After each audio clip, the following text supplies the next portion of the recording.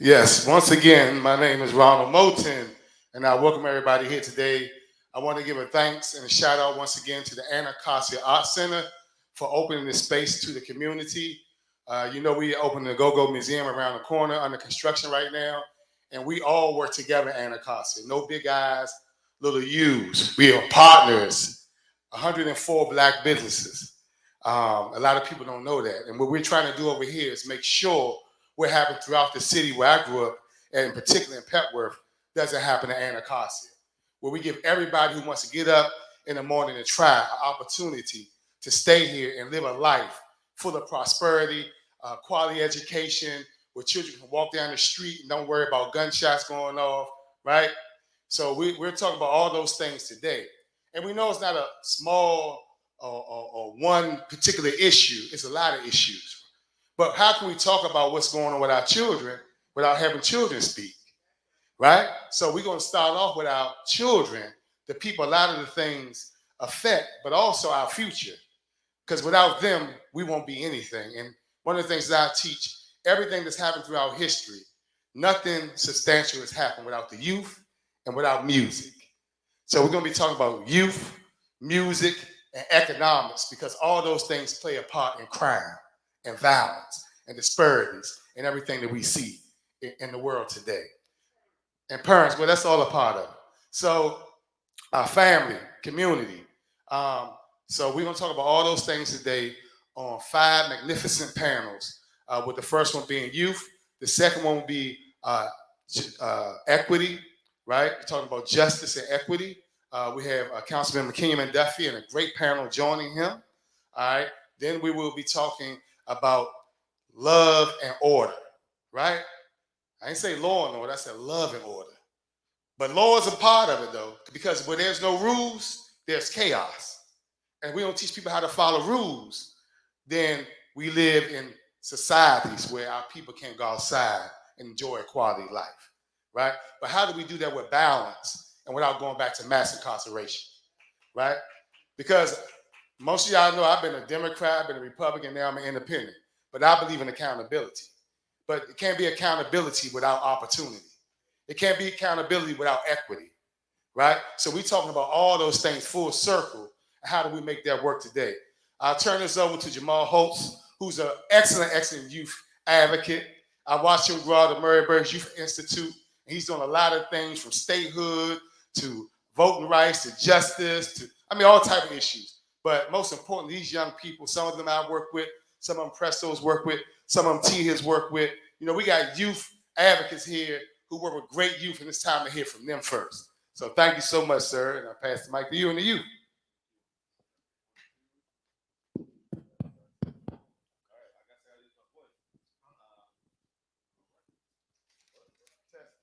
Hello.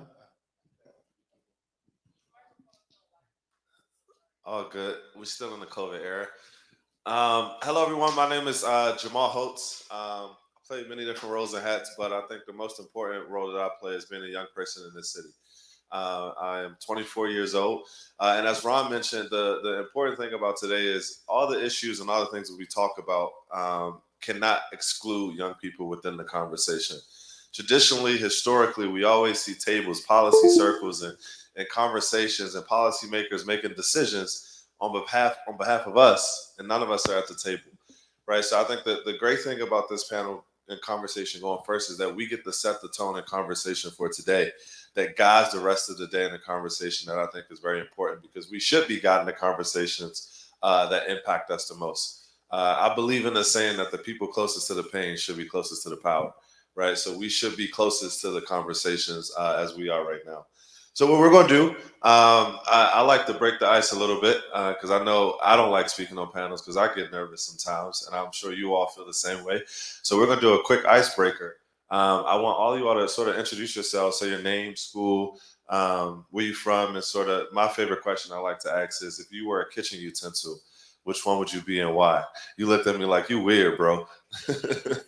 So if I was a kitchen utensil, I would be a whisk because it does so many different things. It mixes things together, and I like to mix community, people, everything.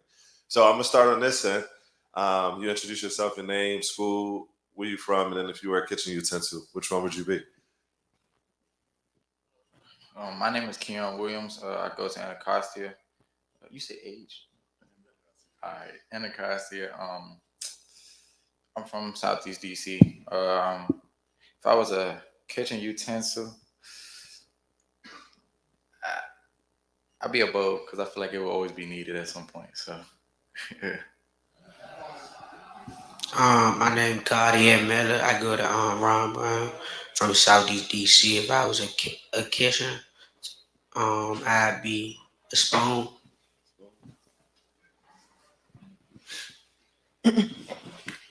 My name Audrey Blocker. Um, I go to VSU and I'm studying criminal justice. If I was a kitchen utensil, I'd probably be a knife because I like poking at people. Um, Real quick, I'm sorry, y'all, but I gotta tell the news dude I don't want to be recorded. I don't want to be recorded. The rest of y'all can record. No disrespect. It's just that part. Camera shot. Hey, my name is Eris. I go to Two Rivers Public Charter School. I'm in middle school, and if I was a kitchen utensil, I mean, I'd be a cutting board because I feel like you use that for multiple different things, and I'm a very versatile person. So, My name is Joshua. I go to Bard High School, early college, and if I was to be a kitchen utensil, I would be a spatula because I like the fact that it picks up the finishing product on things. Uh, my name is Justice Williams. I go to Bard High School in early college, and if I were to be a kitchen utensil, I guess I would be a skillet.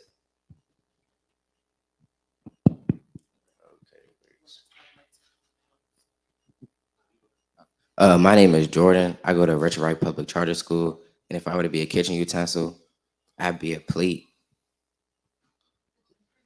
Wow, plate.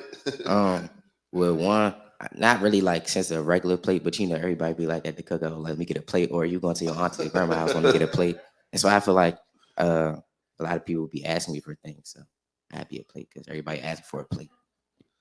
That's loud. That's low vibration. um, no, so I want to sort of jump into this conversation. Appreciate y'all for introducing yourselves.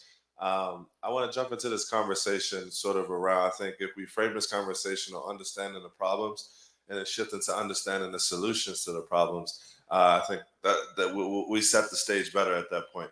But Jordan, you got the mic, so the mic while the mic is hot with you, let's talk about some of those problems. I think adults often assume what they think they know the problem is amongst young people within the city, but never really fully understand some of the internal problems we may face as young people in the city. So, from your perspective, what do you think are some of those challenges or problems that young people face in the city? Um, well, a few problems I think that we face is not having the spaces to just be a kid. Um, I think they don't understand like all the issues combined like in one that we got to go through on a daily basis, whether it's just like getting to school, um, so a lot of people they want to get money, whatever, so they can do, do and have what they want.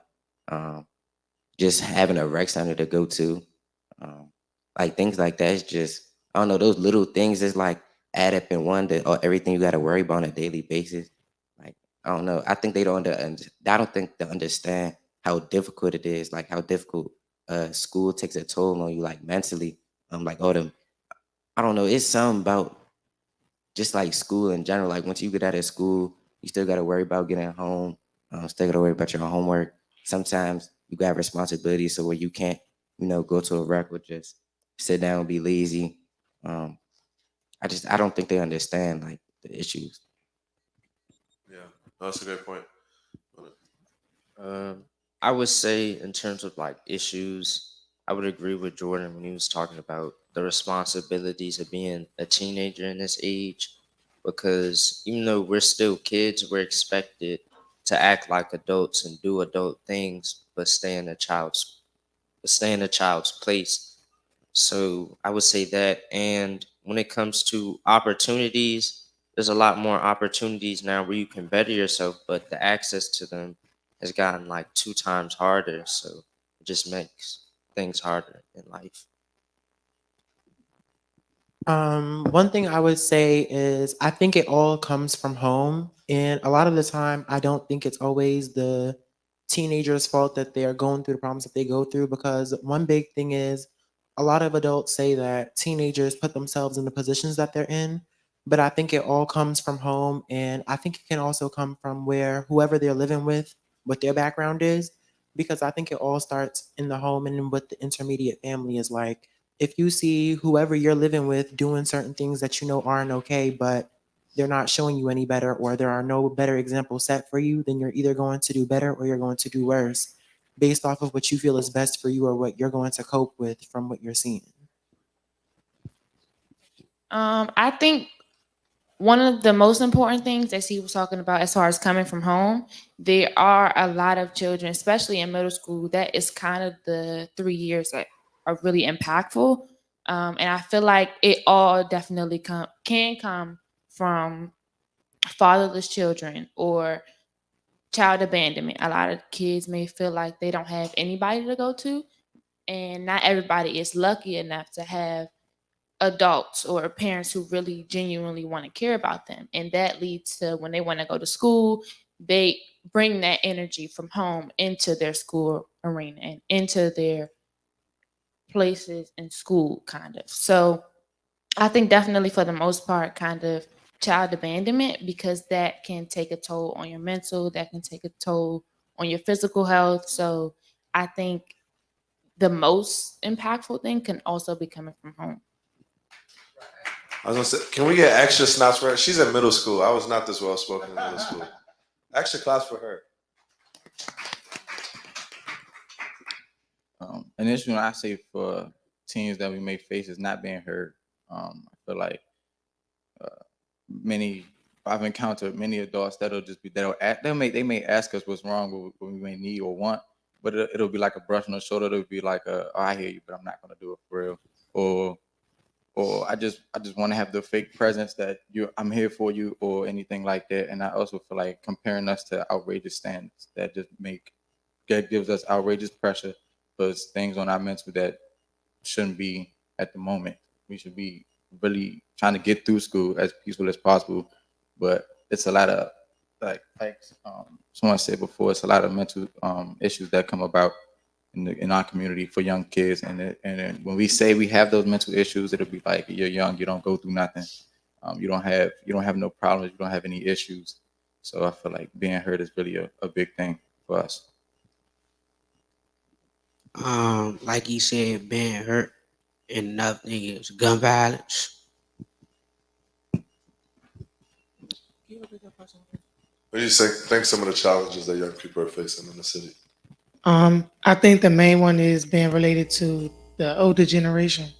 So a lot of people that do the youth work is genuinely older than us, or like from the older age, as they would say.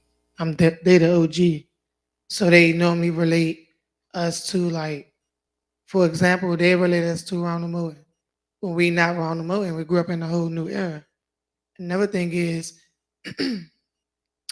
what I did notice, and I never spoke on it before, and I do a lot of these, but I'm going to speak on it today because, like what Ron just said, it's a lot of black-owned businesses, but youth has a lot of black-owned businesses. But I haven't seen anyone give out any vouchers for like LLCs and stuff to get your EIN number. You know what I'm saying? It's just be certain things. They want us off the streets, but they don't want to help us pave the way.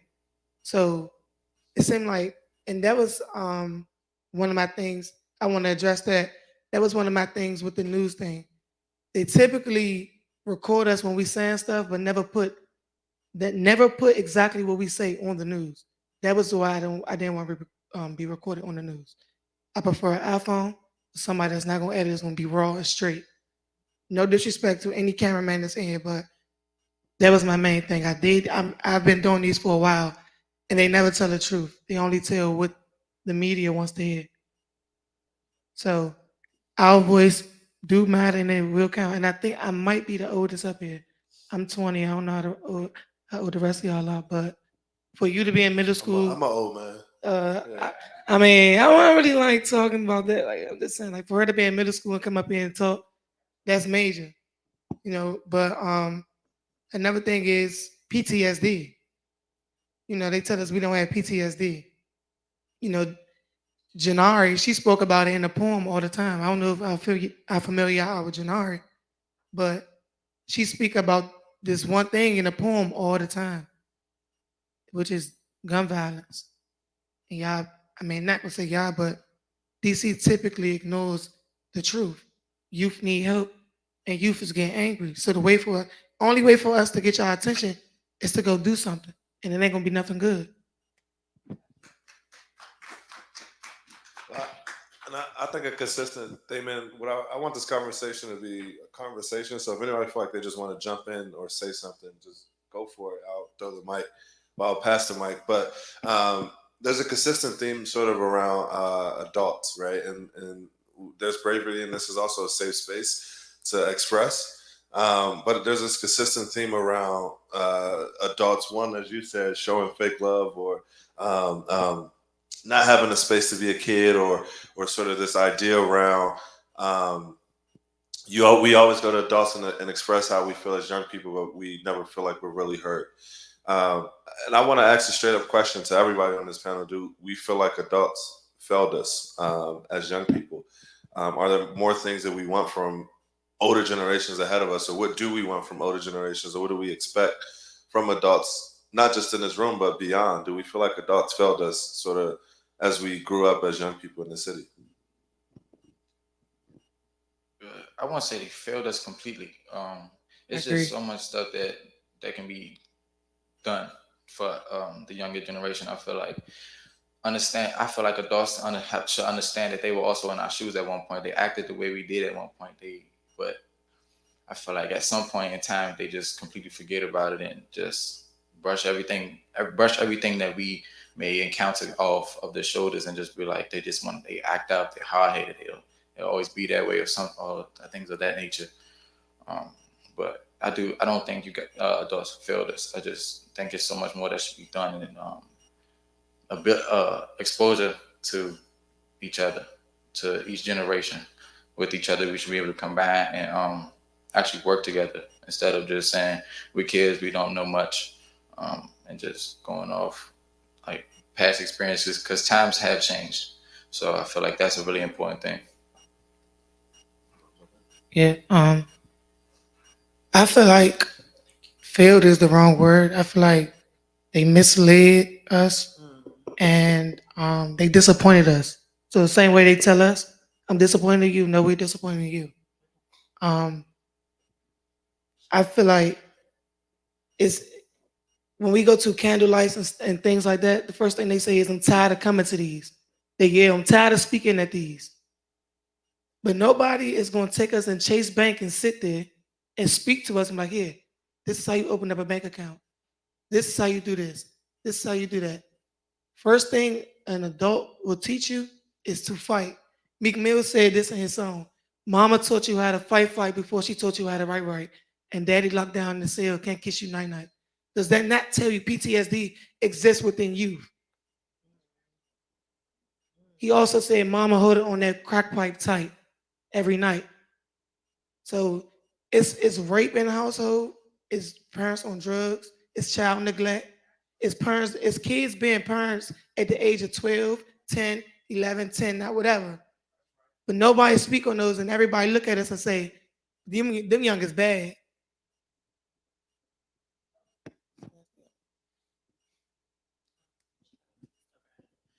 So my take on it is, I don't want to say, like as she necessarily said, I don't want to say that they failed us, but I definitely agree with her. I feel like they've misled us. But in my opinion, I think it all has to do with the exposure and who you've been around and who others may have allowed you to be around. Because my personal experience, I think it's a mix. In some ways, I feel like I have been taught very well from adults. And in a certain sense, I feel like adults who are older than me haven't necessarily put me in a place to feel like I have the chance to be successful. Because I'll give an example. One of the biggest things I've noticed is with adults is they love to say that, like teenagers are very lazy. They don't want to do anything. They're not trying to put the work in to get here and there. But what I've noticed is each and every one of them who said it don't ask us, well, why don't you want to do it? Or what's stopping you from wanting to do it? And what can we do to help you want to actually put the work in? I think there's a lot of criticizing and not enough help out there in a certain sense to be able to give people the opportunity to do what they want to see for us to make them proud. Now, in a good sense, I will say adults have definitely shown me what putting the work ethic means. They have shown me what advocating for yourself means and just wanting better for yourself means. But what I think they've fell short on is how to get there and what you need to do to get there. So I think that if you can tell me what I need to do, but also show me how I can get there, I think things will be much better. And I don't want to get a handout. I just want to be shown what can I do to make sure that one, I'm making myself proud of being successful, and so that you are able to one, either want to hire me, work with me, or just see me grow as an individual. And I think that's all that we ask for as teenagers. Um, I agree with everybody that's spoken so far. I don't feel like adults have failed us. I feel as though, as far as improvement, I feel like they could be, I guess, more understanding on some parts. I've grown up in a single parent household, and I've grown up with literally all women, maybe two, but not really. So they have been more understanding on my part. I've grown up with a very understanding parent as far as an older sister. So I've had people to grow up with and really to see what to do and what not to do and how to grow in a lot of areas. But then again, you see other kids that don't know that. They don't have any guidance. They don't feel pressured to do the right thing. And I feel like in certain parts, it's like as far as teachers and adults that go to school, I feel like they could really get into a student's point of view, because not everybody's parent can be understanding. Not everybody's parent can really see how their kid is really feeling. And that leads to kids, again, feeling like they have no other route but to do things that can get attention. So I feel like on adults' part, I feel like the most thing or the best thing that they could do is put themselves in their child's shoes or their student's shoes to at least see from their point of view what they're going through, because I don't feel like they see the good in kids. I feel like they go straight to things that they're doing wrong rather than that they're doing right.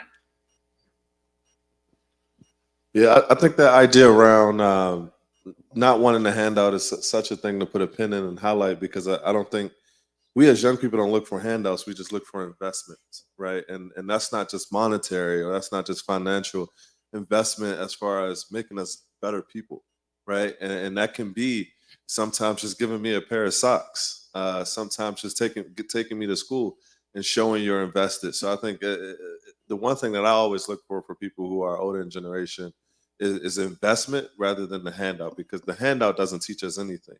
The investment shows us everything. So I think as adults in the city, we also got to think about how do we invest in young people beyond just the idea of giving them something.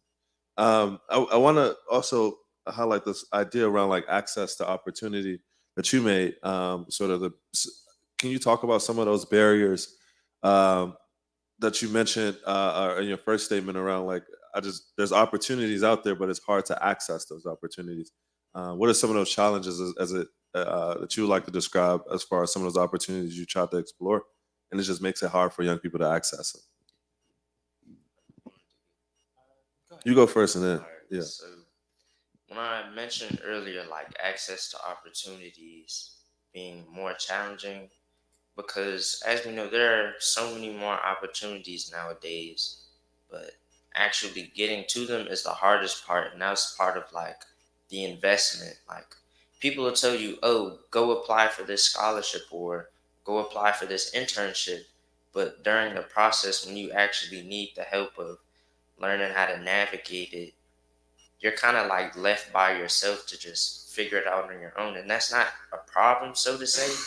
But when you actually need that guidance and finishing and really getting what you want to get, you're mostly just left alone when you really need it. And then, like, I'll say recently, I had an opportunity where, like, I attended a college course at American University, and in applying for that scholarship so I could do the summer program, it was like extremely challenging because I had to write like three different essays, and I was just pushed to do it in like a week's time. And I'm proud of myself because like I figured that out on my own, but I got that help that I needed to get to the opportunity because I had no idea things like that existed. Like you could go to college for a couple weeks, earn some college credits, and it's like I didn't know that was a thing outside of like dual enrollment. I didn't know.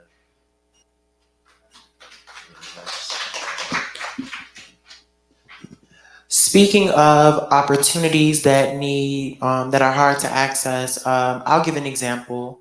As for me right now, I'm a senior in high school. I'm 18, and so I'm applying for colleges and stuff.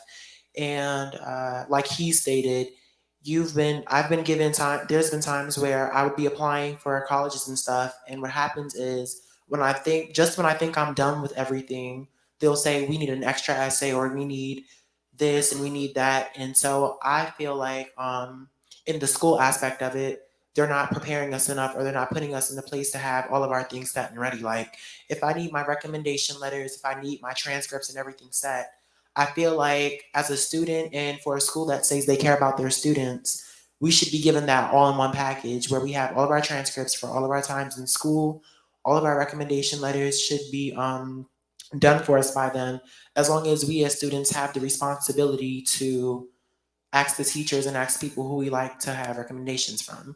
But I say all of that to say that I noticed that when opportunities come, people love to say the ball is in your court or it's all on you now.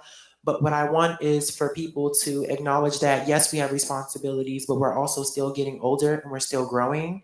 So I think it would be more appreciated by teenagers if people gave us the opportunity to be able to take it and then help us through it, but then also give us just the right amount of space to be able to do it on our own. But I think it needs to be balanced. I don't think it should be here, I give this to you. Now you have to go out in the world and see what it offers you. Because I think that's where the older generation has been in spaces. But now that we're younger and they have technology and there's more things that are innovating and evolving, I think there's more to be done to help us out because we want to be able to make sure that we can get just as far in life as the ones ahead of us have. What else? Wanna- As far as barriers, I think education for a lot of younger people, I feel as though being young, I'm in eighth grade, so I go to high school next year, and it's a lot of pressure because I want to go to art school. But barriers for other teens would definitely be simply getting into a high school because we grow up in middle school getting pressured if you don't do this, you don't do that, then you might not be able to get into high school. And I don't feel like that is the right way to go. I feel like instead of putting the pressure, I feel like you should put in the work to help them get to that point. And I feel like that could be a barrier for a lot of teens because, like a lot of people mentioned before, not everybody has those loving parents.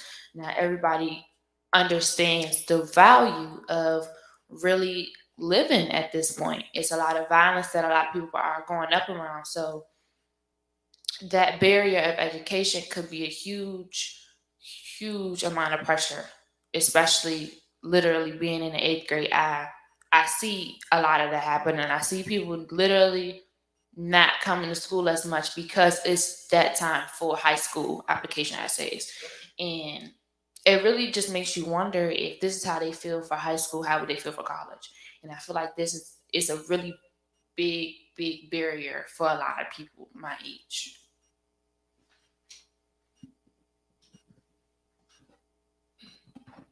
I agree with her on the education piece.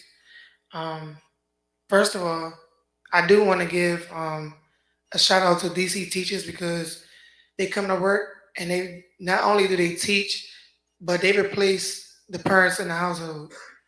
So they come to work, they love on the kids as if they were theirs, and half of them don't even have no parenting experience, a child whatsoever.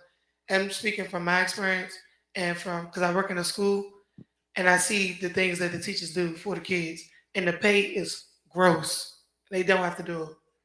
And when I say bringing hot meals to school, clothes, having donation drives, spending weekends in our neighborhoods, just doing all types of stuff, and they the money ain't speaking for what they're doing.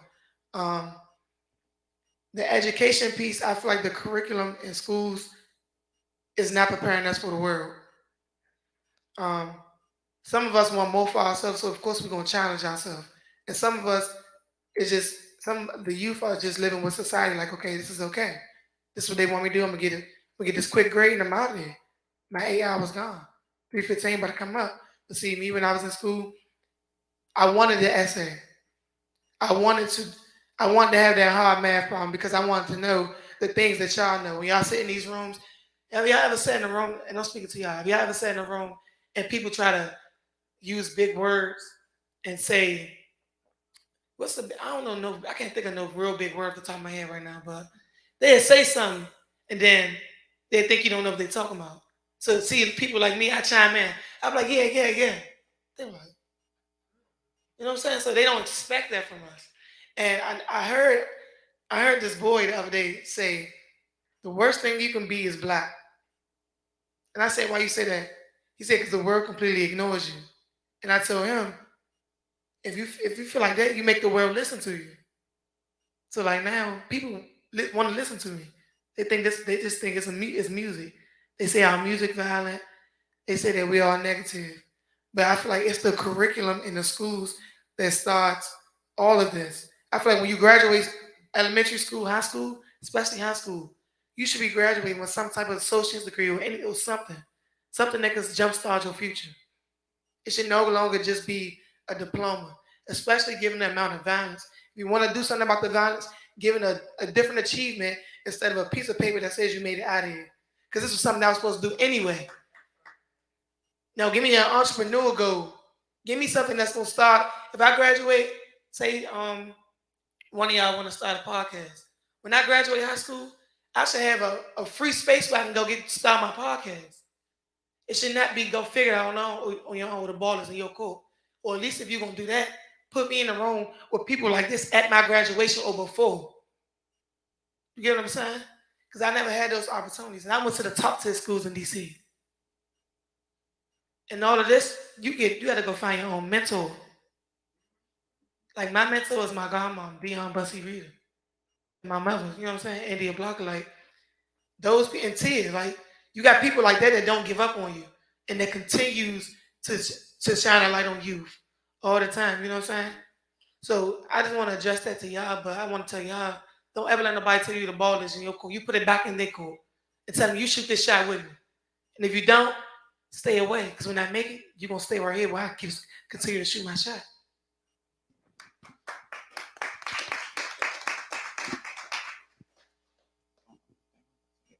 I want to add on to the education piece. I feel like funding for schools, um, book wise, I feel like that's a very old argument, but I feel like it's still a thing that needs to be, um, some things that need to still be put in place with that. I feel like the books that we have, um, it should be, it should be more expansion to knowledge, in my opinion. Um, I think that we shouldn't be, and also I feel like we shouldn't be limited to a classroom to learn. I feel like there should be more out of the building experiences instead of just sitting, just having us being forced to be in a classroom and sitting in front of a piece of paper, listen to a lecture, and then forced to do the work on our own. When from my experiences with other classmates over the years, everybody doesn't learn the same, and then putting everybody on a different pedestal, and then comparing them, then making them feel bad about themselves. Um, and then I also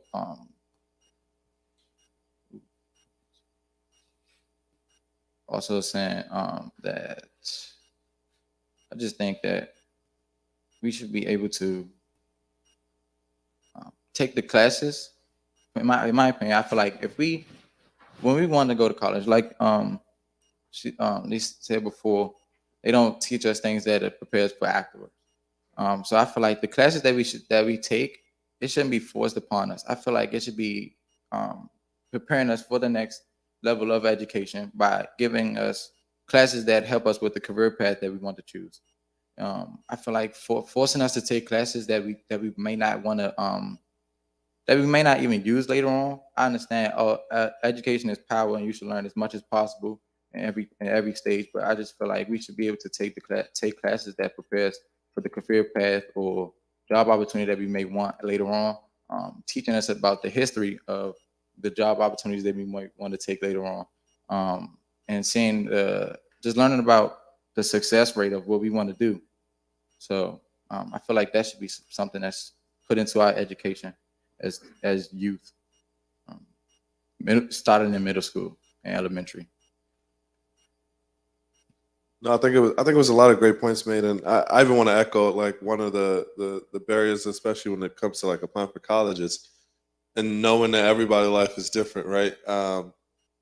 When I was applying for college, one of the schools asked me prove. So I'm come from a single parent background. My mom raised me and 5 kids alone. But on the application, it told in order for me to access funding, it told me to prove that I didn't know my father. Right, so I had to write a letter. I had to find somehow I had to find somebody to write a letter to say that I didn't know my father. Right, and when you talk about like or prove that he wasn't in the household, I don't even know the guy's name. Right, but you want me to find some way within that structure to in order to access funding to prove that this young black kid in the white system didn't know his father. Right, so I think about our system structures, procedures, everything are not adapted to sort of urban black kids who sort of their lives are all different, right? Like I'm not telling you to wear my shoes. I'm just telling you to understand my shoe size, right? And I think that's often a structural barrier that we see also in our school systems. That students spend 70% of their lives from K through 12 in a school building, right? So how do we innovate our schools to not just be a space of learning from a book, but a space of learning as individuals? You made a point earlier that school takes a mental toll. You talk about PTSD, but I also want to ask you like knowing that you go into a building that takes a mental toll on you, where you often experience PTSD. What's your therapy? Like, how do you exhaust those things out after a long day from 7 a.m. to 3 p.m.? Like, how do you get all that energy out, or do you just deal with it? Can I can speak on that? Please. So my alternative was like writing. So I got into this thing where I wanted to pick up composition books all the time and just write because I feel like once I write it out, I'm being heard. Especially at a time like at a younger age where like people, you go stand next to adults and be like this is an adult conversation. And like y'all say, we got peers, but the peers don't generally understand everything. So we have peers that has autism and that's not reading on the same level as us and things like that. So it's like we never had that chance to really voice it. So I picked up a composition book. I just started writing. So eventually, my writing turned into a book. The book didn't drop yet, but I feel like when it do drop, it's gonna be a big threat because it's the truth of things that we've been feeling, especially in me, especially like people like Janari. But nobody wants to listen until you start screaming. Then they tell you, take them to the SSI building and get them a check. You know what I'm saying? When you start screaming and yelling, they say, go get that child a check, get them evaluated. I'm screaming because this little voice that you kept saying didn't matter is angry and it's louder now and it's an adult. So now you're scared. So now I need a check. So when you go in that room with me, you can tell them, oh, no, my child got bipolar. Please excuse me. So I just think that I've been teaching the youth I mentor. I've been teaching them to use the pencil and the paper as an alternative because a lot of them are incarcerated. So of course they don't really have a voice, but I'm their voice. But I tell them to write it down. So when I come, they can read it to me and I listen. Then I speak at things like this so they can be heard. So Yeah. What about others? What's your therapy? How do you exhaust? And if you don't have that source or don't know, that's fine to say that too because that's important. But please go. For me, I would say it would be sports. Sports, my friends, my family, just everything outside of a school building classroom. Um, I feel like the I feel like the classes, the pressure is when it's too much for me. I tend to start asking, or I tend to go to adults in the building. But at some point it'll just become just do the work, just get it over with, and I just I begin to shut down. I begin to move away from the adults. I begin to stop talking. I begin to just stay to myself and or just start to express to my friends and things like that. And to get away from it, it'll be football, track. My friends, very very goofy person. I love to have fun because if I don't, then I'm pretty sure I wouldn't be able to function um, because it's just sometimes it is a lot. And when when I shut down or something like that, it'll be you're being lazy, or you're not applying yourself to the fullest potential that you can. But in reality, you're not listening to me. I need help. This is beginning to become overwhelming for my mental, for everything for me. It's beginning to take over my entire life. Everything has just become read that, answer this, answer that, um, and I just rely on friends and other things that's just not in the classroom. Um, I think so. As far as therapy, I always have family. That's my go to because I've always grown up in a loving household. So I have a very good relationship with my mother, my sister, and my brother. So those are kind of whenever I get home from school, I'm always with them. So that's one of the biggest things. Another big thing is travel for me. I think just getting out sometimes, as far as my family, we all love to travel. So I think one of the biggest things is travel because we always are out the house. I mean, as far I also model and things like that, so that I'm never in the house. And when I'm in the house, I'm spending time with family, watching movies. I'm a big Marvel fan, so that helps as well. And I think my other thing would be sewing. So I sew, um, and that is something that takes my mind elsewhere. That is something that I can put my focus on, and I don't think about school. I don't think about how much work I have to do, and sewing just takes me to a whole nother place in general.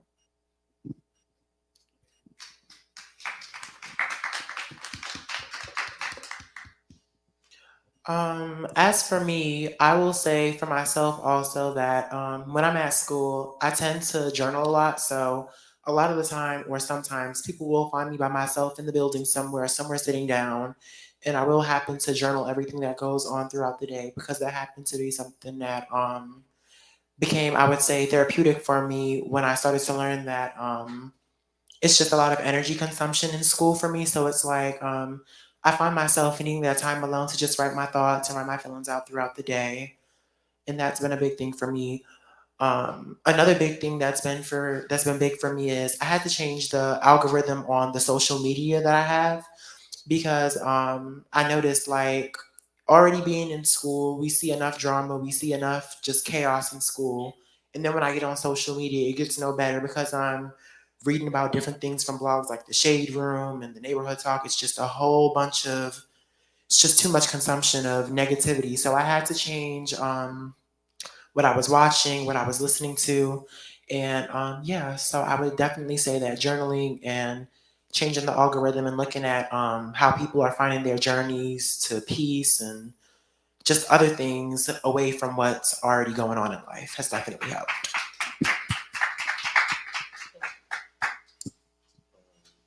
I would say for me, I'm mostly just trying to keep myself busy with whatever, like with sports, working, trying to make money, just staying out the house, or just always trying to do something productive, maybe like learning something new. But I don't know, I just always try and keep myself busy.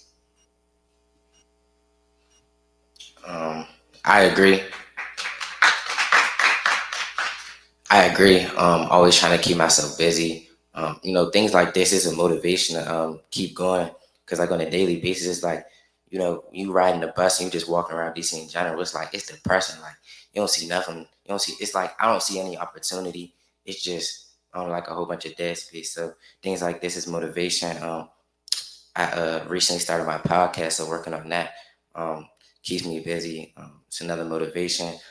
Same thing, changing my algorithm on Instagram, TikTok. I stay off of Instagram for real. And on TikTok, it's like I'm looking at different ways maybe to start a business, financial tips, just lifestyle tips in general, how to, change your lifestyle. So just staying focused, things like that. Play basketball. I want to add another thing. Another thing that is important for coping for me is the music I listen to. What I am really big on what I listen to. I don't like to just listen to anything that's like everybody does. If I don't hear nothing that is motivational or like that's uplifting, if I just hear a bunch of death or like um, the big three, drugs, money, and the other one. Uh, then I'm not gonna. I don't like to listen to that. I don't. I'm very. I like to be versatile with my music because every every situation calls for different music. Different times calls for different soothing type things to be listened to. Sometimes more motivation is needed than other times. So I'm very particular on what I listen to or put into my between my ears and in my head. Send you a Maxwell playlist. I'm gonna send you a Maxwell playlist. Did you want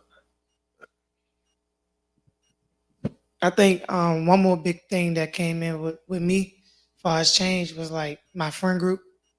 I switched up the environment. I want to say about probably about 8 months ago. I had to sit down and talk to myself and tell myself that if I see myself going down this path and my friends are going down this one, I have to put the car in reverse and just go down my own. Because no matter how many times, see, I'm from Southeast, from a hood. It's no secret. Um, I grew up with friends, and of course, you grow to love your friends like brothers and sisters. So I still love them, but I learned that my friends are stuck in this thing, and this is why I'm here to speak because they are stuck in this. Man, this is our life. This what we stuck in. This how we gonna live. They stuck in that era. So I see much bigger. I see brighter. I see the sun shining down my path. Who knows how long it's gonna take to get there, but I know I'm gonna get there, and I'm almost there. I feel it. So, like y'all was saying, trap music and all that, I cut all that out. I got friends that rap. I try to listen to it. I can't no more. Tired of the yelling. Yeah. I'm tired of the yelling. So, as I mentioned earlier, it's just with me right now, Maxwell. Don't tell nobody. to? Maxwell. Like I listen to like Meek Mill because I feel like Meek Mill speak a lot of motivation. Rod Wave was one of my favorite rappers because I just feel like he talk about stuff that we go through. But it just be like strong things and on Instagram and stuff like that. I changed my whole following. It's straight wallow and motivational people. So I do agree with y'all on that. And I just want to also say that school should not feel like a job for kids. You should not be coming. First of all, the lunch is horrible, and then you still got to come home to deal with your unhealthy environment. School should be an outlet. So school should not feel like a job. This Yeah. is not a 9 to 5 for work, and we're not getting paid. Education is already not on point, so it should be an outlet at this point. So DCPS need to get on top of that ASAP. I know we got a few seconds left, and I want to do a rapid round quickly to close out. The reason why I asked that last question is because I hope everybody either took a mental note or actually wrote a note on. Don't assume what young people need, but you sort of heard what young people need in moments of contention. But I wanted to close out to say, if you were mayor, city council, or whatever position of power to implement something to impact young people in the city, what would it be? Quick, A youth office instantly. If I was the mayor, I would have a youth office with straight youth employees. Done. Um, like help the community out, other stuff that they need. I would say create a city where um okay, you know how they got body presidents and like the schools and stuff. They got president, vice presidents, and everything. I feel like it should be a citywide organization with all schools, city vice presidents and presidents and things of that nature to communicate with each other. I think I'll probably implement maybe a financial literacy for a lot of the youth. I feel like that's really important. Um, yeah. For me, that's a hard question because I feel like there's just so much you can do with that type of power. But one of the things I probably would do for sure is I would fix the housing crisis that we're facing. I was actually thinking the same thing, like a youth cabinet. So yeah. So y'all future people who want to run for office, watch out. Um,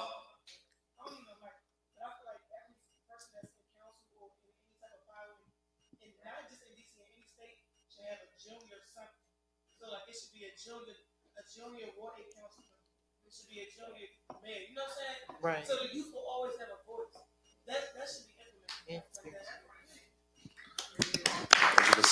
So I want to thank you all for sharing your thoughts and sort of really setting the stage for the conversations that I'm going to hand it back over to Ron to close us out. Let's give them a round of applause, y'all. Before they get up, I just want to let's give them a round of applause, y'all. Were they great or not? Did we need to hear them? Did we need to hear their voices?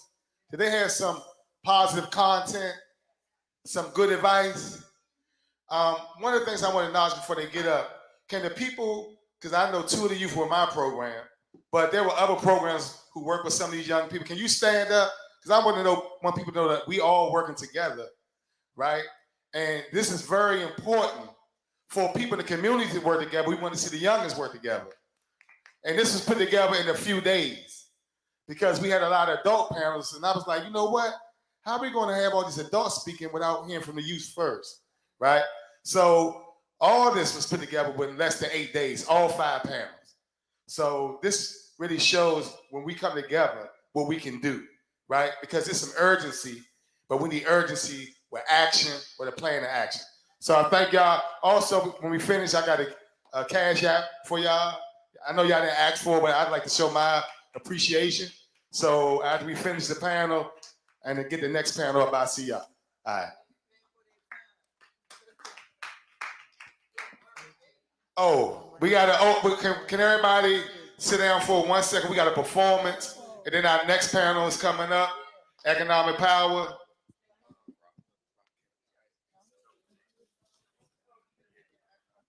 The song is Candlelight, y'all. Rock Kelly and Zola on the background. Whatever, Mike at.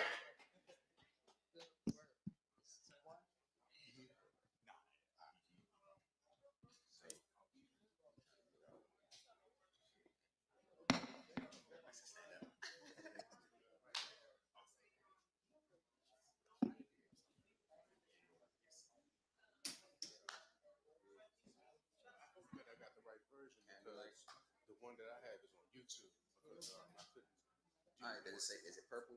You got that smoke? Yeah.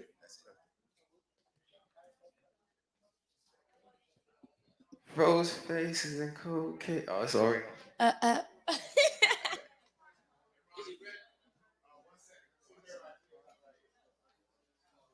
Do we see?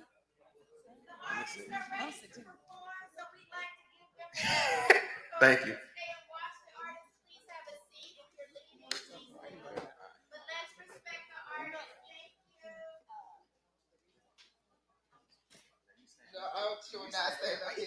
I am not a star. You're a star. No, you right here. Yeah.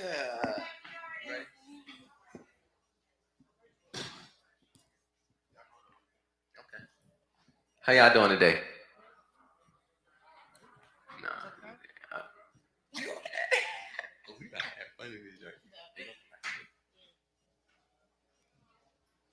Ooh.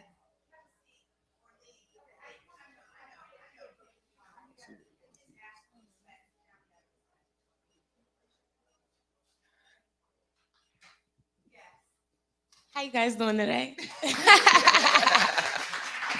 No, we was about to go ahead, but Ron said wait for him, so Yeah, I we'll guess wait he a about to come second. right back in here.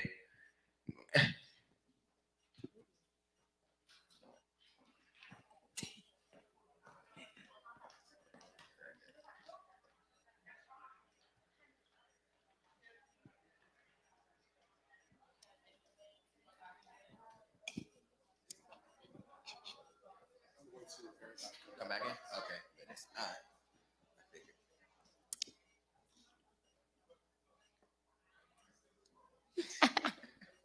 Here you go.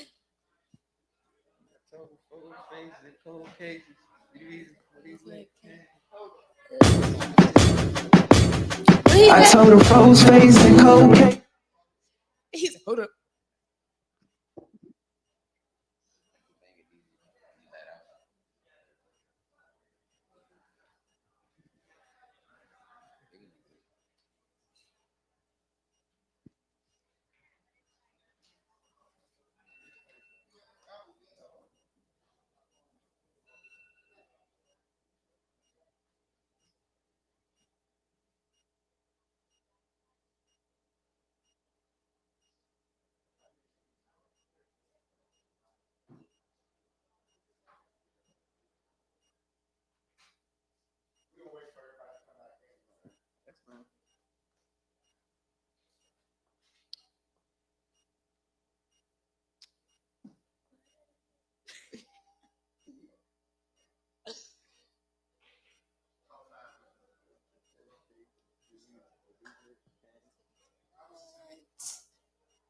Okay. Others thrown in the battle.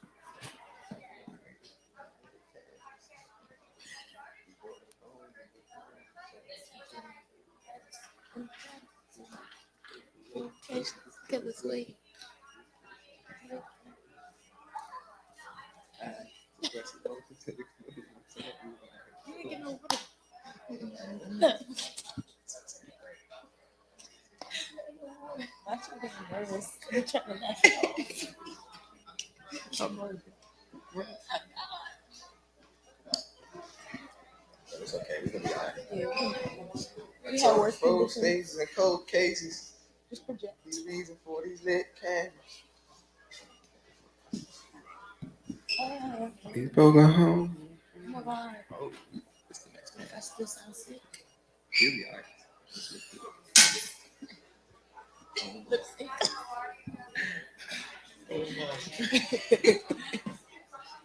Why I look keep on the recorder?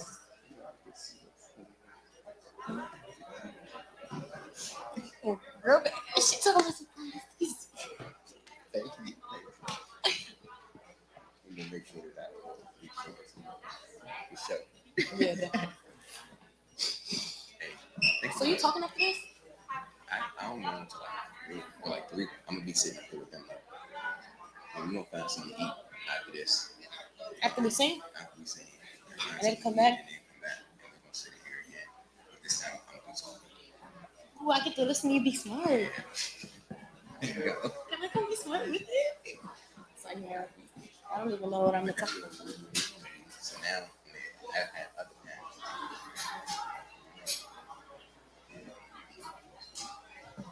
Period. Young activist in the making. After that lady just yelled at me. You see, I made it out the gutter, got my bachelor's degree. On my second. I told her froze face and her cases. It really What is lit candy?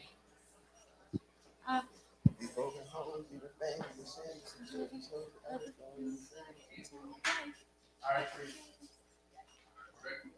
How y'all doing today? My name is Rock Kelly, My name is Zola Monet. and we got a song called Candlelight for y'all. Appreciate everybody for coming out, supporting the community, supporting the youth, and always showing love. You know, this stuff don't happen overnight, so I know everybody will continue to put the work in when they leave. Go ahead. I told her froze face and cold cases. Be the reason for these lit candles. These broken homes leaving families in shambles. Some children chosen, others gone in the battles. So tell me why you posting locations. This killer's waiting. Ain't notice all these lit candles. Suppressing emotions should explode. No samples, run rolling doses for what shit can handle. Light it up, light it up, light it up, light it up, light it up, light it up. Put one in the air, put one in the air, light it up, light it up, light it up, light it up, light it up, light it up. Put one in the air, put one in the air, put one in the air, light it up, light it up, light it up. Light it up, light it up, light it up. Put one in the air, put one in the air, put one in the air. Light it up, light it up, light it up, light it up, light it up, light it up. Put one in the air, put one in the air, put one in the air. I'm in my zone now, I really flow now. Yeah, yeah, I'm on my own now. All my niggas in the air, all us all the chase, so all my demons disappear. Homicide is the reason we chose to leave tonight. Homicide is the reason we barely sleep at times. Homicide is the reason my niggas living fast. Homicide is the reason I doubt them niggas last. Homicide is the reason these kids can't have no fun. Homicide is the reason Julia just grabbed that gun. Homicide is the reason your dying mommy's homes. Homicide is the reason daddy couldn't help his son. It seems like everybody dying, especially the ones you hooked into. All my angels in the air, niggas dropping like motherfucking flash. In the night when I'm alone, I just wanna hold you near. See, I made it out the gutter, got my bachelor's degree. While most of my friends chase a second degree. I packed my bags, stayed at home, trying to master the streets. Started this battle for peace, snaking demons till they sign a retreat. Light it up, light it up, light it up, light it up, light it up, light it up. Put one in the air, put one in the air, put one in the air. Light it up, light it up, light it up, light it up, light it up, light it up. Put one in the air, put one in the air, put one in the air. Light it up, light it up, light it up, light it up, light it up, light it up. That song is called Candlelight. Light Put up. one in the air, Put one in the air. put one in the air. Let's give them a round of applause, y'all. Hello, hello. Free, what you do? Hello. Testing, testing, testing. 1, 2. You touched something. Let's give them a round of applause, y'all. So the reason why that's so important to me is because I know young people do things to get attention. How many of y'all knew when we came up, we had all those raggedy buildings in DC, raggedy schools, raggedy rec centers, raggedy playgrounds, but it was always events and places and platforms for us to perform as children when we were children. In DC, about 12, 14 years ago, they took our culture away.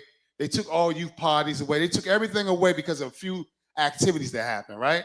So young people create their own activities, their own performances, their own ways of having fun.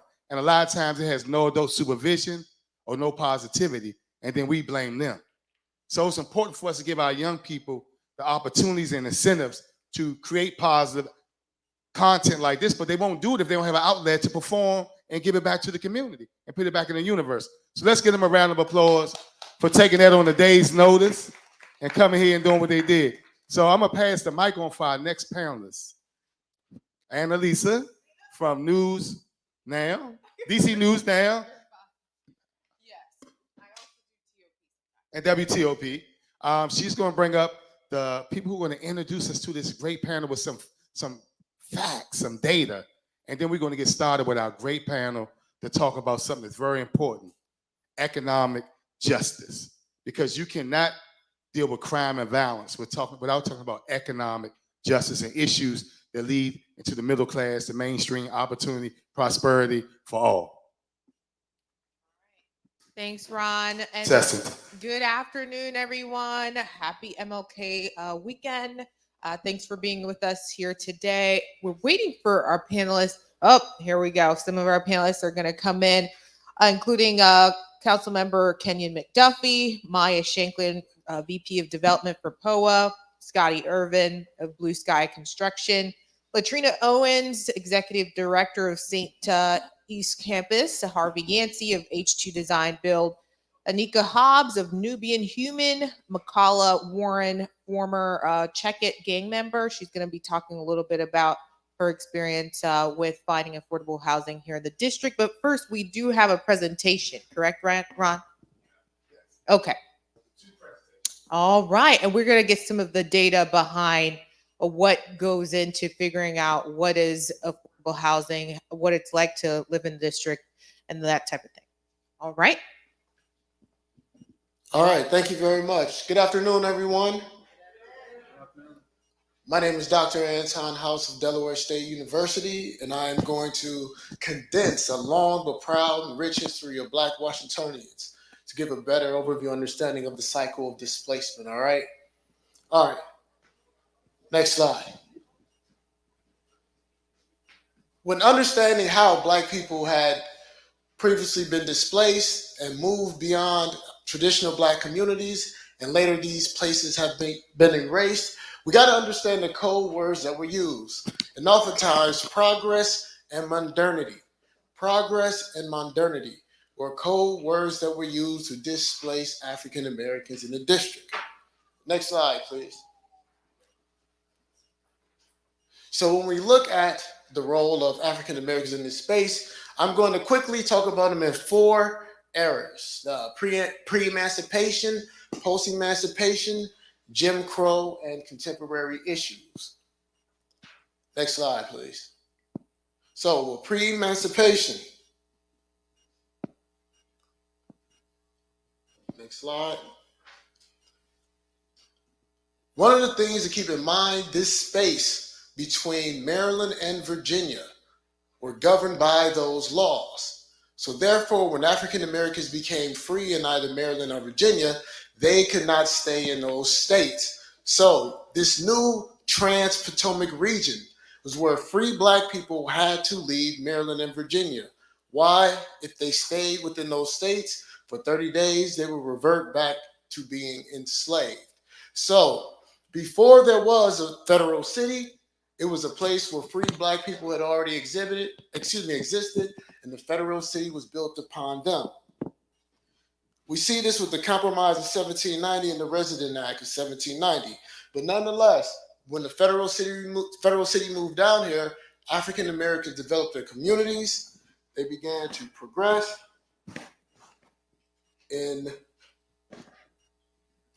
from this economic solidation and collective participation of sharing resources. We get a thriving Black community where they're able to develop mutual aid, benevolent societies, African American churches, and Black businesses. Next slide, please.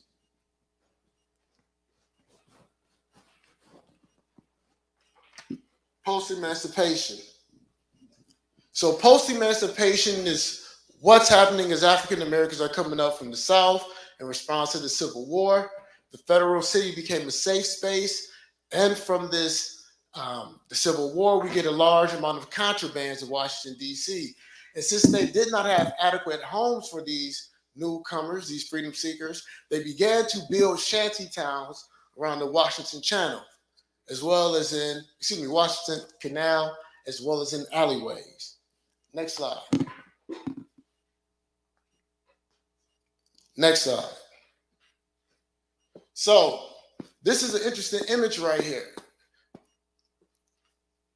The Washington City Council, after seeing so many African Americans come to the federal city, and as Civil War was going on, and you had politicians who were advocating for the end of slavery, the Washington City Council basically said, the white man being the superior race must rule the black.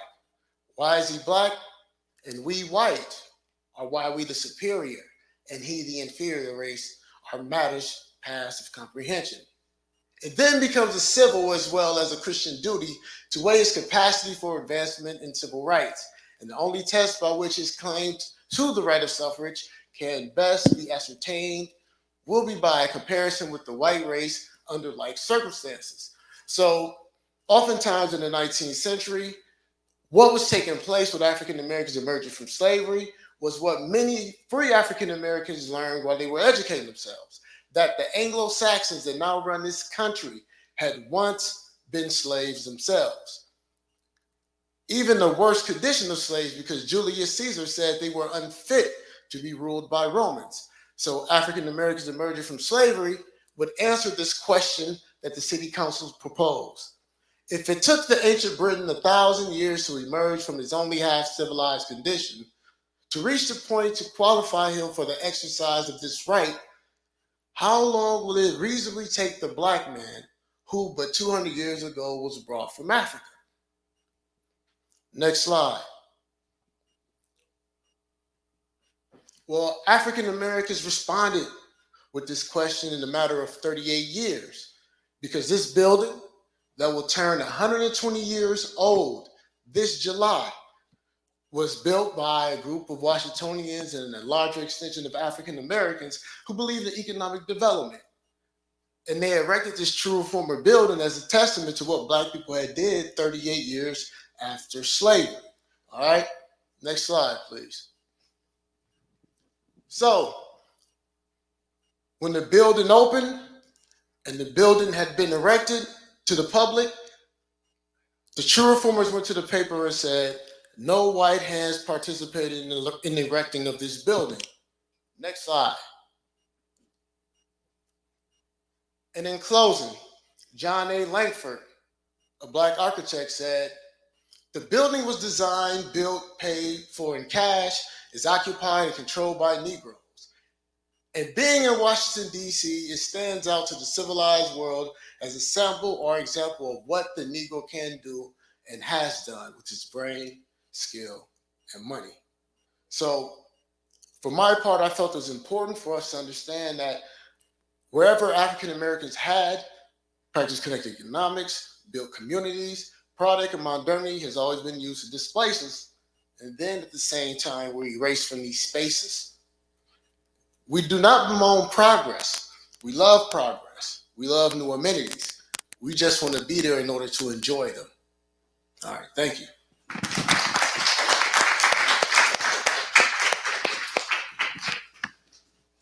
Good afternoon, everybody. My name is Mustafa Abdul Salam, and I am the facilitator for the Ward 8 Community Economic Development planning process. We now have evolved into what we're calling the Digital Collective. And I want to thank Ron for inviting me here. And I don't have any slides. I have some, but they're really not what I want to present. We're at the end stage of a planning process. It's been over 3 years, has incorporated over 1,000 residents plus, and many social service agencies for the purpose of Ward 8 having a plan. So that when we sit down and talk to everybody, or people come talk to us, instead of reacting to their plans, we have people now reacting to our plan. And it really is a report of the dynamics that have created Ward 8 to be what it is from the residents' perspective. So it's the residents' voice. And I'm glad to be here now because I want to, I'm sorry, I want to just invite this group and others who might not have been a part of this process to connect. Because as was presented earlier by the professor, which I really enjoyed his information, we have a rich history around economic development. Economic development is not new to us. And what we're trying to do is center economic development around our community life in the sense that our biggest challenge is to move away from poverty to wealth building. And this report and moving forward is based on that. And it's a multi-year report. We're talking about, at the minimum, 20 years this is going to take to make this happen. So it's not my report. 20 years, if I get it, I'm glad, but I'm not going to be doing this. Who is going to be owning this plan are some of you in this room who are at an age where 20 years out, you're in your prime. And this is what this plan is about. So I'm going to work with Ron, make sure that he is a part of the process of implementing the plan, because the population that he's been connected to and is providing leadership for needs to own this plan. And just in closing, this is some data that we got out of doing some research around what Ward 8 looks like from a business investment standpoint. And it's down by wards, and you can see when you look at key columns, particularly around the money area, Ward 8 is really at the lowest levels of all the other wards. And it really reflects, our biggest challenge as a community. How do we bring capital in this community for small business development in particular, which is the engine for your community development, but even greater, so that we can, unleash a lot of the creative energy that is in this room right now, because you need resources to do that. So with the work that people like Ron and others have done, there's a consciousness that we don't want to go back to where we are. That we want to be driven by wealth building as one of our strategies, which, like everybody else. and so I'm very glad to be here. I definitely want to encourage that we have more conversations like it's going to go on today, because this is where we get to the future. So I thank you for giving me this time, Ron, and hopefully I'll have another opportunity. Okay. All right. Thank you. I got one. Thank you. All right. Now we just want to invite our panelists to start taking their seats if they can. We'll pass some of the mics around and have them do a brief introduction, then get into the program. And while they're taking their seats, just reading a stat from Smart Asset, new study out this year, in 2022 rather, showing that DC ranked in one of the 5th highest in the nation in terms of the amount of money that you need to live comfortably around here. So according to Smart Asset, the metropolitan area, DC, Virginia, Maryland, West Virginia, you needed the 5th highest take-home pay for a person to live comfortably. Your bi-weekly take-home pay needed to be $2,526 roughly in order to cover basic expenses and have enough left over. So that's why we're really here to talk about what you guys may need to do to get around some of the affordable housing issues here in the city. Bless you. Right, so our panelists, including at-large council member Kenyon McDuffie, Maya Shanklin-Roberts, VP of Development for POA, Scotty Irvin of Blue Sky Construction, Latrina Owens, Executive Director of the St. E campus, Harvey Yancey, H2 Design Bill, Anika Hobbs of Nubian Human, bless you, Michaela Warren, former Check It gang member, coming to talk about what she has done to get around some of the affordable housing options as well. All right, so we're just going to pass the mic real quick. If you guys could just give a brief introduction, synopsis of the work you're doing to maybe help this issue. Thank you, Annalise, and thank you to Ron and all the folks who helped to organize this economic justice panel. I think it's incredibly important that we raise the level of awareness across the District of Columbia about the things that are already being done in this regard, and how much more we have to do. I'm Kenyon McDuffie. As you mentioned, I'm an at-large council member on the District of Columbia. I chair the council's committee on business and economic development, and for the last several years have worked with some of the folks who are on this panel, as well as others across the District of Columbia and my colleagues, in an effort to make the District of Columbia more racially equitable, more socially just, and more economically inclusive. And it means using our budget process at the council to identify funds and make investments in small businesses to help them grow, to create more avenues to access capital for our small business owners, to make sure that we are being more thoughtful about how we are developing our own public land for the purpose of affordable housing, and making sure that the District of Columbia really reflects the beautiful diversity that exists in our city across income levels so that more people are sharing in the prosperity here in our city. Good afternoon. Good afternoon. My name is Latrina Owens. I am the Executive Director for the St. Elizabeth East Redevelopment in Congress Heights. Again, I also want to thank Ron for bringing this panel today.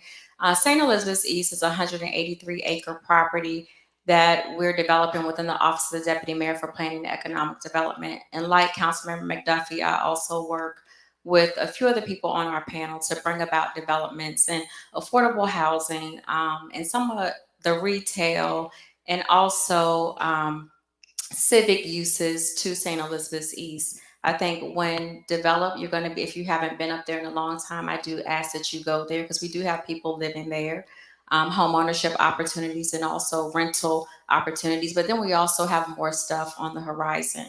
Again, I'm challenged with that is my charge every day, but also the charge as I developed, as I was asked by the citizens, and I do every day.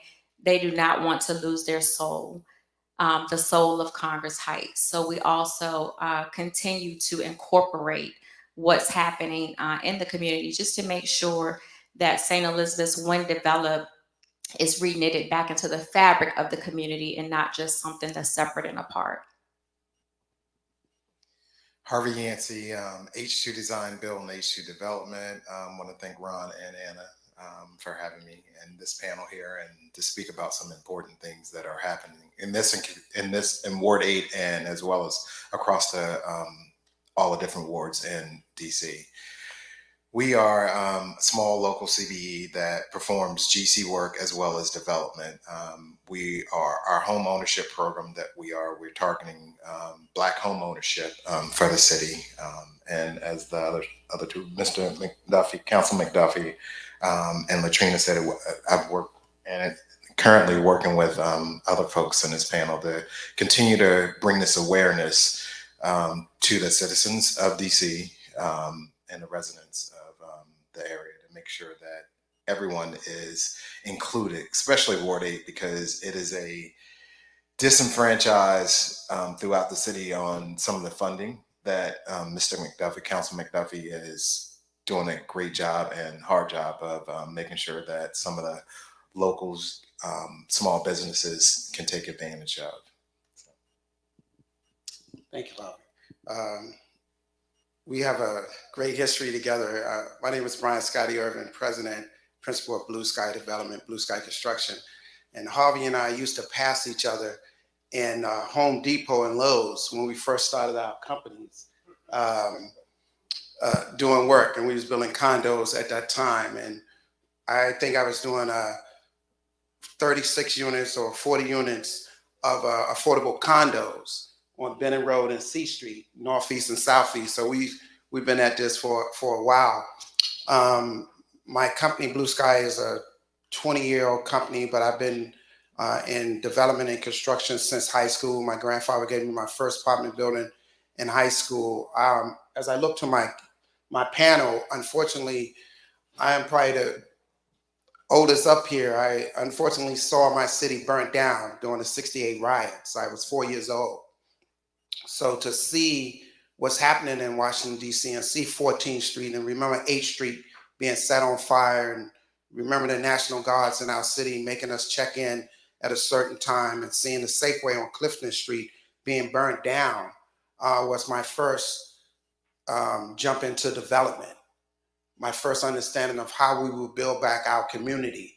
And then seeing 14th Street take flight, and I live in Columbia Heights, to see the gentrification that's happening in Columbia Heights. My wife and I bought our house 20-something years ago for $107,000, and our neighbor next door last month sold his house for $1.8 million. So to see all this really inspires me to continue to build affordable housing. We're in a process right now of building 1,600 units, and 800 of those units are affordable. 400 of those units are affordable at 30% AMI, and then 50% and 60% in the market rate units. And I also sit on the board of DC FHA, which we started the HIP program, and fortunately we have young developers like Harvey and others took advantage of this, where we created small developers and gave them chance to grow by putting a pot of $10 million for those guys to tap into so they could start building affordable housing with home ownership. And that's one of the things that Harvey has been great at, excellent at understanding the city land and building homes for sale. We also have spent $50 million, thanks to the council member and Mayor Muriel Bowser, on the HPAC program of home ownership. And I want to be clear when I throw these numbers out here, and we study these numbers, and it's important for us to understand that 68% of those dollars have been spent with Black women. 68% of those dollars have been new homes owned by Black women who continue to step in and come and buy homes in Washington, D.C. And we study these numbers, we look at these numbers. And we'll get into that inside the conversation, but these are some of the things that we've been working on. Hi, my name is Maia Shanklin Roberts. I am the VP of Development for Preservation of Affordable Housing. POA is a national nonprofit, but we are also charged with the redevelopment of Berry Farm. That is my project. I'm also a native Washingtonian, so this is really exciting to be working on that project. Berry Farm, when it's done, will have about 1,000 units of affordable housing, 380 of which will be replacement units for former Berry Farm residents. We will also have 40,000 square feet of commercial space on the site. So there is a lot to come and a lot to discuss. I think as a native sitting in this position, leading that redevelopment, economic justice is so important to me. There are so many ways that I want to ensure that Native small businesses, Black businesses are involved on that project. And that is kind of my charge every day, from thinking about workers coming on site, to thinking about subs working under the GCs, to thinking about how do we ensure that small businesses and local businesses are in those commercial spaces. You know, that is what I think about on a daily basis. And so happy to talk about that further as this panel goes on. Hi, my name is Anika Hobbs. I am the owner and chief curator for Nubian Human, which was located right here across the hall. We've been there since 2013, so we were one of the first businesses to be here inside of the Anacostia Art Center. January 15th is our last day. Well, it's tomorrow. January 15th is our last day. But we focus on Black owned and brown owned brands from all over the world. So if you've ever or never have come into a space where everything is made by somebody that looks like you, that is Nubian Human. We're committed to equity the same way everyone else is. I'm not from Washington, D.C., but I love me some Washington, D.C. I've been here for almost 15 years, and I came here for this. There's just no other place in the world like D.C. It is the epicenter of so many beautiful, productive, innovative projects, thought leaders. So I am blessed to be in this space. And since being here, we've been able to spend about $2.7 million in and on Black businesses. That has been our focus. Supporting Black is a lifestyle that we wholeheartedly, in our ethos, in our blood, in our breath, that we are committed to.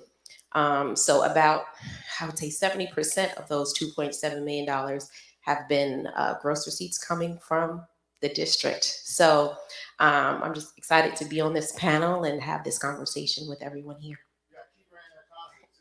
Yes, thank you. Good afternoon. My name is Michaela. I'm a phone gaming of Check It. And I recently, well, a year ago, it just hit 1 year, January 6th. I purchased my home in DC. I went through the H5 program. I started off, I had a voucher, but I was willing to give it up. I didn't want it no more. So I gave it up for me to buy a house, and that's what I was willing to do. It was a lot of risk taking with that because it was a lot of contingencies based off giving that up and what I'm walking into, especially when you come from no one around you who own homes. I knew nobody who owned a home. I had no knowledge, but I knew that's what I wanted. And going into it, they asked me, "Was that sure? Are you sure is this what you want to do? And where do you want to live at DC?" I said Ward 7 or Ward 8. I knew that. I knew that's where I wanted to be. I grew up in Ward 8, but it was a lot of work with that. So I want to talk more about that, especially with young people, because what I noticed buying a home, a lot of young people have no hope, and that's important. A lot of what I noticed is a lot of people that's on Section 8 is scared to lose. A lot of times we look at certain things in our city and we look at certain numbers and we base those certain numbers and say a lot of people are growing up in a household without their fathers. But a lot of times we know, well, I know that's not really true. We know that there's certain services that you cannot get if the father is on documents. So we don't talk about that a lot. A lot of times we look at situations and we see number. Well, I assume that they take numbers for food stamps. So people that sign up for public assistance and they use those numbers and say that those people grow up without fathers in the household. That's not really true. You know, if you sign up for public assistance, then you cannot qualify if the father is on everything. So a lot of times that be the case. So I want to talk more about that, especially home ownership, because I think it's important. Wow, lots of great points. Thank you all. Before I go into my first question, I just want to poll the audience. How many people have had to move out of DC because they couldn't afford it? Okay. How many people are still trying to figure out how to afford a home in DC? Okay. Or just an apartment? Okay. All right. So we do have people who have some questions, and we'll get to the questions. I don't want to get asked too many of my own questions, but our first question is, it seems that we have some banks who may not be able to help people invest in the Ward 8 community as much, according to Ron. What are you guys hearing about that? Are the banks sometimes the issue with helping folks afford a home in this area?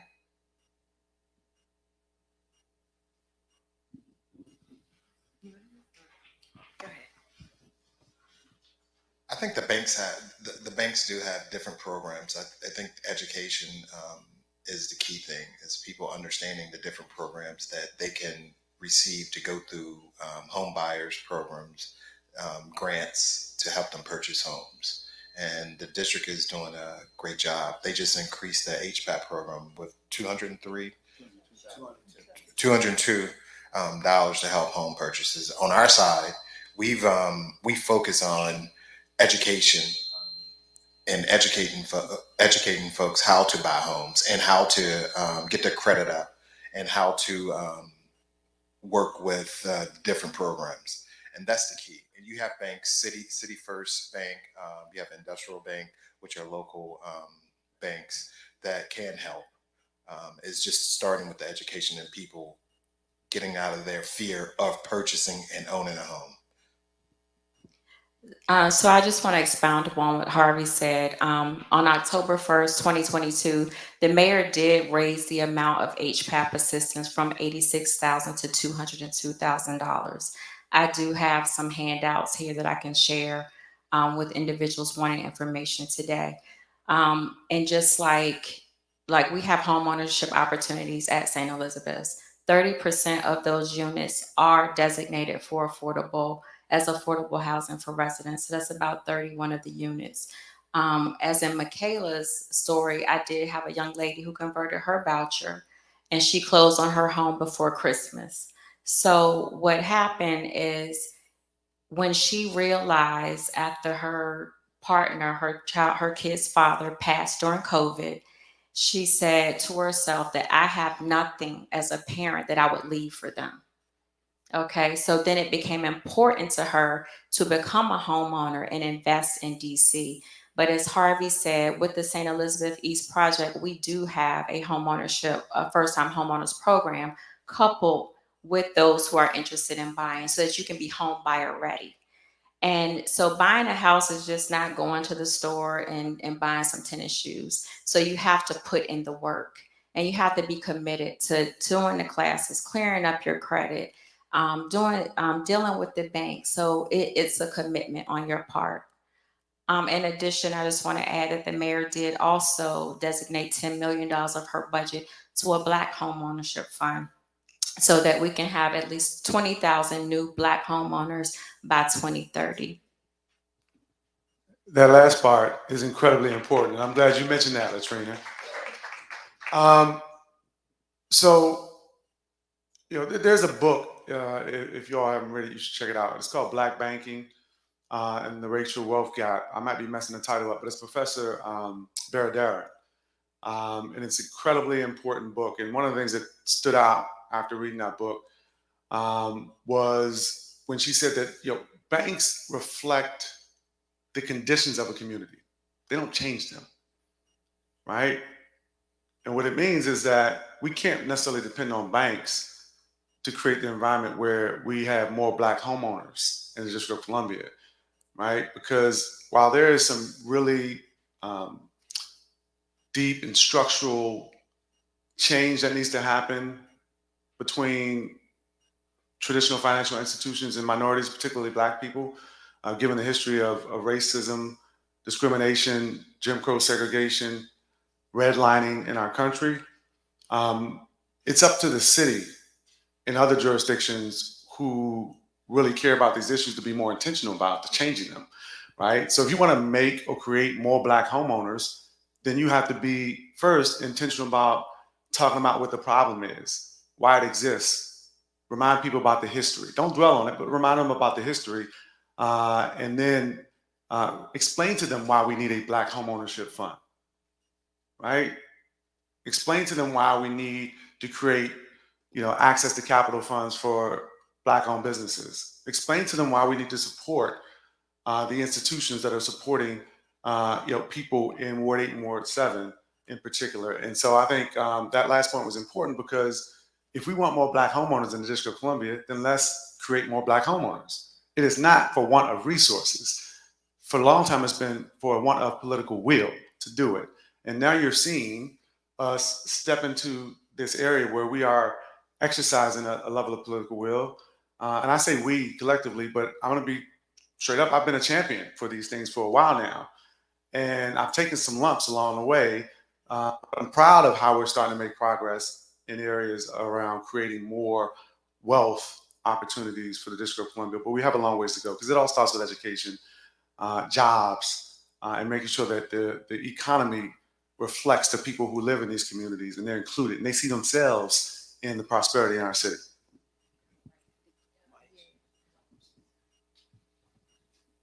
I also just think coming from this from a developer standpoint, I think it's also to note that it is expensive to build homeownership units. Just as expensive as it is to build affordable housing units. And so on the supply side, there's also a need to subsidize housing so construction costs are lower so we can sell them cheaper. And so that is something that, we are all kind of looking at. Harvey's looking at that. We have at Berry Farm, there will be somewhere between 100 to 200 for sale units. And my challenge is to figure out how we can make those most affordable.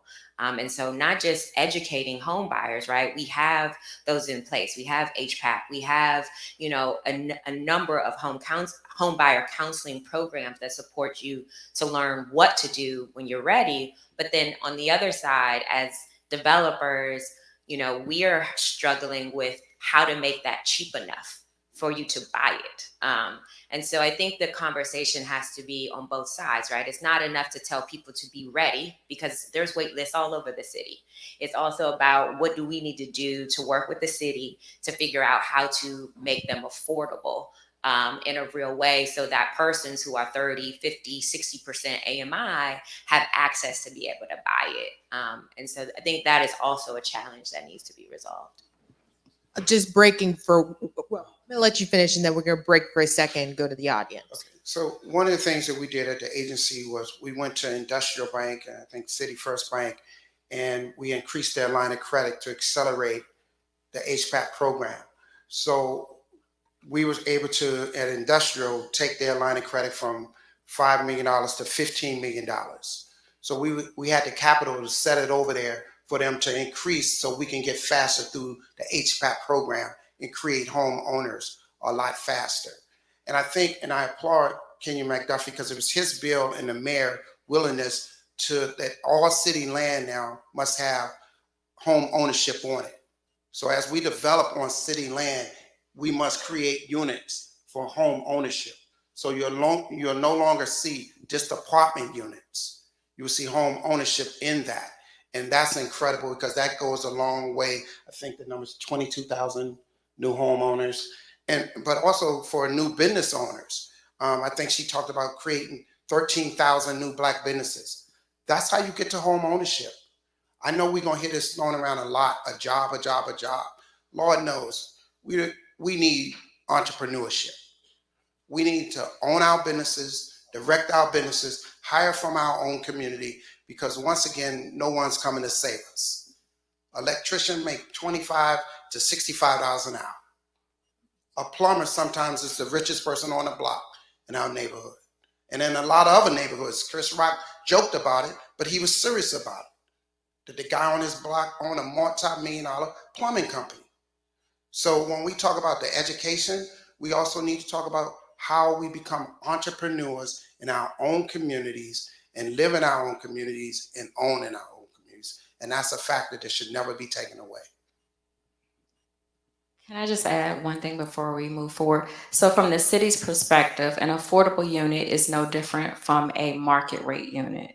So whatever a market rate unit has in it, an affordable unit must also have the same thing. So that's why the mayor has the Housing Production Trust Fund, so that developers can get funding so that so they can lower the amount that they have to invest to build the affordable units that the district demands. Because on August,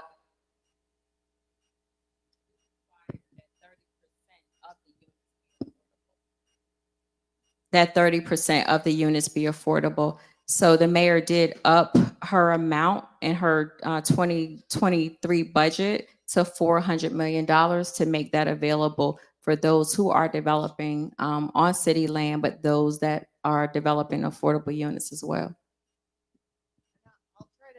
I was wondering if we actually had a mic for the audience, but maybe just project if you can. I'll pass this mic back to the panelists. But for the folks who raised their hands that they're struggling to afford a home or an apartment to rent, can you tell me what your challenges are? And then we'll have the panelists possibly propose some solutions. So if you don't mind sharing, what are the challenges that you're facing with trying to afford a home in the district right now? Anybody? All right, somebody in the back. If you could just stand up and project, that would be great. Okay. Anybody else? Anyone? If you're struggling to afford a home or an apartment, yes, go ahead.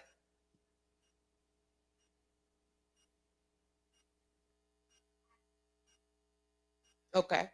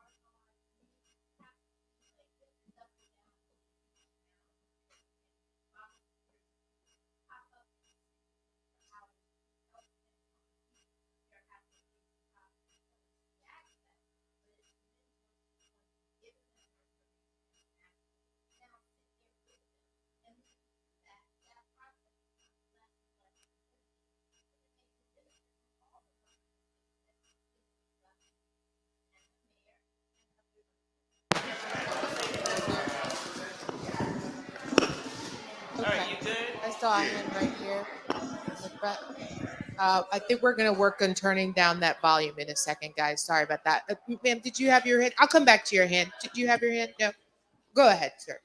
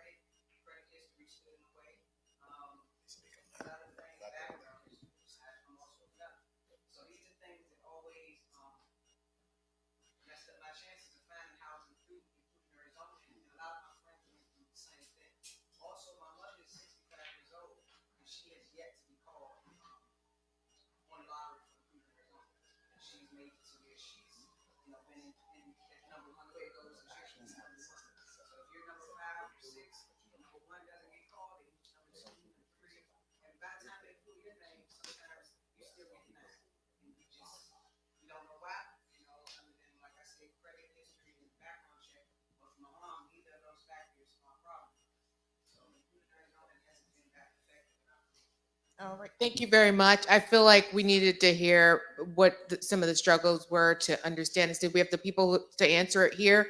Let's go around and hear what they have to say and some ideas. That's one of the things from one of the things that we identified, exactly what you were saying. And through when you're going through the IZ program, and one of the things that we're doing is making sure that we get everyone pre-qualified. So by the time you get to the end, like you have, is that you got all your credit, you got everything taken care of. And that's something that we're going to try to work with on the government side, that they can start focusing on. Because you're totally correct. When you get to the end, you get accepted, but then you haven't done your pre-qualification for your bank loan. You have all your background stuff hasn't gotten done. So it really doesn't matter when you get to the end and you get accepted for your IZ. And again, that's one of the things on our development side that we identified. So we've worked with our loan officer to make sure that they go through everything for any IZ units, that they're qualified by the time that they get up. If they're number one, they're ready to go. We can give all the paperwork back to DHCD saying that they're pre-qualified. They've checked all the boxes to make sure that they can afford the house. They understand the whole ownership program. Harvey, that isn't in place yet, the pre-qualification. That's something that you all are working on with the city, or are you doing that separately through your own? We're currently doing it separately on when we're selling our houses and when we have IZ units. And that's something that we're going to start working with on the city and bringing that up more. So as she stated, the IZ is a lottery system, and the developers are responsible for how they implement the actual lottery for inclusionary zoning. I think some of the information I'm hearing today, I'll definitely take back to the new GAC director who'll be starting at the end of this month, that maybe they can look at how they can look at making some modifications to the program, since I'm hearing a lot about inclusionary zoning today. And just to double down on that point, Annalise, that's why these types of panels and conversations are so incredibly important. I've been on the council for a really long time. Well, I've been on the council for more than that, baby. And that to me is long. I had a lot less gray hair when I started. But that's the first time I'm hearing this. And for Harvey to say that he's already working through it on his end means that there's a gap that exists. And it also means that it's something that could be changed. You've got Latrina Owens here who works with the mayor's office, who says she's going to bring it up. I assure you, I'm going to bring it up as a council member to ask why that exists, where a person is on the IZ list for a while, gets to the point where perhaps they're selected, but yet they've not been pre-qualified. That shouldn't, I mean, it doesn't make sense, frankly. And so I appreciate you raising that. I appreciate that Harvey's already working on it. Latrina's going to take it to the new DHCD director. And from the council's perspective, I'm going to bring it up as well, and oversight to see how quickly we can get that changed. So thank you for that. I think that's the criminal justice part of it, the economic justice part of it. And I know the council member in them past banned the box. So that's something that the council also need to take a look at it, how that affects home ownership how we need to get that taken care of on the box also. Yeah, and I will look at that as well. I several years ago, in the we were working on a ban and box bill for employment at the council, and I passed an amendment that really gave teeth to our ban and box bill for our employment that says that an employer must first give a conditional offer of employment before he can check a person's background. Shortly after that, I extended it to housing as well, so that housing providers have to give a conditional offer of housing before they can check a person's criminal background, because what we found was that so many people were being excluded from jobs and housing based on a background check and really weren't being considered on the merits. And there are some instances where the actual conviction, if there is a nexus to the job or a nexus to something in the housing, then they might be able to be disqualified. But we really wanted to make sure that we were giving people a fair shot at getting quality jobs and quality housing in the District of Columbia. And so that's something else that I'm definitely going to bring up in the home ownership context. It gets a little bit more complicated when you talk about banks and lending and federal laws around these things, because as much as I would like to, we cannot change federal laws. In fact, our laws are still subject to that old pesky federal government. And so, yeah, I'm going to bring that up as well. I appreciate you raising that issue. But I do think when we're talking about credit, that's something that we all can start cleaning up now if we know that it's going to be a hurdle. Thank you. I just want to get as many questions that you may have if you're struggling to figure out how to afford homes in as possible. Go ahead, Ron. This is one question I want to add for developers. So I'm somebody who advocates for people to get housing, for people to get second chances. And I want, because people always complain about affordable housing with developers not going, like, I'm just going to speak for Scotty. I know he's a black man that develops units for black people, right? And gives them a lot of chances where he don't have to. And they beat up as, oh, the mayor friends, you know, but a lot of people don't want to do affordable development because it's not really profitable like people think it is. And other people get the affordable development and then they dump it before it becomes unprofitable. They don't talk about this. So he gets attacked, but the people who come in don't look like him, gets the property, gets all the programs, gets all the benefits, and they dump it before they start losing money. And nobody talks about that, right?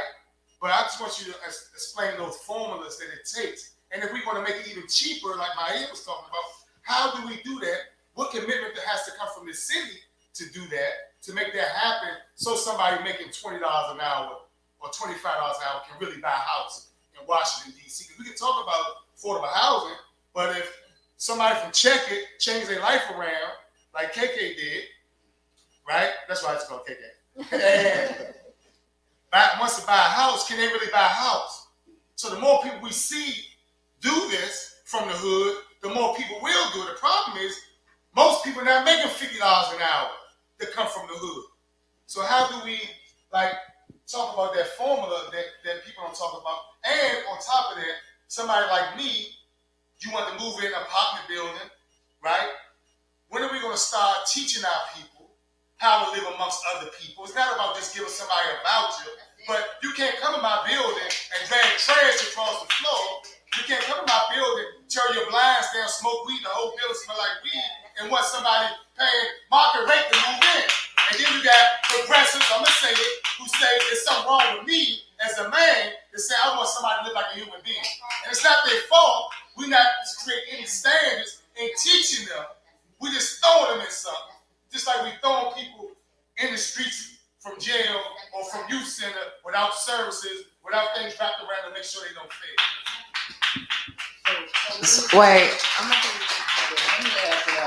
Wait, hold on one second.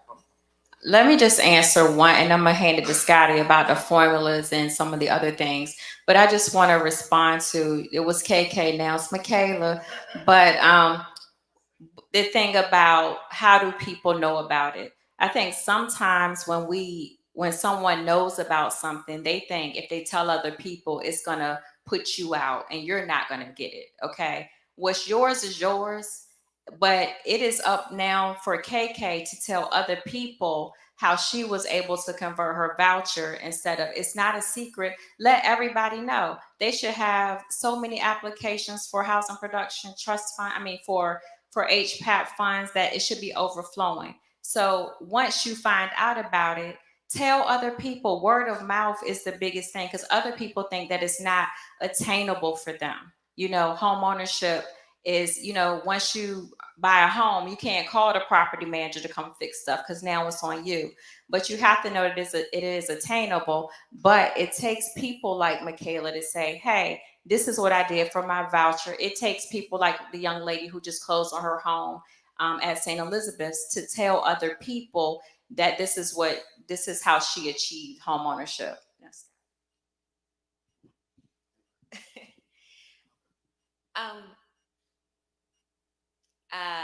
I think that what you said, Mo, is really powerful, and I think the challenge for developers is what is our role, right? Like, my role is to build, right? My role is to ensure that the housing is designed and programmed in a way to support the economic mobility of families long term, right? I have to think today about the next 20, 30 years, right? And so affordable housing is a public-private partnership, like blank, blank, blank, period. The private sector supports us in being able to provide conventional financing, construction loans to build it. However, to really make it affordable, we need subsidies to be able to subsidize the rents. We also need subsidies because construction costs, right, exceed what you get from a construction lender, right? I'm only going to get, if you have I don't know, like, this is my building and how much it costs. I'm going to get this much from the private sector. And then the gap has to be filled by the public sector to really make it affordable. And because I want to have a large concentration of that be for low income persons who may or may not be paying like full market rent, right? I need to ensure that my money that comes from the government is such that I can afford to pay it as a developer owner, right? I have to be able to pay this mortgage, these debts on this property in a way that makes sense. And so soft financing, which is the Housing Protection Trust Fund money, is necessary. But the reality is there are so many more projects that need that. We need millions of dollars of Housing Protection Trust Fund money to make the projects cheap enough for us to build it, to provide it for affordable housing, right? And so this conversation between the private sector and the public sector to generate enough units quick enough, right? Because also time is a factor, right? Like, my ability to build faster means that I need to go through permits faster, which means that I need to acquire land faster, right? And so this is a very intricate dance that I'm not sure that a lot of folks are aware of. But there is this real need to have real conversations around, it's not just setting a target, but like for the city to have a target, and this is Maryland, DC, Virginia, but it's also about what do we really need in soft financing, city money, public foundation money to fill that gap. And that's the same thing on the home ownership side, right? When you really take a look at it, and I've been studying this very closely.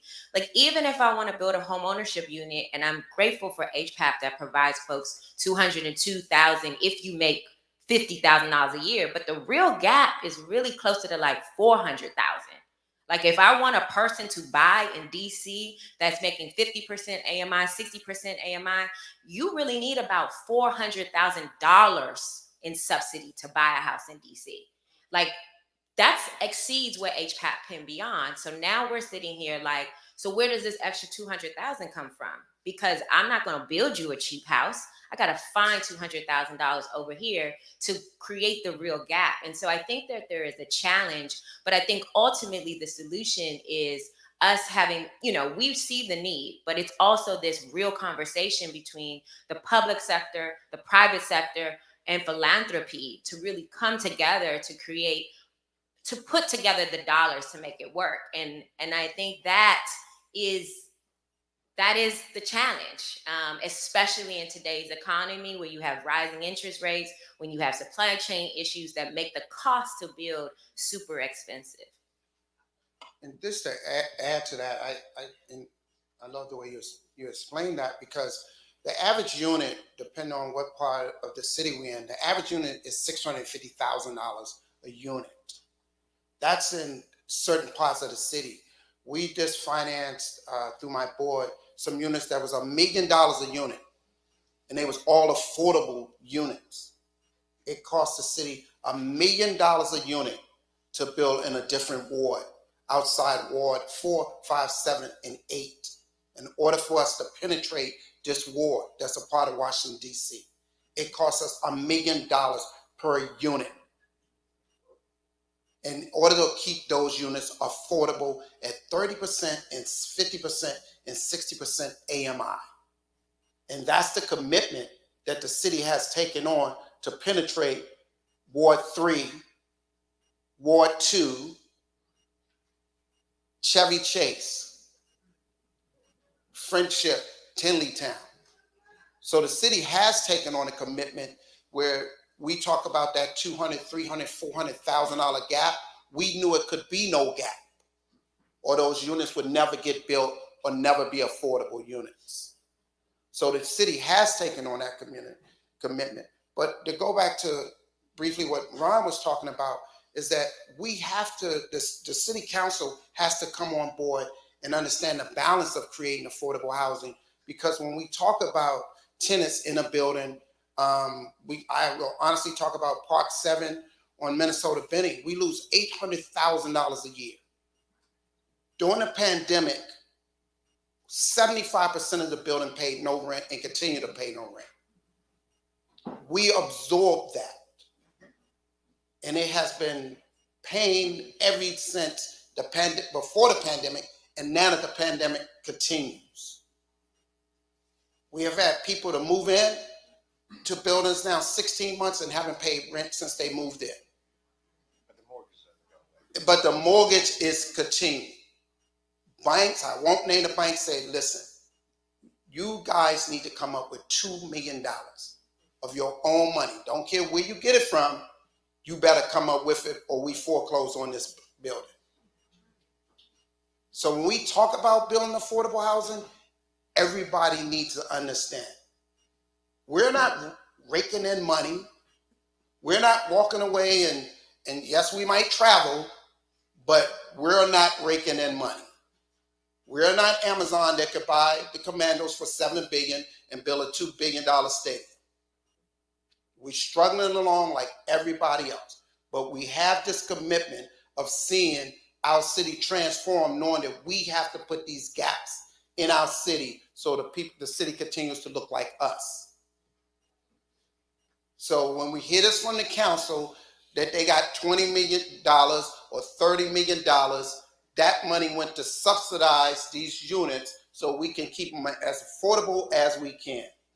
And I want to be clear that a 30% AMI unit is someone making between $30,000 to $45,000. So when they say we want to deep subsidy affordable, then you're talking about somebody that make $20,000, somebody that make $10,000, and the balance sheet does not work as we continue to do that. And it's sad, but we have to be able to say we want some affordable housing for all people, or we want none affordable housing. And that's sad to hear, that's sad to process, but that is the absolutely balance to us continue to building some affordable housing. Thank you so much. We're gonna pause for a second. I feel like my mic is dead. All right. So essentially, I feel like you guys Ron should have made this about a 2-hour discussion because everybody knows this is the #1 complaint in DC. All right, so I want to do a quick rapid fire question and answer segment. One panelist answer each question from the audience. Starting here, then I'm gonna go to the back real quick. Again, Mustafa Abdul Salam from Ward 8 Community Economic Development. I appreciate the comments and the struggle that those who are in economic development and have, because the issue that we're facing has multiple dimensions to it. You can build the best housing and everything you can, but if you have people who are in crisis or at risk of being in crisis, which is a large number in our community, until you get them out of crisis, you can't do anything for them. So economic development has to work hand in hand with human service delivery, workforce development, education, because we're talking about connecting human development with economic development. So I would like for someone to just speak to how important it is as a developer or somebody on the economic development side to work with human service delivery to make sure that we're producing healthy people that therefore can be able to deal with economic development in the real sense of the word. That we built the 801 Men's Shelter. We built the IDLE, which is the Ward 6 temporary placement housing. And we just finished the Ethel, which is at 1901 C Street, which is permanent placement housing for women. I don't know if you're familiar with the Harriet Tubman shelter, where the city wants to tear down. So we say, hey, we'll build this building. And the building is at 1901 C Street or D Street. And the whole 100 units is going to homeless women and men that was previously homeless in dormitory shelters. So we're moving them to their first apartment. So that's our role. Our role is to integrate with DHS, right? And when we built a men's shelter up the street, that was a city project. That was for 400 units for men. And then we built this building that we thought was going to be for women only, but some laws wouldn't allow that to happen. So it's I think it's 80-20 in that. And DHS is now moving officers in there so they can satisfy, their requirements of meeting these women where they are. We have a hair salon in there so they can learn about doing their hair. We have cooking classes in there. So that's our role. At Blue Sky, we try to do as much as that as we can to balance off our community. But can I get, after you, Scotty, I want him to speak to the wraparound services that he did have to come back to offer at his Minnesota Benning property because of some of the things that Ron talked about, the trash, the smoking, the marijuana. Like, I want you to talk to some of the wraparound services that you have to come back to provide that building. We got with East of the River, and thank goodness we was able to move that whole operation into the building at Minnesota Benning. We had a 10,000 square foot retail space. They moved it to, and we also opened up a second office for them, just 1,400 square feet, just to deal with individuals that were returning home. Totally different from some of the others in the building. We was also able at another small building that we have. We put in services in that, but we also made 10 units available for returning citizens only in that building, and we helped them through the process and help them get out so they can get on their feet. I'm happy. We saw results. We also had 3 people that end up buying homes, end up getting the programs to buy homes. So we just was pushing off them coming home. One of the biggest problems was people coming home and nowhere to go. I think the council has done a great job of creating those houses, but I think that people still need places to go when they return home. So we just filled a small gap. But as Latrina said, we have to put East of the River in and offer all kinds of services in order for the people to see it every day and have that fight on site every day. We're talking about close to 2,200 people that live in that building. There's 376 units, averaging 2 to 3 people per unit in that. And we have situations where people would just open their door and let their dog out, and the dog would have their way. But please keep in mind, we have bought into $100 million building, people still do the same. So, and we have a dog spot in that building. Scotty, I'm so sorry to cut you off. We have about 18 minutes. The chief is speaking in a panel after this. But just real quick, question from the audience. Yeah, I just wanted to get Michaela involved. So as a lifelong Ward 8 resident who bought a house 6 years ago, I know what it feels like. And I think often we are living in this environment where the safety net is public housing, it's government benefits. What triggered you to move from public housing, Section 8 voucher to wanting to become a homeowner? Because far too often, like you said, that dream seemed unattainable. And as the only person in my entire family on both sides that went to college, I'm still the only person in my entire family that's a homeowner, coming from Woodland, coming from Berry Farms, living in Fort Stanton. So what triggered you to change your mindset to become a homeowner rather than continuing the trajectory of wanting to be on public benefits? for me to live in certain neighborhoods. So because I had good credit, I had a nice background, I can take my voucher and I can move everywhere. A lot of people I knew did not have that option. I did. But I had to look of the amount of money that they pay per year for me to live in one of them units. That did not make sense to me. For what? I still had to pay water. I still had to pay electric. I still had to pay trash. I still had to pay sewage. I still had to pay for all of this stuff. And I was like, it doesn't make sense. And I see none of my people in none of these buildings. So I was like, I don't want this. I was miserable living in the building, and the building's just all white people. And it's like, we're the black people. That was miserable. And it was just, I didn't want that. And then I kept saying the neighborhoods changed. So my mother raised 7 kids in Orleans. And we had in the same, it was a 3-bedroom apartment. No, it was Orleans, the very first one. It was 7 people. And my mother raised us in the same, and she was on Section A, and we lived there for like 18 years. And then we came over here to Ward 8. And then we stayed over here for many, many years. But it was like nothing gained from it. So I did not want that. And what I was willing to do, which a lot of people told me that I was stupid for doing, I was like, well, and I went to a lot of people that had vouchers, and I was like, well, this is what I'm gonna do. I'm gonna give it up. And they said, you're stupid. That's the stupidest thing you can do. Because at the time, I did not have an income. But I didn't care. That didn't stop me from getting the information that I needed. And I didn't know anything about HPAC. But I could walk into housing and get all the type of information that I needed. And being respectful and talking to people, they told me that I couldn't sign up for the program because I didn't have an income at the particular time. So I went around another person and asked another person, and she allowed me to sign a contract right then and there. And she was like, this is what I'll do. I'll allow you to sign it, but you have to get a job. I got a job within like the next month. I came back and I brought her my first pay stub, and we was just on from there. So in that particular time frame, they started a program where every time it was called the escrow. So every time I paid my rent, they reimbursed me, and that's what helped me. So every time, even when I stopped working, I never stopped paying my rent. I just didn't tell them. So I was still building money. I was still paying my rent on time, doing everything I was supposed to do. So I saved up all of that money, and then that went towards my down payment. But at the same time, it also helped me because I still had to do my part, and my part was to build my credit. That was easy. I just got on the phone with debt collectors and told them, I'm on a fixed income. I don't have any money. What would you take? And they were willing to take anything. I don't have $500, sir. I have $100. Would you take it? And they'll take it. You just have to go back and forth. And if they don't do it, can I speak to the supervisor? So it's just a better one thing. And it worked. And I did that for a while. And then I built my credit. And then my background was good. So I didn't have to worry about that. But it took a lot of work.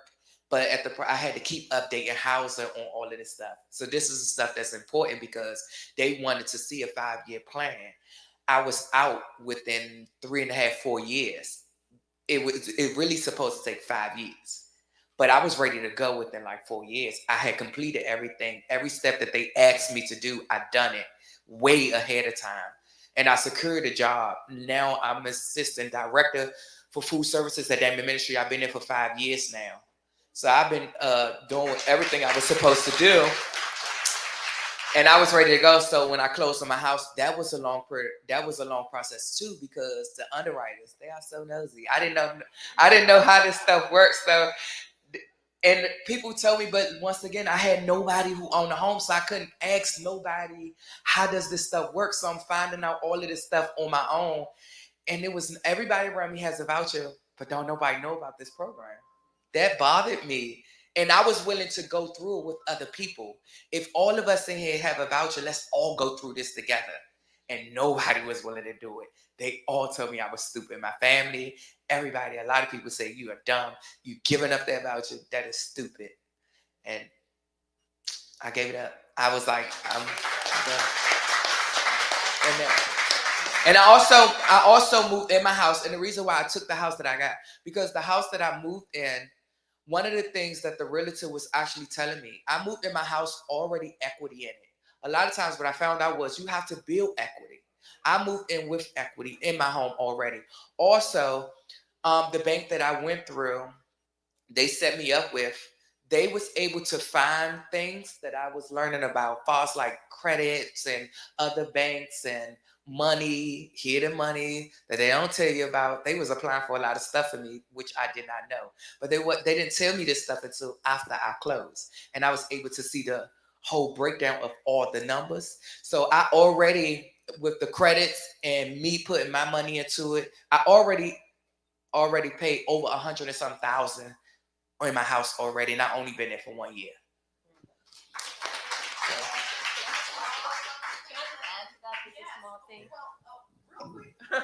I'll be quick, I promise.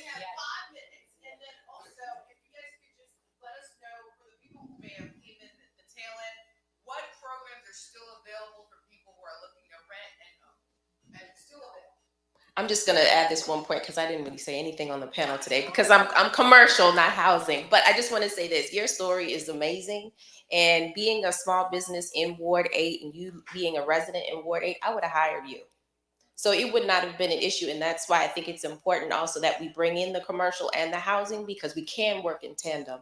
There's work that we can do. Small local businesses are more likely to hire within our communities. And so just hearing you and your tenacity and your knowledge and your smarts and your go-get-it, I would have hired you. And you would not have had to say to anybody that's right. Right. Ain't planning to hire you. But it would not have been an issue saying I don't have a job, because your check would have been coming from New Being Human. So, but I just wanted to add that I think commercial and housing needs to work together. This is a community building. We're here to do this all together, and we can't rule out the small businesses. The big businesses are not going to save us, as we talked about before. The banks aren't necessarily going to save us. It's the community and us looking and trusting in each other. So I just wanted to add that part. And also, just to kind of couple on the story, just for anyone who has a voucher, DCHA has a voucher home buyer program. It's a federal program. So essentially for 15 years, the income that would have otherwise paid your voucher for rent is paying your mortgage for 15 years. Many people are not utilizing that, but it is about giving up your voucher. And I need your contact information too, so you can talk about that to all the people that's coming to Berry Farm. It's like, but that is 15 years of your rental income being converted to mortgage payments. And so that is necessary. Yeah, and I think the other thing that we have to push also on banks is establishing special credit purpose programs, which helps banks to have more flexible underwriting. So like as a community, it's saying if you're in our ward, if you're in Ward A and you have a bank here, what is your special credit purpose program that allows people to have lower interest rates, to have better underwriting?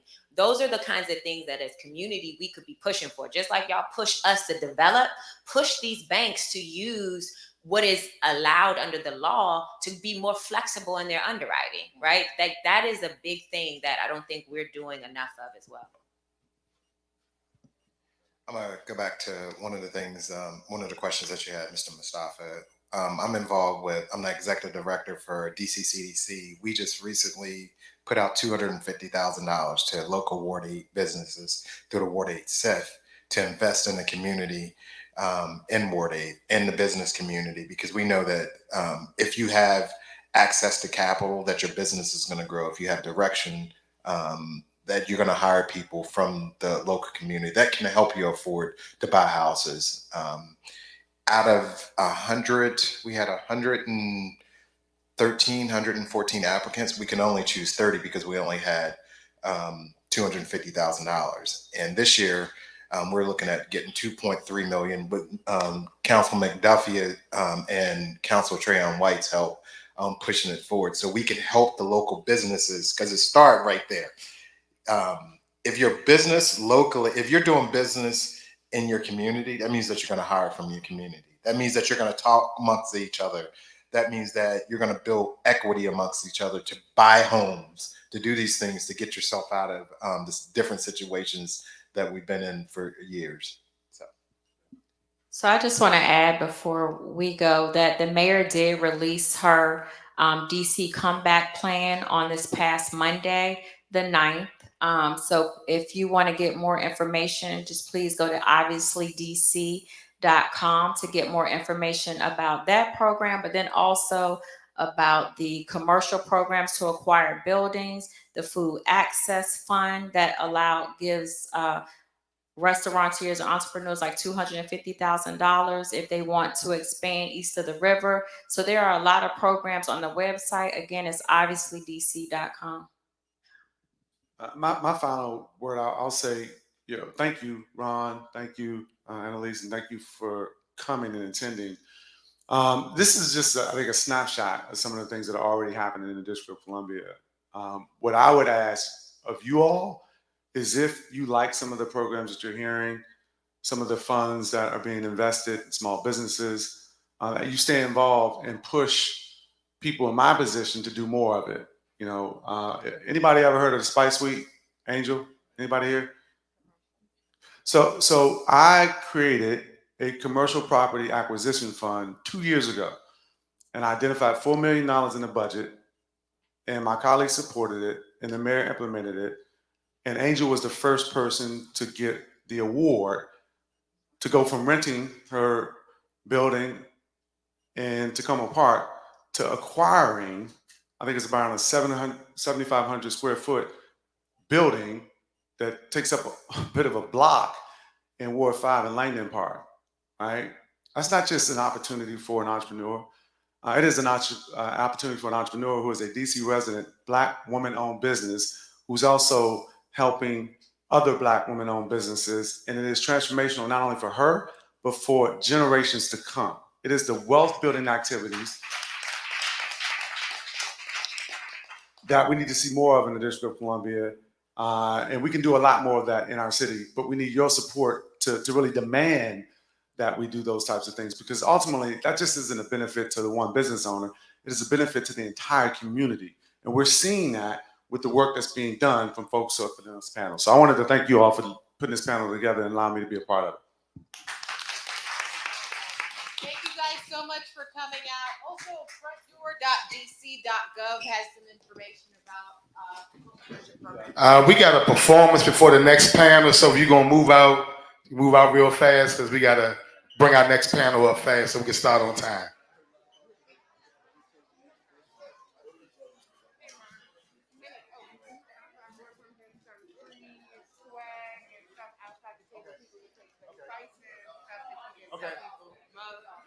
Thank you. Our next panel coming up. I'm gonna get you as soon as they move up. Okay. Can everybody who's now gonna be watching the next panel move out? We thank everybody for coming out, but we got to keep it moving.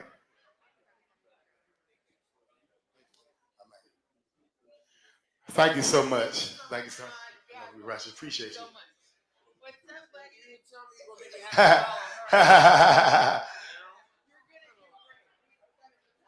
Hey, can we give them a round of applause on the way out? That was a great panel. That was really a great panel.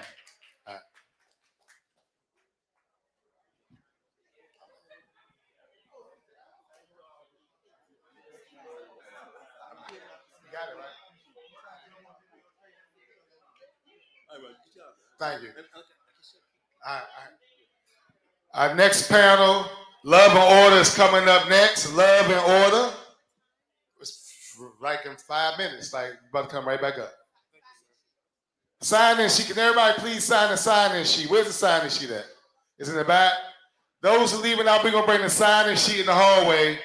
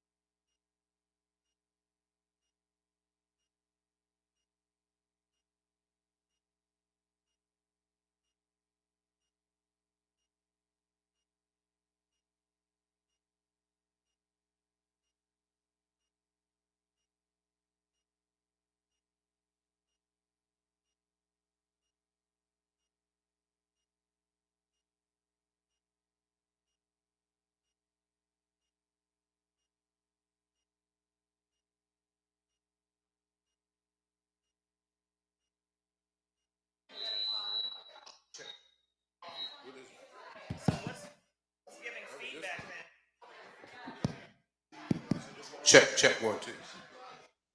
This one.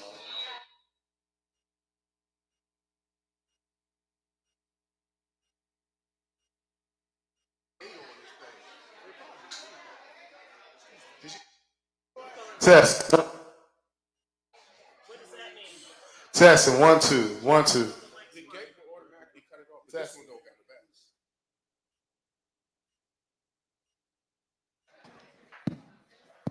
Check. Let me grab up.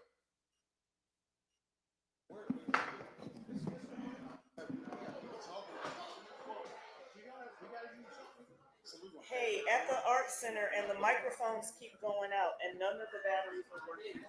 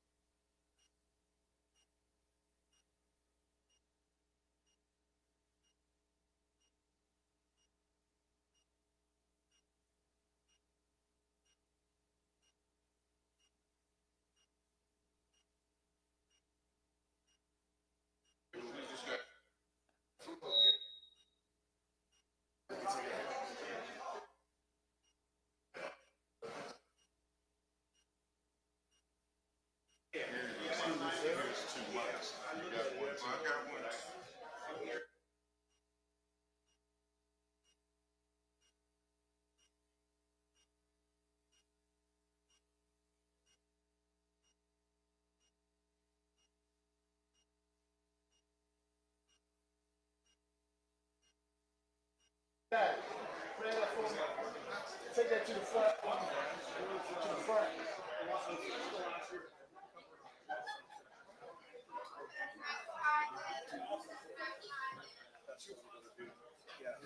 What happened? Batteries died? That's good. It ain't me. Doesn't matter. I'm just here. I don't know what it is, bro. This is garbage. You got another wire?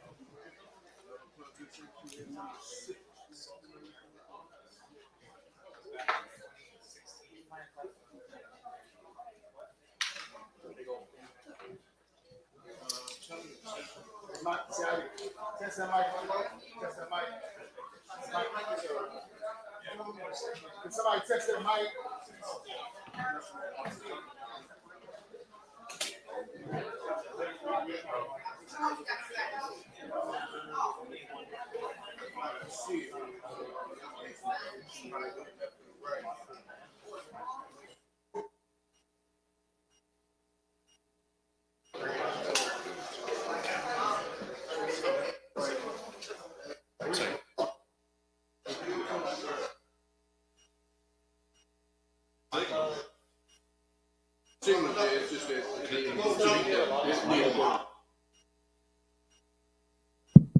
Here we go.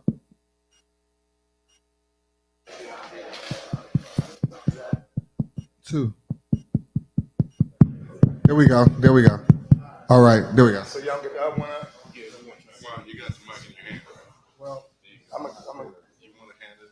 Yeah. Oh, never mind. Go ahead. You got something. Can you get some slack in this cord? Where do you plan on? This is not gonna work.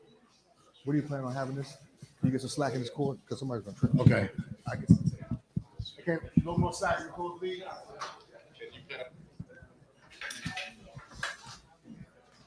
Testing. So we thank everybody.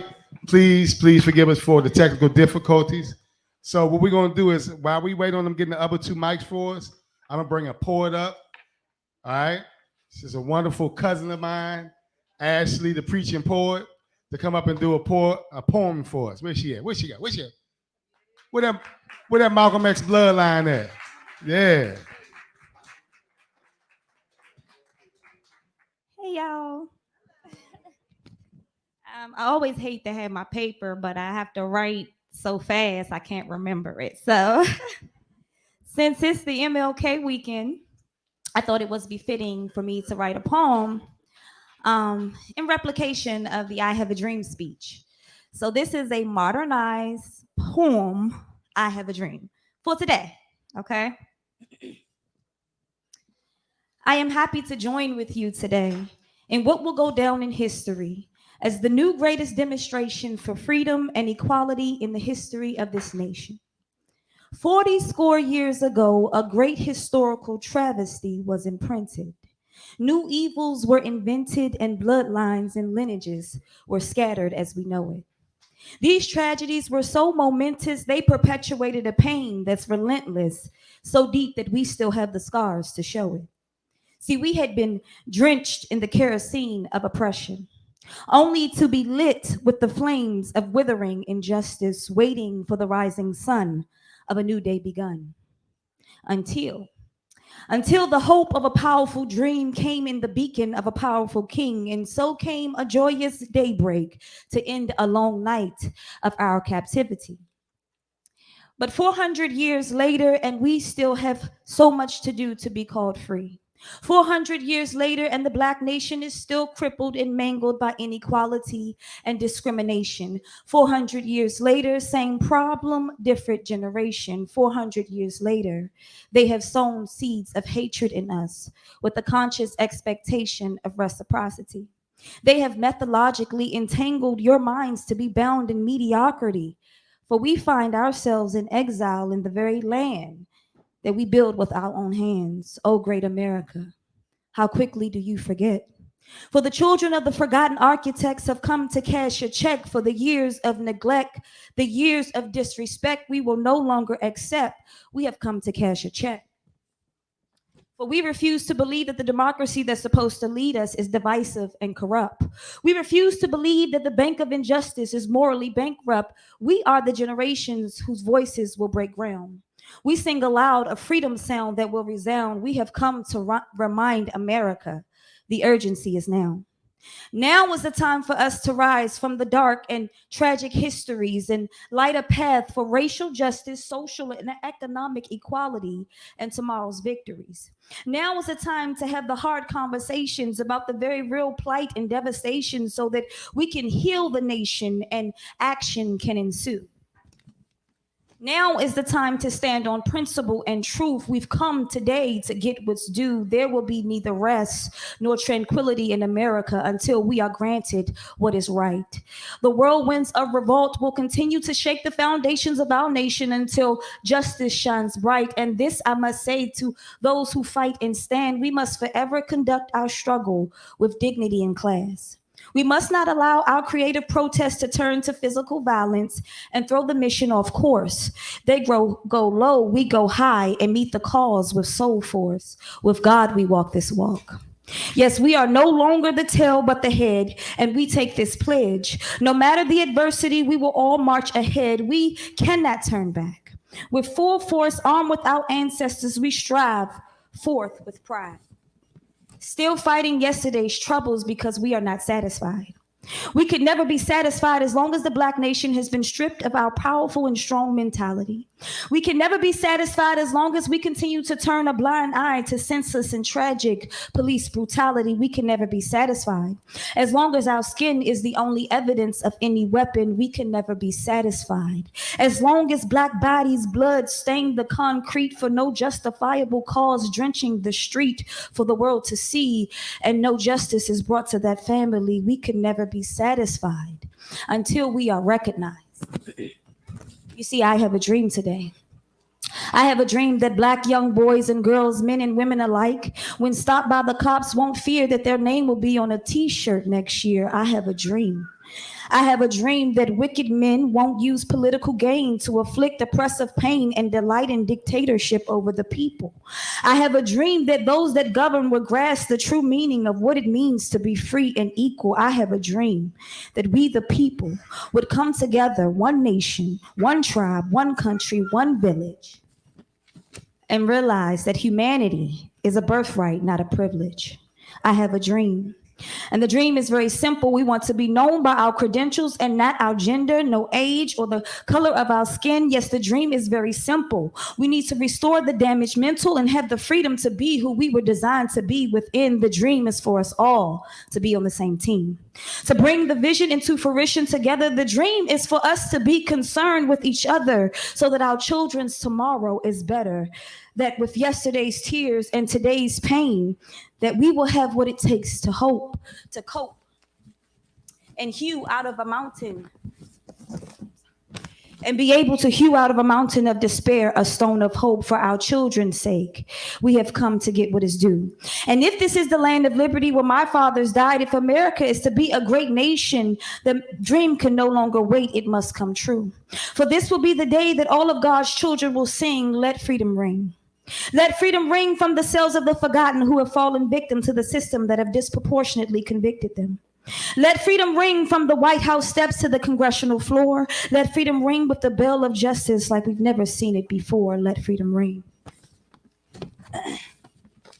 For when we let freedom ring, we let it ring from the four corners of the earth, from north, south, east, and west. Let freedom ring its mighty bell and resound with a sound that echoes progress with no rest. Let freedom ring. For when we allow freedom to ring, we all win.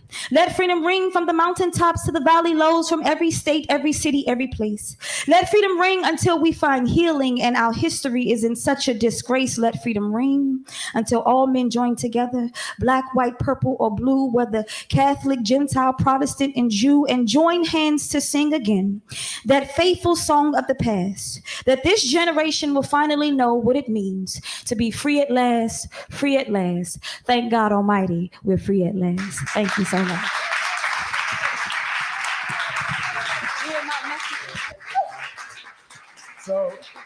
So now we'll bring up moderator Clarence Williams, who I've known. He's a crime reporter, I believe editor now too of the Washington Post. And he's been covering a lot of the stories on youth violence. And a lot of times when we talk, he's like, yeah, Mo, I know the problem. Same thing me and Bruce Johnson used to talk about. You know, it's a problem. What's the solution? It's root causes. How do we solve the problems? Same thing Bruce Johnson used to say, God bless, may he rest in soul. So today we want to talk about some of the issues and what we think solutions and challenges are together, not pointing fingers at each other.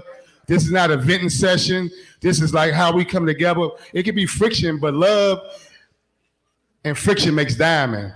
not disrespectful, not saying things that are hurtful, not doing things that are counterproductive. So without further ado, I'd like to bring you up. I just make sure these two mics are working. Did y'all test these two mics? Testing.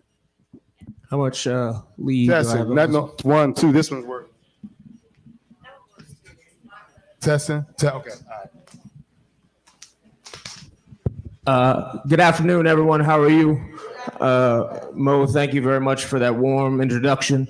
My name is Clarence Williams. I've spent the last 22 years or so as a crime reporter at the Washington Post. I'm really honored to be asked to be here to moderate this panel today on as we commemorate and think about Dr. King. This isn't just an historic thing. This is actually a continuation of that man's legacy, the legacy of folks that he led, that he worked with, seeking peaceful, productive solutions. And I think the goal of this conversation is to do that very thing about something that's on the minds of many in this city, a really pressing issue, and that's youth violence. In terms of having a panel, I don't think that you could ask for a more influential group. These are the folks who are going to be tasked with trying to work on behalf of the city government and create the answers, some of the answers, to try to solve these issues. So without further ado, I would like them to join me up here. If you don't mind, are we good with that? Please, I'll give them a chance to introduce themselves one at a time. But as you can see, we have the chief of the Metropolitan Police Department, the deputy mayor for public safety. We have the newly minted attorney general, and the man who's been in the streets for a very long time working as an activist, Ron Moten, and we are joined by Ms. Thene Freeman, who is a deputy director of Parks and Recreation. So if I'd like to give you all the chance to introduce yourselves and say why you're here or whatever it is you'd like to share with the audience. Thank you, Clarence. I appreciate that. I'm Robert J. Conti III, Chief of Police of the Metropolitan Police Department, son of the city, born and raised in Ward 5, over in Carver Terrace. I graduated from Spingarn Senior High School. Honor and privilege really to be here with such an esteemed group. Thank you, Mo, really for pulling this together. And I can't think of a better time to really have this conversation than Martin Luther King as we celebrate Martin Luther King's birthday. But it really rings true to my heart. You know, when I think about the privilege that I have to sit in the seat that I sit in because of what Dr. King did when he marched in our city and cities all across the United States of America, really opened up the door for an African-American chief of police to be sitting in the nation's capital. So I am honored to be here with all of you today to talk through some of these very pressing issues, specifically of youth violence, and really just talk about solutions. I think that is really important. A lot of times, you know, you hear people complain about different things, but when you get to talking about solutions, those are hard conversations to have sometime, and we can all agree to disagree on different things, but I think we can all agree that we want to see the youth of our city in a better space. Hi, everybody. I'm Lindsay Appiah. I'm the acting deputy mayor for public safety and justice, 2 weeks. But I always think, as some of you I know, but for those who don't know, this is a relationship. So one where we're starting to build trust. So one of the ways to do that is to tell you a little bit about myself. And I've been asked a lot about my vision and how I'm going to go about this job. So I'm originally from Worcester, Massachusetts, a kind of blue collar New England town. My dad immigrated from Ghana. Mom grew up in foster care. So we're blue collar people. I originally came to the district in 2001 for law school. So have been here a long time. And prior to coming to this position, I've been in the office for about 1.5 years, but I was at DYRS for about just over 9 years.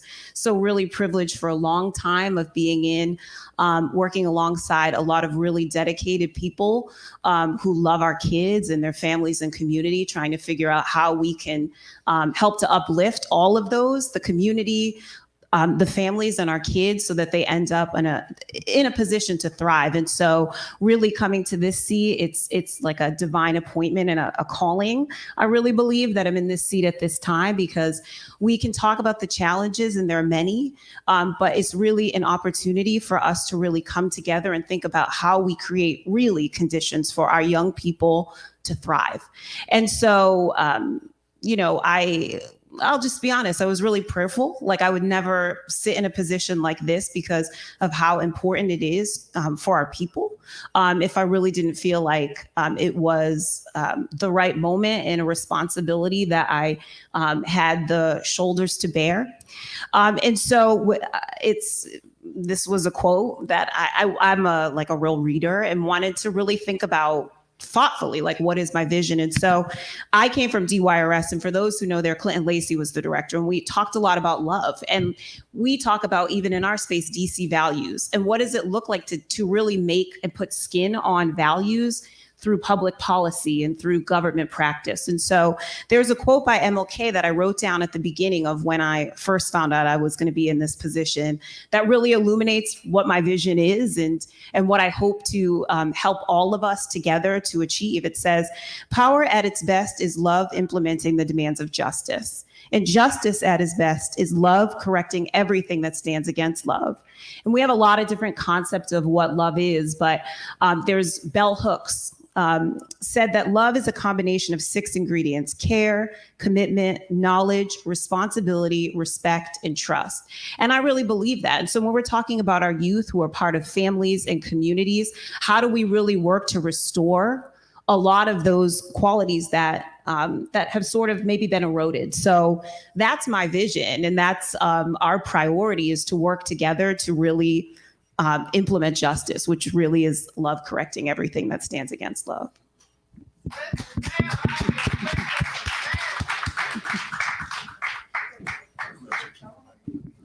Thank you, Lindsay. That was great. I'm gonna riff off that in a minute, but my name is Brian Schwab. I'm the Attorney General of the District of Columbia.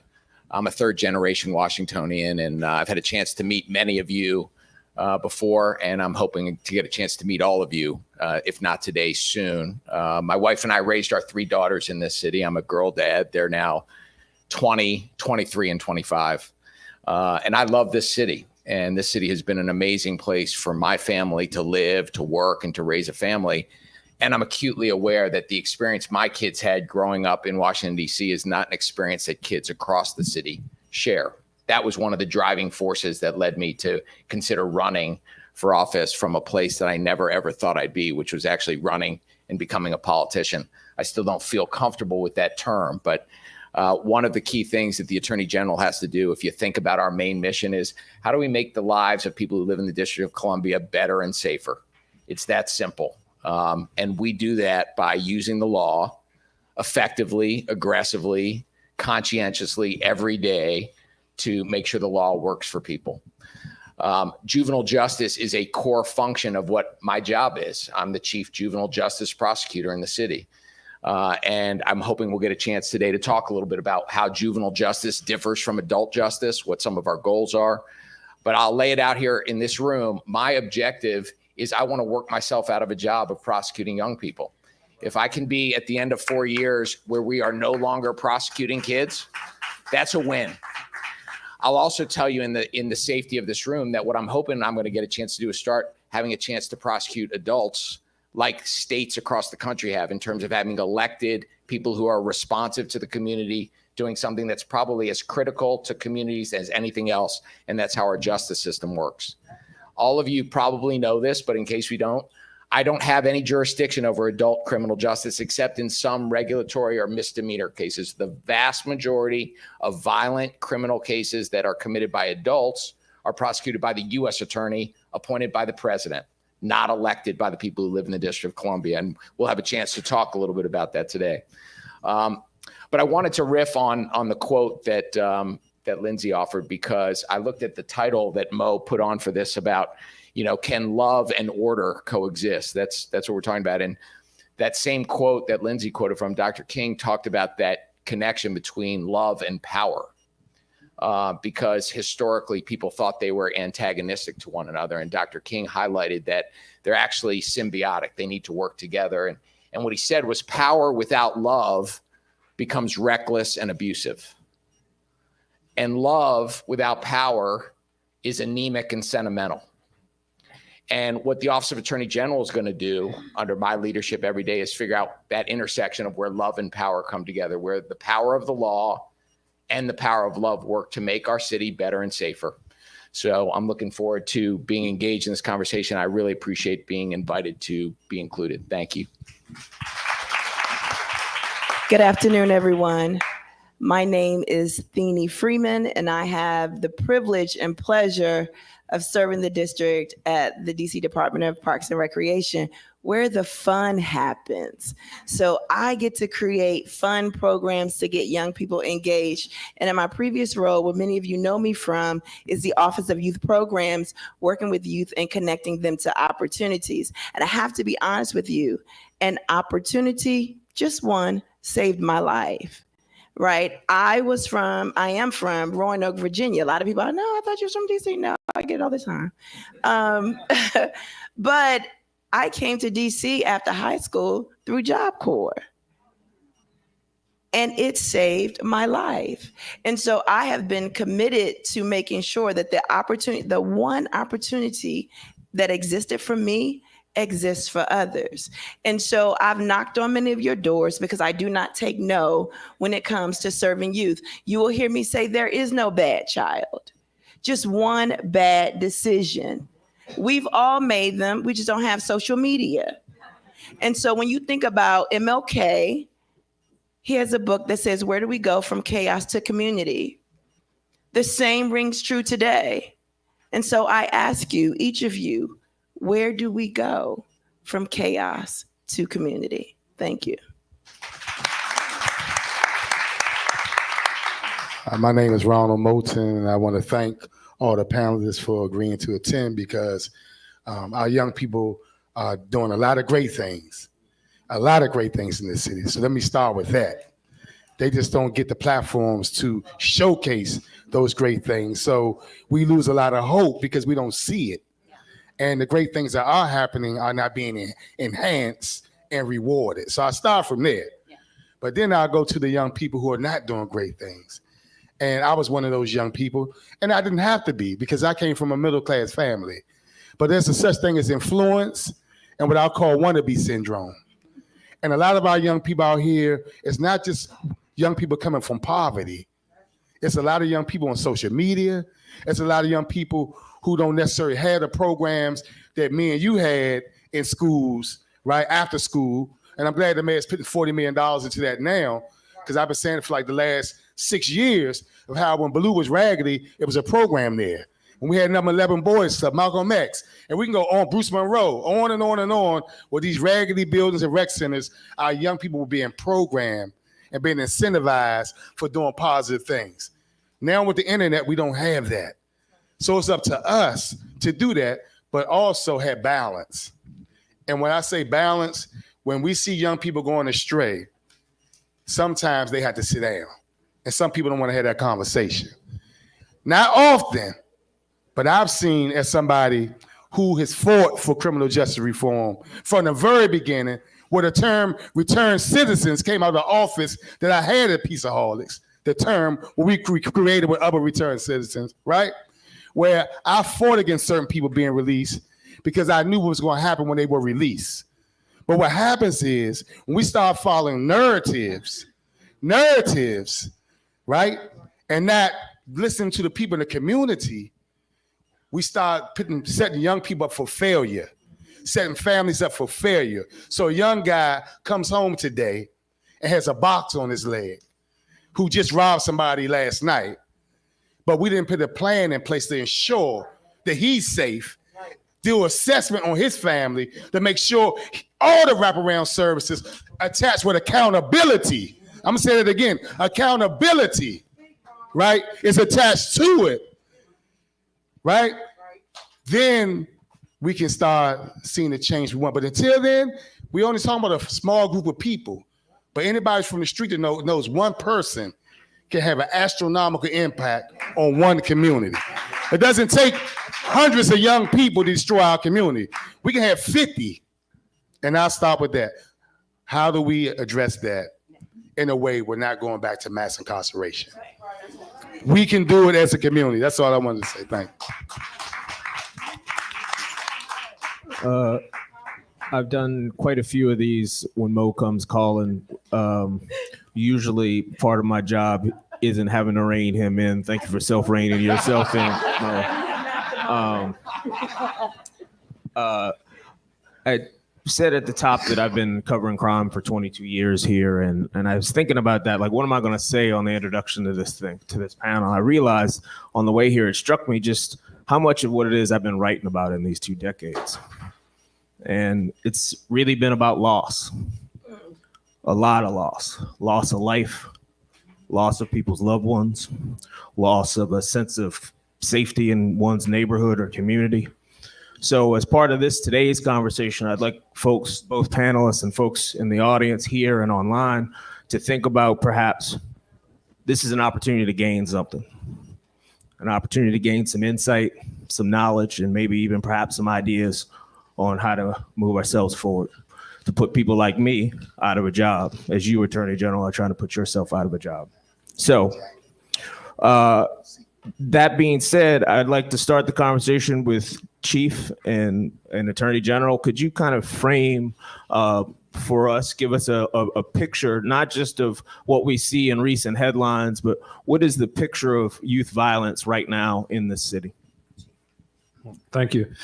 So thank you, Clarence. That's a good question. And, when I hate talking about numbers, but I'll try to just make this as plain. We all see the issues and hear the headlines in various communities.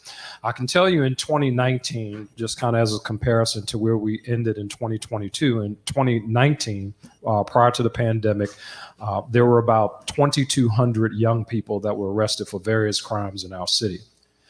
In 2022, that number went from 2,200 down to about 1,400 young people. So a significant reduction in the number of young people that have been arrested.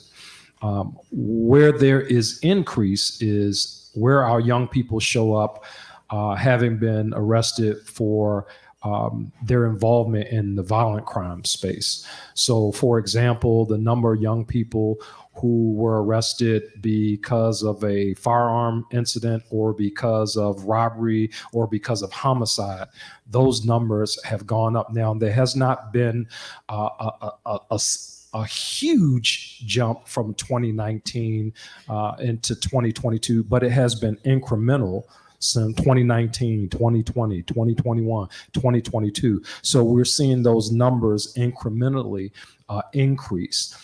That's really the state of affairs. And you may recall, I really started kind of calling this issue out through my lens. It started showing up when we started seeing more young people involved in the carjacking space. That's really was like, wow, wait a minute, our young people are showing up different. And not only there, but when you look at the number of young people, their first time, right? I think back to when I was a kid, we did crazy stuff in Carver Terrace, right? But I think about like how young people would come in contact with the criminal justice system at that point, still in the car or stole something or something minor versus how they're showing up first offense now, right? First offense, incident with a gun, or first offense, incident where it's homicide or robbery or something like something else. So these incremental things suggest to me that while there is an issue, there's still hope,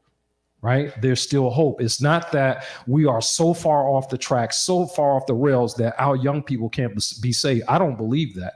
Right. But I believe that having these conversations and making sure that we are holistically loving our young people. Right. I think about the difference for me. Right. It's because I got loved on from teachers. I got loved on at my home. There was like this holistic thing that's going on. And right now, where we see gaps in that space where our young people are not necessarily getting that holistic love that they need, those are the avenues where, as Mo kind of mentioned, where, you know, it's like these two things that are out there, this accountability piece that has to happen, which is very important, but that love piece is also very important. And I'll pass the mic to whoever with this one. You know, when the question is, can those things coexist? I absolutely believe that they can. And what does it look like? What does that look like? It looks like how grandma loved on me, right? Like she was able to hold me accountable, but in addition to that, also able to provide love at the same time. So in its simplest form, I believe that this is something that can be achieved in our city. I think that I agree with everything that the chief said. I think I start from this point. Can everybody hear me? Yes. To Mo's point about the narrative, I think we always have to come back and think about the power of stories and the way we talk about what's happening, because the stories are powerful. They shape the way people think, and unfortunately, they shape the way people act. The narrative in our city that kids are out of control really means that black and brown boys are out of control, and that narrative is untrue. Okay, so that is now. That does not mean the Office of Attorney General or Brian Schwab condones any one person committing a crime or hurting somebody else or scaring them, because one is too many. But the statistics, the data about the number of kids that are being arrested and that are doing things they shouldn't be doing are at historic lows. And we are at, when I was running for this office and talking to people, we would have the conversation. How many people want to venture a guess, because the media tells us about young people being out of control, how many arrests were made, not prosecutions, not convictions, of young people?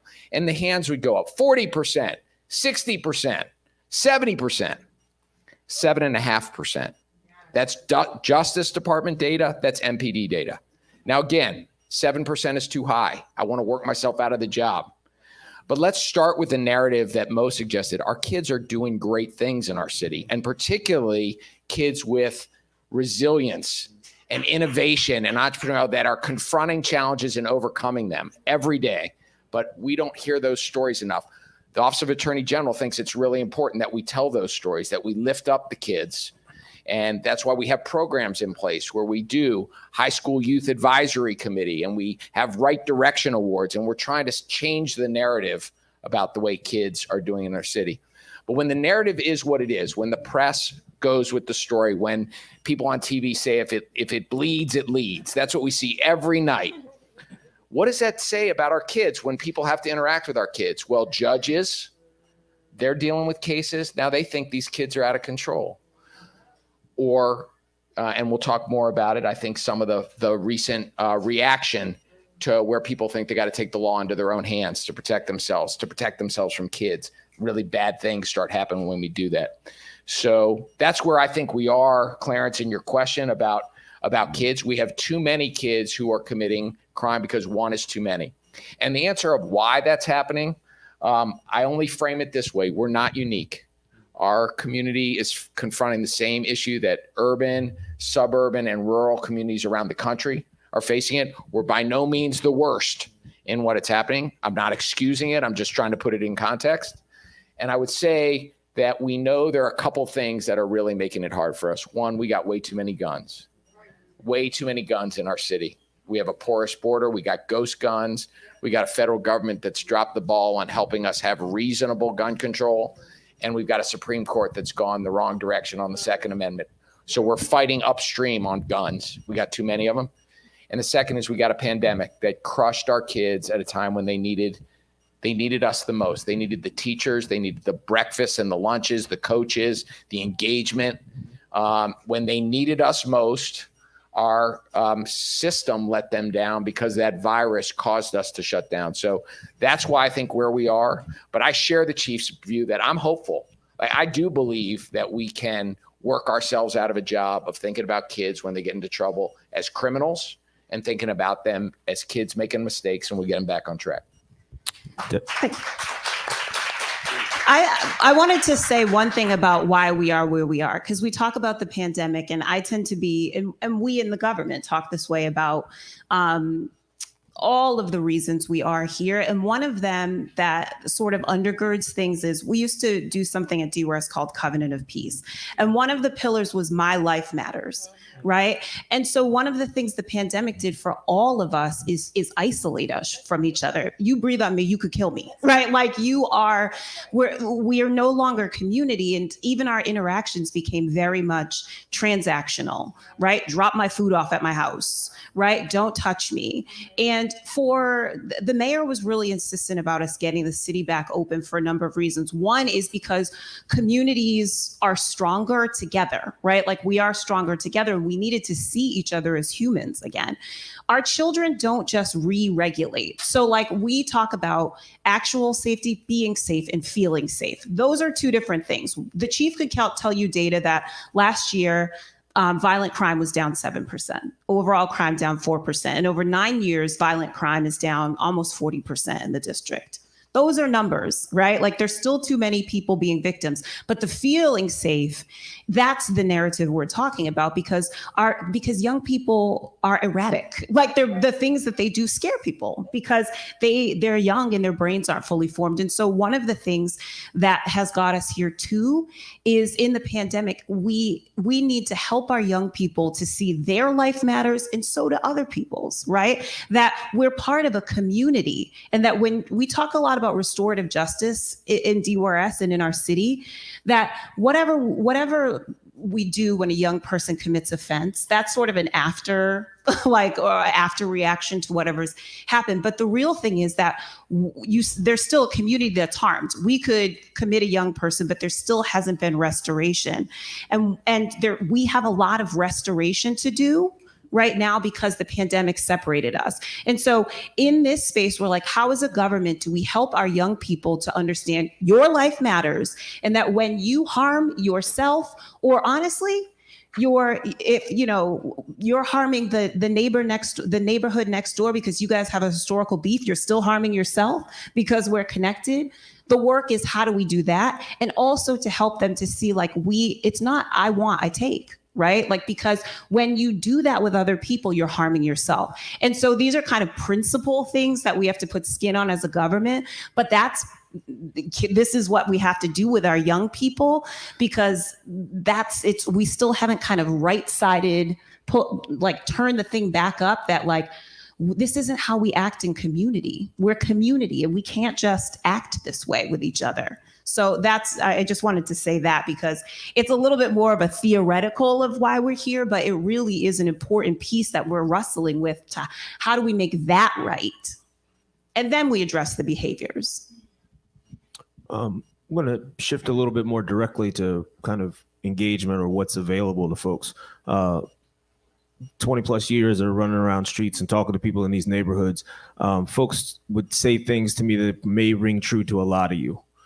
When I was a kid, we had summer jobs program from Mr. Barry, Camp Brown with MPD, taking kids down summer camp experiences. And I'll interview somebody, and I used to be a roving leader. That may sound familiar to y'all. I wanted to start with Ms. Freeman, if we could. Do we have a sense of how many of the city's youth are engaged or disengaged with these kinds of positive activities on a daily basis, and what's available to them going forward? Like, what is being done, and what do you plan to do to address some of this? So all of your keywords were all of my boxes.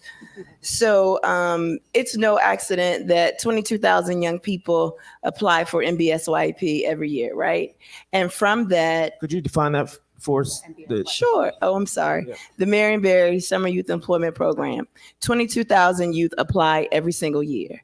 From that, we break down, or DOES breaks down, how many youth indicate that they are looking for full-time, part-time employment, how many youth indicate that they're in school, and from that population, there's intentionality on redirecting any youth that are disconnected, right? So if they do not have high school diplomas, there's partnership with OSSI to get them re-engaged in the school. There's partnerships with various organizations having interns starting in the school year program, where now the program serves 1,000 high school youth who want to work and earn money, right? To your point about the Roving Leaders, there's a junior Roving Leader program. The Roving Leaders have activations at DPR every single day. And so there were over 2,200 activations throughout the city. The issue becomes, how do you communicate? How does government communicate what's available to a young person who engages one way? And so if they're engaging through social media and through the TikToks and through the Reels, but we're engaging through Twitter, then you have a disconnect. We recognize that. And so that's where the surrogates and building influencers in and knowing who speaks to your population and calling Tia Bell and say, hey, I need you for this, right? Or believe it or not, the most popular summer youth employment program by aggregate data and anecdotal stories is MPD Stars. People don't believe that. Young people love the police despite what they're told to believe. And how do we determine that? Who goes to work, who shows up at their work site and miss the least amount of hours?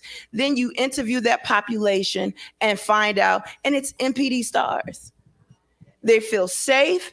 They meet mentors and all of that. But that's nothing that anybody wants to brag about because it's not popular to like the police. Thank you. Mo, I'm going to let you go here. This is a space you've worked in for a long time. Those conversations that you and I talk about, that you and I have, where you're talking about this more recently, well, since the beginning, since I first met you from your work with the Peaceaholics, and certainly more recently now, you and I have talked about attention, good attention. Would you like to speak a little bit to the opportunities that are out here or not, as far as you see? Well, I think there are a lot of opportunities out here, but I think that we need more opportunities for young people to showcase their talents the positive way. I think we need more things to incentivize them in doing like right now, it's cool to be a fool. I don't care what nobody say about, I'm out here with these young people. It's cool for young people to do foolish things, whether they come from a good family or a bad family. Almost everybody here who has a child has seen their child post something that they didn't like, right? And a lot of these children do it because it's cool. They're trying to get attention like we try to get attention. Everybody wants attention. Look at the adults. The adults on social media trying to get attention, right? So we're not putting things in place to get young people to do things positive after school. And then when you take away that, let's look at how many young people, we're not even going to high school. Let's go to middle school and elementary school who are not engaged. Do you all know there are some middle schools in DC that 60% of the children are not engaged, are not going to school? So we got a school in Southeast where in some parts, over 70% of them don't have a father in the household, and they're not going to school. What do you think they're doing? Now, I don't care what nobody, I'm talking about the data I see when I walk out the house, and I see my young people on the corner smoking weed, that I told them not to rush into our community and put an education component out there before you put this out here and legalize it, because our young people can't afford the weed that, your people going to make money off, and our people can't even sell it legally. Right? So he rushed it out. All these young people addicted to weed. All of them. If you go to Baloo, you ain't got to ask Ronald, go ask the principal. Half the school come in smelling like weed. They stop at the sugar store before they go there. Right? Then they go to school, they high off the sugar, the weed, and they drop in the middle of the class. Right? This is facts. This is facts. Nobody want to talk. I'm talking about it because I know it exists. Nobody want to talk about this. Right? Real data, Ronald Moulton data, people who've been there data, right? So if all these children disengage, if 5% of them are carjacking during the daytime, is that their fault? The problem is, what are we going to do to fix it? I'm not blaming the children, but don't act like it don't exist. Don't come in here with these. I got a book out there where I wrote an op-ed talking about these numbers everybody talking about. Everything is not all right. If our children are getting off a metro bus and getting shot and nobody's outraged, and we outraged about a 13-year-old that got shot, as we should have been, but he was not necessarily in the right place. His family, somebody dropped the ball. The community dropped the ball with that child. And it wasn't that night. It started way before that night, right? But we got innocent children, other innocent children, who get shot every day, and it ain't no outrage. We have a moral compass problem in our community. Because anytime children who doing everything right and you're not outraged about it, and then we see something else happen, and everybody outraged, everybody raising hell, we got a problem. And I'm gonna start with this. I was taught by people to work with King. I used to go down to Alabama and take children on civil rights tours. And what they told me is when you lose your moral compass, you lose your power. And losing the moral compass is when you see stuff not wrong in your community and you just want to call it one way. We got to call it across the board. We got to stop calling it one way just because we feel comfortable in it. And if we don't do that, y'all can keep on sugarcoating stuff. Y'all can keep on playing with it. I know what's going on. We don't hold parents accountable in our community. And we keep on not supporting parents in our community. We in trouble, and the trouble starts with not having balance. And all I'm saying is, Mo, are you gonna steal all my questions? Okay, I'm sorry, but okay, I'm gonna go with this. You gonna take all my topics? You gonna do? Okay, I'm sorry. I apologize. But we need balance. All I'm saying with that is, we need balance, and we need accountability, and we need people who see what's going on in our community that's gonna tell you what's really going on to come out front. Because sometimes it ain't cool to tell the truth. All right. We do have to talk about, I think, the tension that is going on in this city right now with the killing of 13-year-old Karan Blake. There's a lot of people in this city, media included. We want answers. A lot of folks want to know what's happened, what's going on, what the process is, and a lot. I won't, as much as I want to ask you to break news, Chief Deputy Mayor, I will resist that instinct at the moment. And I would like to ask the Attorney General, though, to talk generally about a process of prosecution, the release of information, the release of people's names. There's a lot of folks who want to know who it is, and wondering why that kind of information out there. Generally speaking, can you speak about this as a process, please? Sure, I can, and I'll say this as most everybody knows. The information is that the shooter in the case is an adult. So this is something, as I indicated, is a U.S. Attorney's Office, MPD investigation. But the law enforcement question you asked, Clarence, applies. Investigations have to happen. Sometimes investigations take time to make sure they get done right. We have a history in our country of rushing to judgment. And oftentimes the people who have the least power and the least influence are the ones who are hurt worse when we have a rush to judgment. Our system does work. I believe that the justice system works when we give it time for evidence to be developed, for an investigation to be done. It is heartbreaking to have a 13-year-old kid shot. It is heartbreaking regardless of what the fact pattern is or why he may have been out or what happened. It is a tragedy. 13-year-old kids in our city should not be being shot. 13-year-old kids in our city candidly shouldn't know what guns are and what gunshots sound like and all of that stuff that takes them away from being kids. But it is important for investigatory processes to run their course. And oftentimes when information is put out into the public, it can influence the outcome of the investigation. It can take the investigation away from finding out what the real facts are. Sometimes you have to convene a grand jury. It's an investigatory tool to bring witnesses in, put them under oath, find out what they saw, what happened. Sometimes you have to take the time to look at those cameras, look at all the videotape, and assess what happens. It doesn't happen overnight. As much as we as a community want to know, as much as I as a public servant want to be transparent, we have to always be committed to a process that's going to get us to a result that we can have credibility and confidence in. we have a lot of things that are happening in our city with respect to our justice system that give us a lack of confidence. And a rush to judgment is something that can make that worse. When people lose faith that the system will get it right most of the time, then we're in a lawless place, and we don't want to be there. I'll just add this as one footnote. With respect to the juvenile justice system, as much as I would like to be more transparent, we play under another set of rules, which is that there's a statutory confidentiality that protects the juvenile justice system. So oftentimes people want to know more about what's happening in a case where the respondent, the defendant in a juvenile case, is being prosecuted, and we are statutorily prohibited. And that's because the belief is that when we keep that private, we enhance the chance that that young person's going to get a decent shot at rehabilitation. The privacy plays an important role in the juvenile justice system. That sometimes compounds a frustration in the community of wanting to know, and I feel that.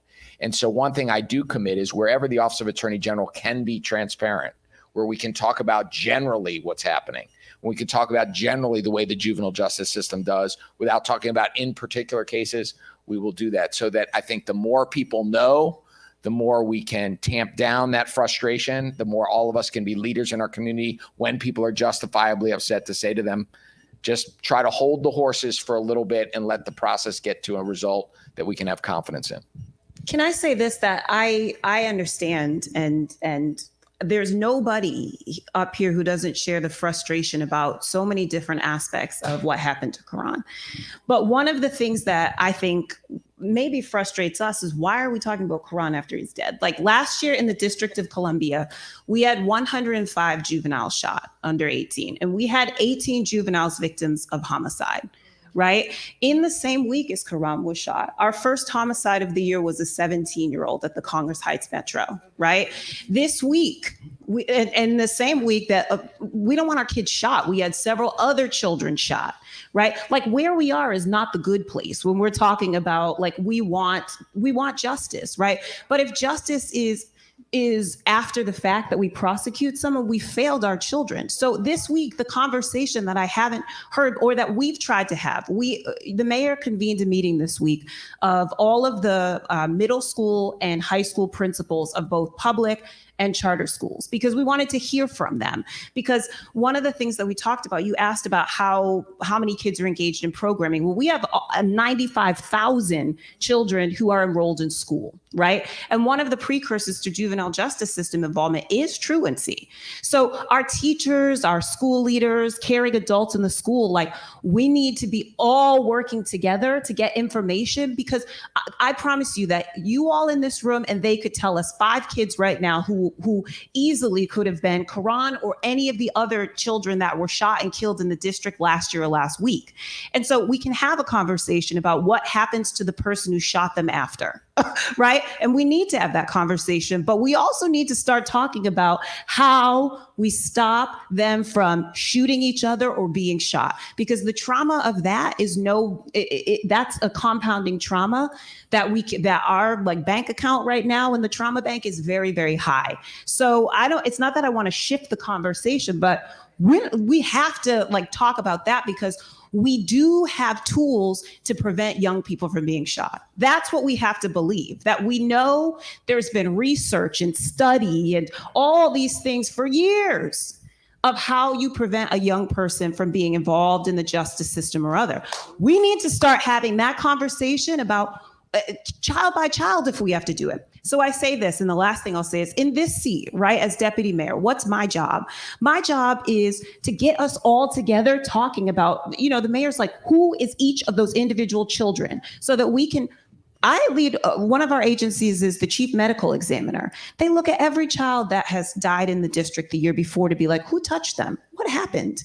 So as a system and as a community and as people, caring adults who come around families and children, what are the touch points where someone could have made a difference? Because every program in the world, they're important, but really we know it's more about relationship. And one of the programs that really worked at DWS was our Credible Messengers, right? They didn't have, they connect with the program, but it's like somebody who's checking on the family and the child. So that's what I want to say here is, it's my responsibility and ours to figure out How do we touch the child before we're talking about them at 3 o'clock in the morning in a street? Like, that's not the conversation that's gonna keep our kids alive necessarily. And I'm not denigrating the pain, because it's important and justice is important. But if we don't start talking real quick about how we keep our kids alive, we'll be here in 6 months talking about the 20 homicides of juveniles. And that's not something anybody should feel comfortable having. We can't keep having that conversation. We know what to do. We need to work together to do it. If I can jump in really quickly, just really quickly, to that point, and also understanding that we can say, hey, hire this young person, but they're not often always ready because of the trauma, right? And so that was the Moving Mountains program that we created that was designed to build within the system some touch points of improving young people and understand they don't have coping skills all the time. You hire them, they go to AutoZone. This is a true story. You're thirsty, you open up the refrigerator, you drink the Coke. Okay, now you're being fired for stealing, right? But how do we address that or teach all of that without throwing them away? And so we can say they need a job, they need this, but if we send them out prematurely, they're going to get fired because they don't have the skills. I want to stay a bit, if we can, with this incident with Quran. And Chief, I've been at many a crime scene and listened to the outrage in your voice. And there are lots of folks outraged for lots of reasons surrounding this case. But is there anything here that you see that is systemic? Is there anything here that can be learned from this incident, in this case, from police, a law enforcement standpoint, Deputy Mayor, from, and from the Parks and Recreation, the folks trying to get ahead of things? What can we learn from this? Can anyone speak to that? Well, I mean, I think without talking specifically about that incident, I've heard Mo say this many times. I have a kind of I'll say it a little differently. Mo always says that, hurt people hurt people. And I believe that. And, I would say that the more that our young people are exposed to trauma in communities, trauma is birthed again and again and again. And I would like for us to be at the space where we can expose our young people to excellence, and what they produce after that is excellence, right? About like, how do we expose our young people? This is like an opportunity for us to really take an inventory collectively of what's happening in the community. Are we allowing our kids to be, babysat by iPads and TikTok and Instagram? Right. On my way here, I rode past the National Museum of the Air and Space Museum. It was a line down the street, round the corner, and I'm looking at all the cars out there, and they're all from out of state. But I didn't see too many kids who were being exposed that looked like me standing in that line.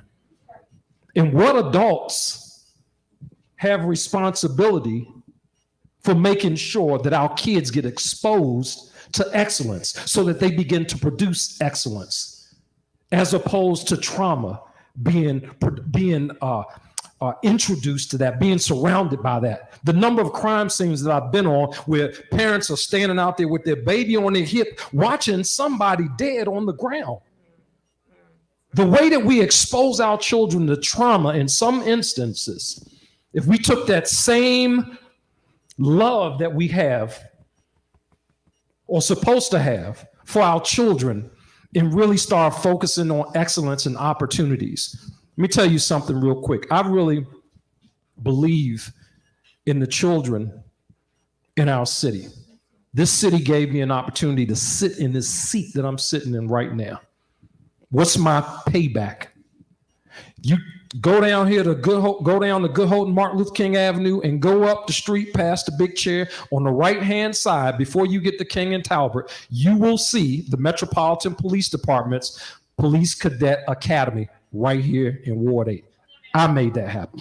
You know why I made it happen? Because I wanted to introduce our young people to excellence. And if you go in that building, regardless of what's going on the outside, inside is an environment of excellence. And those young people who work there, The over 100 of them, primarily from Ward 7 and Ward 8, are being paid a salary of $36,000 a year. They got health care, and we're sending them to college. I'm not saying that that every kid has to want to become a police officer. That's not what I'm saying.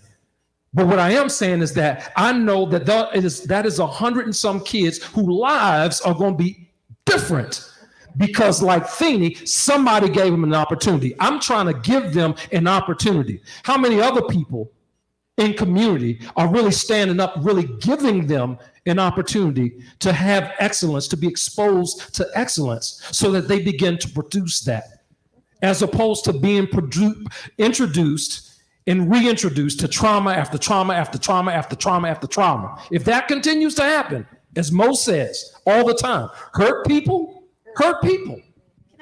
I want to say one thing though, because we would be remiss and we wouldn't be being honest in this room if we didn't talk about the conversation. I might be taking his question that comes up a lot around accountability, because this is something that Ron said at the beginning is, what does that look like? Because all of us bear some responsibility, right? And so we talk about the balance between incarceration and love and these different things. So we have to be honest, right? About the fact that Chief says this, sometimes some of our young people need to sit down. But what I want you to know, because is our system, is our juvenile justice system, which is the envy of many in the country. And I'm going to say this because it has to be said, is that we talk about incarceration versus other for young people, but I worked in an agency for 9 years where we talked about what does it look like to love our young people, the communities they come from and their families. I think we talk sometimes in the district nationally without remembering we're a local city, that locally, that the Department of Youth Rehabilitation Services, which is the deep end of the juvenile justice system, yes, there is no question that we run that agency headed, that we run secure facilities, because sometimes to save the life of a young person based upon assessments of what their needs are, as well as public safety, which we have a responsibility for, means they need to sit down. But what does it look like to love them? It means there's mental health supports there. It means that's where they're getting re-engaged with education. It means that there's peer support for their families, right? It means that sometimes it's the first time they're able to think just about themselves and not about their crew, their neighborhood, and all these other people. And so when people are asking us well, we can't incarcerate, of course not. But we have worked in the district to have a rehabilitative system. Like, we changed what we even called the individuals in the facilities from youth correctional officers back in 2009 to youth development representatives, because what we would say there is no young person is the sum total of their worst decision, but we love them enough. We would ask ourselves, what would a caring parent do if they could? And how do we make that into a system? And that's what we work to do, right? So I'm not saying we want our kids in the deep end of the juvenile justice system. That's not what we want. We want to prevent, which we've talked about. But we also have to be honest that sometimes we need to make sure that they're finding themselves to the rehabilitative services that we have worked to put in place, because they need it. And the community needs it. Because I'm telling you this, and people would ask me this when I was there. I was the interim director for a hot second, right? I was the general counsel.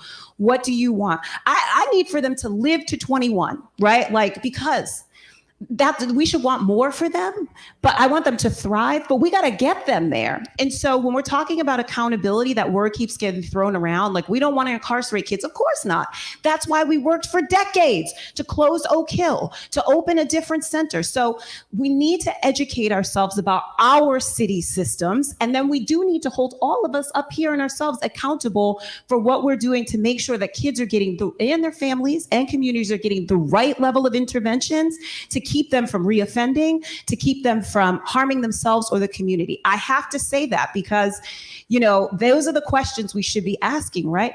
I want kids in the lowest restrictive means. I want them at home. That's what we want for them. How do we get them there safely? Right? Because they can't be there. We can't act like it's okay for our young people that the lowest. It offends me, honestly, as a Black woman, to believe that the highest expectation we can have for Black and brown children is not carjacking or like whatever it is, or like not them being in jail because we don't want to jail them because they committed armed robbery. No, we have to have better and higher expectations of them because they can meet it. How do we get them there? It's not by not telling the truth, which is what he's saying.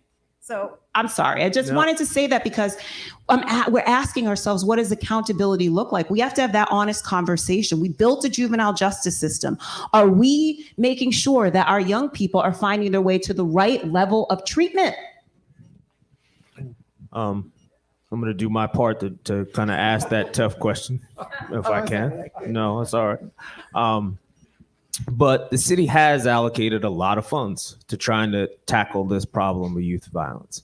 There's a lot of city dollars in recent years that have gone to this. That said, what do you feel like your agencies are doing well, and what's the distance you still have left to travel to get this job completed? I think the best way to create an opportunity for youth is by sitting at the table with them and designing a model that they support.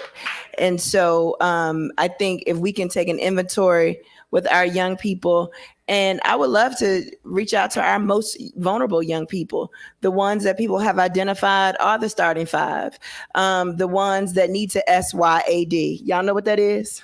Yes, we do. Okay. Tell us. I don't. I'm old. I'm ignorant. My grandma would tell you, but let's start with those young people and say, what will it take to support you? Or what does fun look like? What does support look like? What does a viable program, one that you can engage in, look like? And so as long as we have that model operating, I think that we're on the right track. Okay. No, I'm going to ask you. What are Yeah, you, so- what so are you doing for the- well, and what you got left to do? Well, I think that there's always room for improvement. One of the things that we have been focused on the Metropolitan Police Department, and the stats certainly bear that out, is to, not look at trying to incarcerate our way out of this. Right? I mean, you can't arrest every young person for every mistake that they make. Right. And I think that is a cultural shift in law enforcement. It's a mental shift with individual people sometimes who, kind of just see black and white, but to make sure that people understand, hey, this is the direction, and putting systems in place. For example, like before a police officer, let's say if you find yourself in a situation with a kid who's involved in a domestic violence situation, I'll use that. That happens all the time, right? We have mandatory domestic violence laws in the city. You have siblings that get to fighting, or a kid attacks his mom, right? Is the best place for this 12-year-old is to introduce this 12-year-old to the criminal justice system because, he got to fighting at home with mom or dad or with his brother or sister? No. So we have had to put checks and balances in place to make sure that those kinds of things don't happen. And there is an alternative space where we find our young people and able to deal with them in a space that's better so that they get the treatment for the trauma and whatever things it is they need. Like, for example, why is that young person acting out? Is that young person being sexually abused at home, physically abused at home? You don't know. And when you don't know, you add or compact that trauma by then introducing them to the criminal justice system. So we've worked very hard in that space to try to reduce those numbers, again, putting the checks and balances in place. The other thing that I would say, as I mentioned to you, expanding our police cadet program. For those that are interested, especially if we have parents that are here, our police cadet program, last year expanded that to include young people who are in their senior year of high school. Why is that important?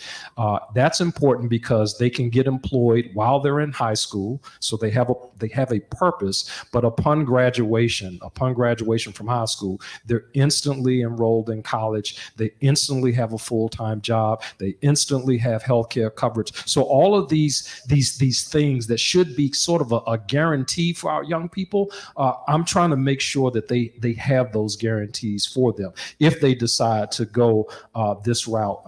There are a number of other things. Now, some of the spaces where I think that we can do better, right? And again, I think everyone could do better. And that is, I'm going to keep on pushing in the Metropolitan Police Department that we look into the eyes of young people and be able to really see our children. See, I got a 17-year-old daughter in a DC public school and a 9, almost 10-year-old son, and they ain't perfect, right? They've made mistakes. They've done some things. And I think that if you can look at a child, right, a kid who's standing out here on this corner, you can look at that child as your own and really approach them from a place of compassion. when you're dealing with young people, I think that makes our city better. I think it makes our police department stronger. I think it makes our police department more relational as opposed to being transactional with people. So that's the space where I'm working to really push us to be as relational as we can be as a public agency. And then on the city level, I guess, because I guess that's the seat I'm sitting in now, is that I think one of the things that we've done well is as Clarence said, is we've invested significant resources, right, across a whole range of programs. My undergraduate degree is in community health with a focus on maternal and child health. So a public health background. And we really believe in a public health approach, particularly with kids, right? Like that they're not just one thing or other. So you really have to make sure you have investments across the board. But in that, right, like that means we have all these programs all over the place. And I think where we have work to do, and really I view as my responsibility, is we're accountable to you all for the outcomes of the programs. We can love programs. We think they're great programs, but the outcomes are not they're not good, right? Like we're not really accomplishing what they're supposed to, or we're just not telling you, right? We're not letting you know what the outcomes are. And so I think one of the things that we are doing now and that we have to do is we have to look at this is an emergency, the mayor said, and it's true. Our kids dying or being shot is an emergency, right? So we have to treat it as such.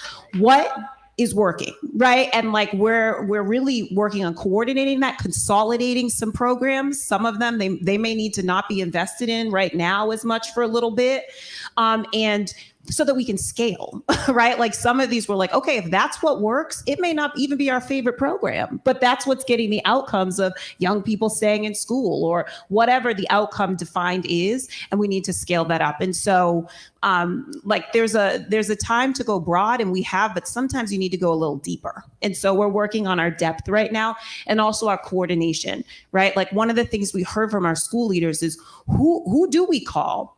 Right? Like, who do we call? Like, there's, we SROs out, like they're like, if we know this, where are we calling? And so we have put into place. I mean, I put Assistant Chief Wheeler Taylor's number right up there, who is the Assistant Chief over the Youth and Family Engagement Bureau. And then our own, that we have to own this as government leaders, right? Like the buck does stop with me. It just does. Like, however I feel about that, that is a fact. So if you don't know where to call, you call me. And it's my responsibility then for us to triage as a government to really do what needs to be done. And so that's some of what we're doing.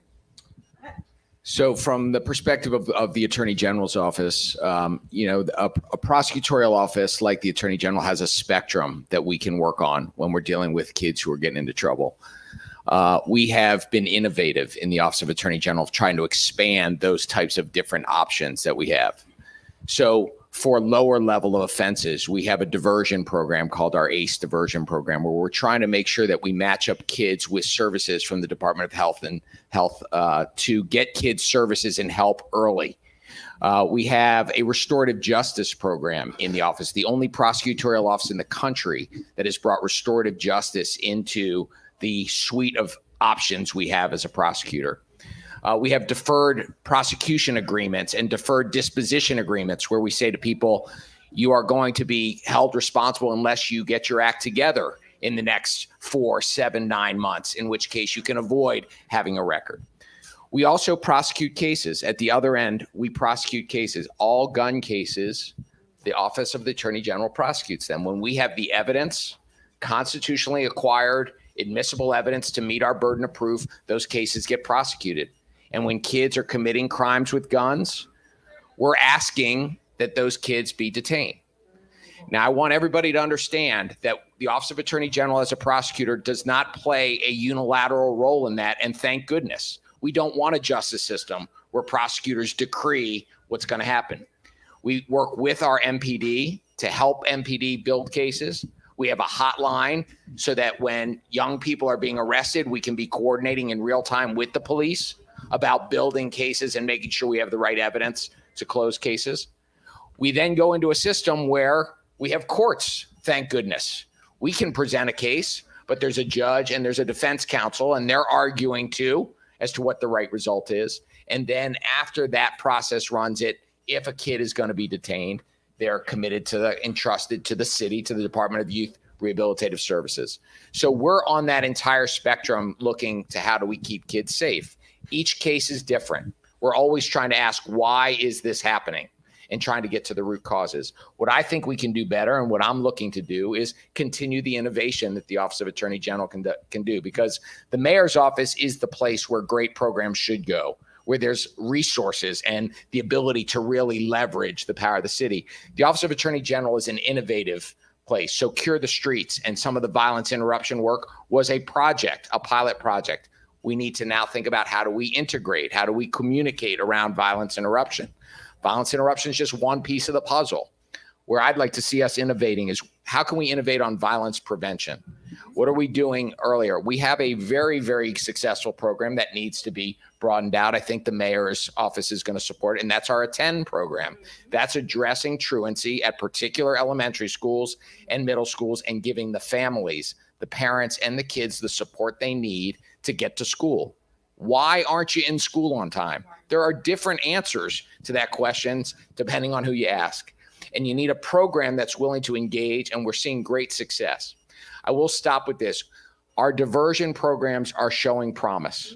We are showing less recidivism of kids who get a chance to get into a diversion program. It's not soft on crime to divert kids if you get kids the services they need and they don't recidivate. What it means is we're becoming safer as a community when we do that. So what can we do better? We can continue to innovate. We'll continue to follow the data. We'll continue to be honest with what we find and then try to see if we find some good ideas. Maybe we pass them on to the mayor and the mayor can run and scale them.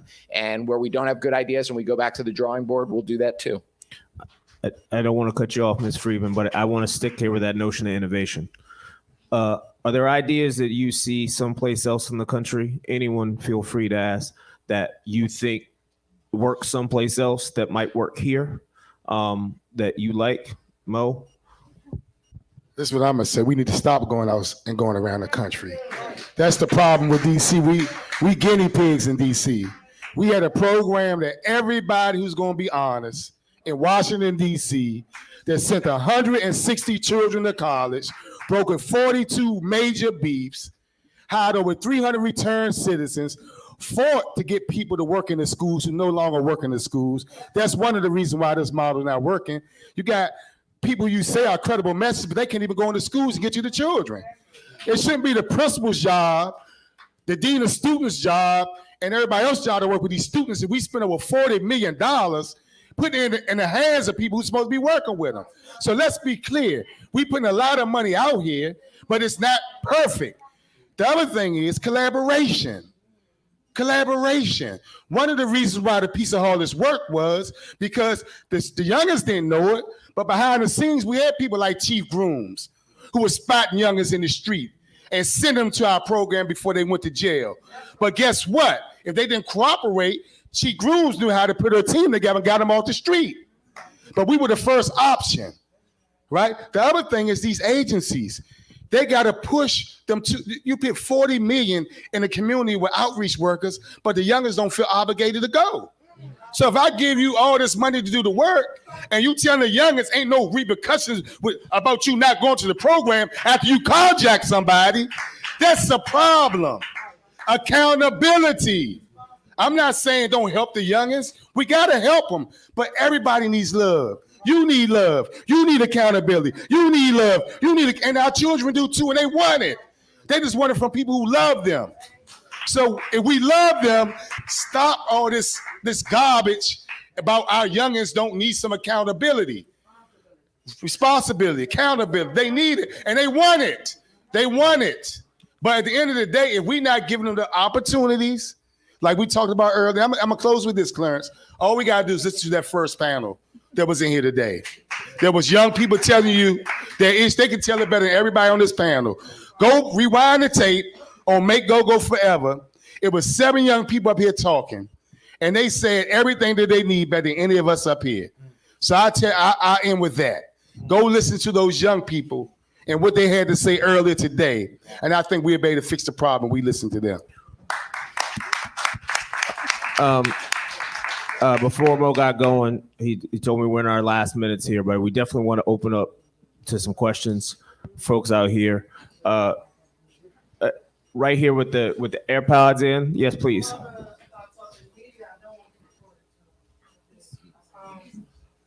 I want to say something on like behalf of you. So earlier we sat in here, we did a panel, same amount of chairs, same amount of microphones.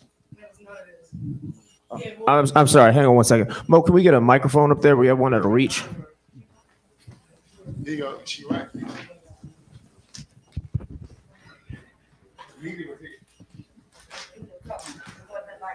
Well, look, I ain't gonna sugarcoat it. And just like Mo said, we need more people to tell the truth. So, on behalf of the youth, I'm gonna speak. First of all, I do want to say I'm a credible messenger. I'm the youngest credible messenger in the city of in District of Columbia. I'm in the schools. I'm doing the work. I got my own nonprofit, and I'm always here. I'm always showing up for the city.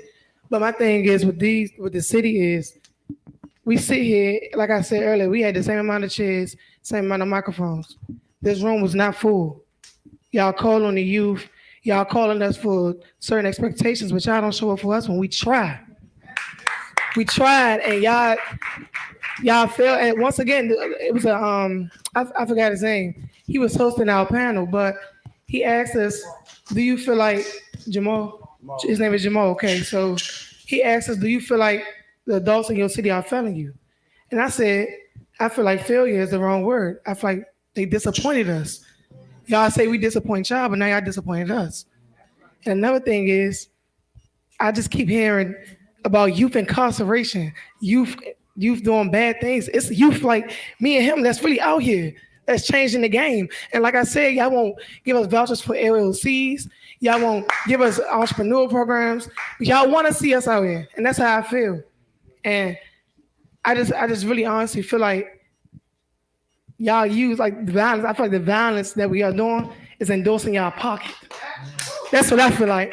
It's endorsing y'all pocket, and now that it's endorsing y'all pocket, we gonna show up in rooms like this.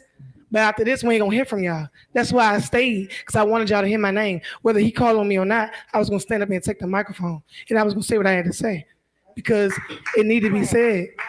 And the thing. Sorry. Hold on. My name Ardenay, but listen, I ain't really for all that. Like I had to let y'all know, because as adults, I just feel like if some people are trying to show up, you got effective voices. We're talking about effective voices in the streets, in some form of government, and you got like we equal. You know what I'm saying? We got it here and there. So you say you gotta be book smart and street smart. You looking at it literally. You looking at it. How old are you? 20. You looking at it, and I'm 20. Ms. Freeman, I'm sorry, you finished? No, please go ahead. I just wanted to say this last thing, and this ain't from like no hardcore college expert. Matter of fact, stand up, because you talked earlier too. Stand up. Is that your name, Joshua, right? So I'm saying we never met, but it take people like Mo to get us in the room together. But I don't mean no disrespect, but I do honestly feel like we're gonna have this conversation and everybody gonna disappear once again until another murder happens. And the next time a murder happens, we won't show up. So my only question to you, and I won't say your name, who I know and love dearly and speak to all the time, the same to you. How many of your peers did you invite? First of all, not like that. No. So my peers. Listen to me. Just hear me 1 second. I got you. Just hear me. Just 1 second, because it's not putting her on front. The question is, because again, when we say to our young people that we support them, oftentimes we don't know. Sometimes we don't know, right? And I agree with you. I will give you a mic and I will say to you, I need you and your voice here. I will say to you, I want you on record, right or wrong. So yes. So what I'm saying to you is, if Beyonce was coming, there would be droves of people. So how can we help young people to get each other to know that what you have to say is most important? Every movement in this country that was one of significance was started by young people. Every last one of them. Correct. So how do we support you in that? So from the beginning, for what I want to answer your question, from you asking how many peers I invited on my end, I heard about the event last minute. But it was shared multiple times first thing the youth reply all the time is, I don't want to be in the room with them. They fake. They never show up. And I'm being honest, right? And a lot of times when I go to work and I think about the things that me and my peers talk about, I be like, dang, I work for fake people. So I'm fake, honestly. Or I'm working with fake. You know what I'm saying? And a lot of people say, nah, you're not fake. You can be the change in your eyes, right?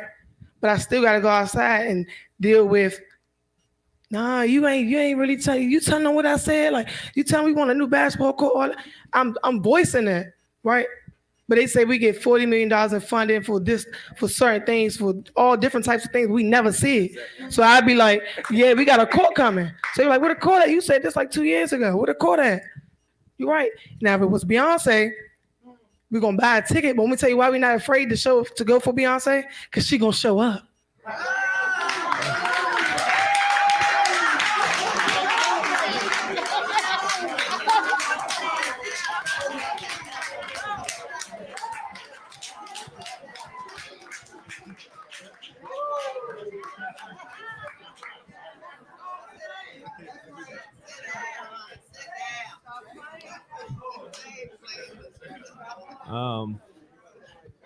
Thank you. Are we really supposed to go on after that? We'll do one more question. Oh no, you got the mic? Yeah, I was please. just going to respond to what Sure. she had asked me. So going off of what she stated, when you had asked me who did I invite, I'll be honest, I didn't invite any of my friends because it feels like a lot of my friends personally for me, and this is something that I know I have to work on and I take full accountability for this. A lot of the friends that I do keep around me don't show up for as much as I would for them. So that's something that's personal and I can admit that. But another thing I noticed is outside of that, a lot of people don't care to speak because a lot of people are saying, I want to get out of DC and I don't plan on coming back. And I agree with them because if I'm being honest, I don't either. But I do think that if we're going to stay here and that if we're going to be around other people and we have our younger siblings whose families will have to stay here, it is important for the younger generation and the people who still are going to grow up here to stay here and be able to live in sustainable and be in conditions that they appreciate when they're in their community. So that's why I personally show up here and speak. Thank you. Mr. Spinell at the back. Yeah, Clarence, as you know, this community has been having meetings about violence and youth violence in particular, not just for years, but literally for decades. And usually the voices that are missing in those conversations are young people who are incarcerated, who admit to their guilt and are also remorseful. Now that we are in this virtual world of meetings, I would like to know how could we facilitate having young people who fulfill those requirements that I just stated to be part of the community discussion so that we will be informed as to what we in the community could have done to have prevented them from carjacking or pulling the trigger.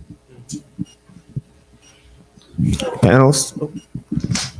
So, I mean, what I'll say is that this is one that you hear. Confidentiality is something that's real, but to the extent that there are young people who are willing to participate, like if you're talking about young people under a certain age, that would be with DRS, and we can certainly work to make sure that their voices are heard with the understanding that in our system, because it's rehabilitative, like we don't want the stigma of having been a part of DRS or otherwise. So that's something that we're very sensitive to because you all might not feel like that's something that will impede their future prospects, but that's not a universal truth. And so we can work on ways. What I hear you all saying is two things. One, show up on a regular basis, which is a fair point, right? Like if all you're ever seeing is when we have these community meetings, then that's there is a fakeness to that. And so you're asking for authenticity.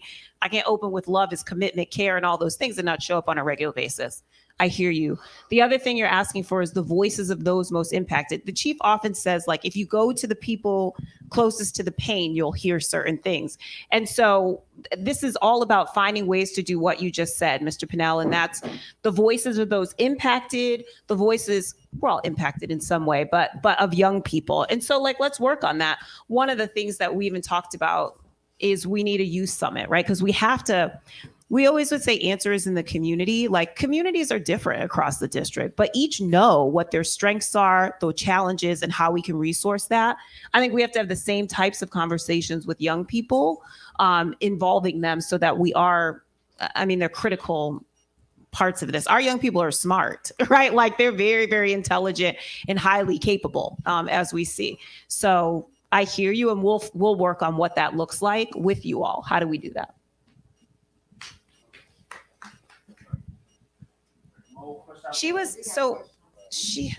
Where were we?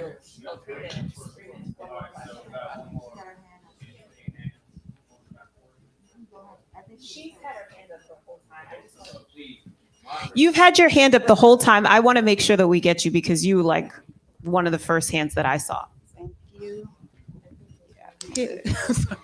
Hello, everyone. I want to introduce myself. My name is Dolores Bryan. I am the Advisory Neighborhood Commissioner for AE06. That is the Washington Highlands area. So, of course, I just had quick questions for each one of you. I'm going to just go down the line and then you guys can respond. Ooh, I'm sorry, I'm nervous. You guys can respond afterwards. So first I wanted to start with you, Mo. I am a product of my environment. I am one of the students that was a part of Mo's program that he had in DC Public Schools. Chief Conti, I was a part of Camp DeFi for 7D, so I wanted to share that. And then Mr. Attorney General, I was a part of their internship program while I was in college. So all of these guys helped me become who I am today. Mo, I just feel like, how do you feel about enforcing those programs that you started off with back into DC Public Schools? Because you guys were from the neighborhoods that we grew up in, so we wanted to listen to you guys because we knew that you guys came from our neighborhood. So I wanted to see how can we get those back into DC Public Schools. Let me calm down. That's you're okay. Mrs. Freeman, as far as DPR, I believe that we need more life skill programs inside of the recreation centers. And also I believe that we should, I don't know if you guys already did it, but I think we should do like surveys or interviews asking the youth what is it they would like into these programs, because I feel like they don't engage because that's not what they like. That's not what they want to do. So for example, Furby Hope, that is my SMD. I'm fighting for that boxing gym. So that's another conversation that we'll talk about. Chief Conti, I really had a question about police presence when we have events. For example, the Mystics Arena at St. Elizabeth, every time they have an event, there's police on every single block from the time it starts all the way to the ends. But we cannot get these police presence in the hotspot areas that's causing all of the violence. So I wanted to see how we can, try to work on that, see if we can change that up just a little bit. I don't know how the budgeting goes. Deputy Mayor, DYRS. I wanted to discuss that because some of the programs like DeFi, they exposed us to the justice system. They made us go to jail, or they made us go to DYRS. They actually exposed us to, what the realistic of things, what really goes on. But if you got them in there playing video games and having fun, they're not going to think that jail is scary. So they're going to want to go. They're going to commit the crimes because they're going to know, like, oh, I'm going somewhere where I could watch TV, or I could listen to the radio, or go on Facebook. So I think that pretty much covered it. I'm nervous, so I'm done. Thank you. So, Thank you. I'm gonna be fast because we got two more panels. No, I'm gonna go fast. Two important panels, but what I want to say is that I think with Pizza Halls, people don't know that we fought to get into schools. They didn't let us in the schools. The other thing is the government didn't want to fund the Pizza Halls. We made ourselves valuable and they had to fund us. A lot of people think that people were in love with us. They weren't. That's why when they had a chance to get rid of us, they got rid of us. I'm just keeping it real with y'all. So people have to make themselves valuable first, so they have no choice but to put you in the schools. But also, the city, I've been telling people in government this, we giving all this money to these programs that work in the community. The piece of all the model was the schools, the institution, and the community. You can't do one without the other. The children that get in the schools, in the community, go to the schools. They go from the community, the schools to communities. From there to prison. They all connected. If you got a beef, sometimes you got to go to the prison to deal with the thing in the school. Sometimes you got to go to school to deal with the thing in the prison. You can't do one without the other. So the system right now is not going to work because it's not set up off the model that work. And y'all keep going around the country. What work? We reduced violence 4 straight years in D.C. MPD was involved. The mayor's office was involved. The streets, the shooters. We had all the shooters from every neighborhood squashing beats in their own hood. And youngins came to us before something happened because they trusted us. We got good people working right now. There's a lot of good organizations in the community. They need to vet those organizations, enhance them up, and get to work. And that's what we're doing right now, because one of I'll leave it at that, but we hear you, and it is a focus, right? When I said that we're looking at programs, because we might love them, we have hundreds of people right now in what we call our credible contact continuum. But are we working together? Are people in the right position? Have we created a real pipeline of someone who's safe passages isn't necessarily a VI, who isn't necessarily someone who knows how to mediate neighborhood disputes, who isn't someone, right? But there may be people along that continuum that if we're working together, instead of starting this program over here, I'll be honest, Cure over here, One's over here, Safe Passages over here, that will never work, right? Like, because what we're starting to do is compete, right? And competition will kill our ability to do what we're wanting to do. So I'm like a straight shooter. I just tell you all what's happening right now. That's what we're doing right now is this working? Like, and if it is, how do we work together and scale? So we hear you. And in the schools too, that's a huge So we got a performer coming up. I want everybody to see this performance because, we got to get people positive content. If you're going to leave, you can leave after the performance. We're going to bring our panelists up for the next panel. So, from my standpoint as moderator, I know there's a million questions, but the schedule is moving on. Again, it was my honor and pleasure to be up here to help moderate this conversation. I want to thank all the panelists. I want to thank everybody in the audience, both here and at home. And the last thing I'd like to say is we're talking about Dr. King.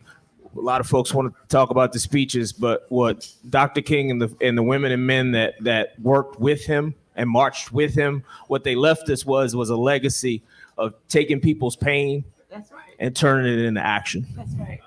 And so from here, it comes with arguments. They had arguments, lots of them, right?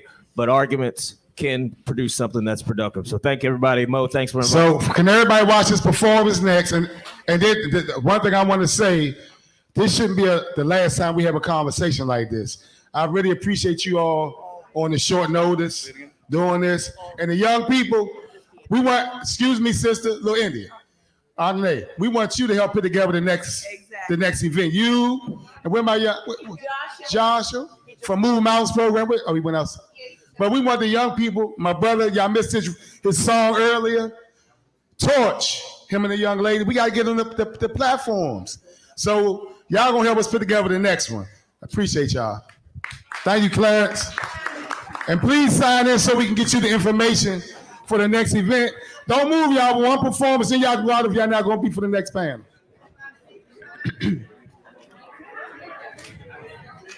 February 2021, I came home from prison. March 2021, I started my own business. June 2022, I graduated from Georgetown University's Pivot Program. June 2022, I was interviewed by Fox 5 News for my accomplishments. December 2022, I was interviewed by Washington Business Journal. Today, I'm grateful to be here. What I want to say is it starts in the home. So that's the thing that's really being skipped over. It's the home. Because we can put up a lot of communities for the kids and they can go 5 days a week, but those 2 days that they don't go, they're going back to unhealthy environments. And that's just the reality of the situation. So what they're gonna need is intense mentorship and guidance on a daily basis. If you drop the ball for 1 day, they're gonna go back to what they know. I just want 60 seconds of y'all time. We can go ahead and drop the beat, DJ. My name is Maya. I go by the artist name SBM Now. I come from the streets, me and me cold. They keep that heat, the one you holding. All the nights we fight for life, it be them stories that's untold. Who up so fast, you feeling old? Got you a dog, you feeling bold. You never know, he just might say the wrong thing and you just explode and let it blow. You need to know that prison life for looking over your back ain't the way to go. The ones who finally coming home will tell you that shit fat. And I'm still in that old school lat, but I don't want my old life back. Back when I was smoking, pushing, cracking, popping, hella eat. Now the way they smelling me, wouldn't listen, they telling me. I was on the road to catching this felony, infectiously destroying the lives of those that look up to me, disrupting peace and leaving family trees just as fucked up as me. I apologize for all the lives I left broken, no joking. I'm hoping that baby can forgive me. I'm open, toting. The only weapon that I ever need is God continuously blesses me. I'm stress free. I give you the best of me. Appreciate y'all. Hey, you can follow me on IG right here on my shirt. You can follow me right here. Yeah, appreciate you. Appreciate you. See you, man. Don't go away. Don't go away. Port. Then we're gonna start bring our next panelists up. What's the next one? What's the next one? What's the next? This one. Thanks so much Thank you. for having me. Talk. Appreciate you. Yeah, yeah. My eye is on this. I got you. All right, the next panel, can you please come up? Monica. Appreciate you, guys. Great job. Thank you for inviting me. I gotta get him to the van. Come on. Thank you. Oh, thank you. Stop stalking me, lady. I know of you. I don't know if you know me, but I'm Lauren Hacker. I'm the chief of staff. Okay, well, nice meeting you. Nice meeting you. Appreciate you. Thank you. Great job. I'll talk to Lauren. Love being on stage with you, man. Thank I'll talk to Lauren. If you want to join us, that'd be great. So Monday? All right, the next panel, please come up. Is Ardenae still here? Thank you. This is I felt like I was right here.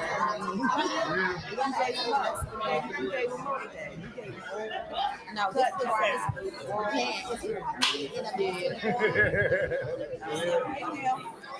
oops, sorry. Your eyes got me. After the fight, I seen you, but I ain't get to see you. I'll be back. I'm gonna give you something to eat. Thank you. You stand for the next one? Okay.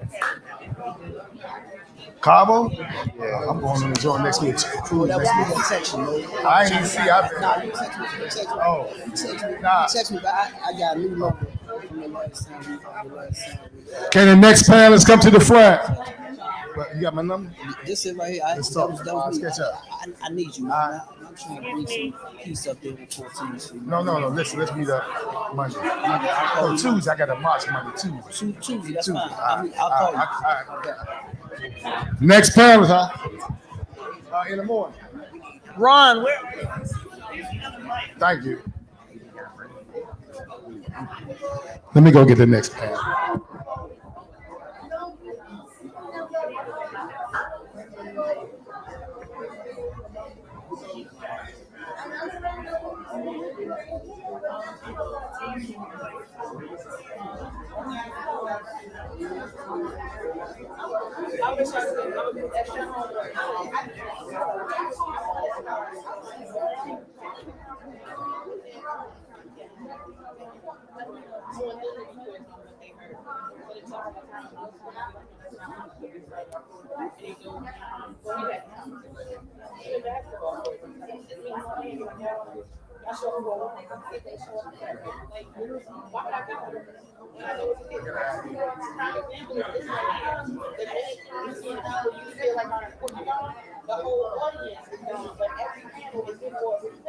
sure the people need to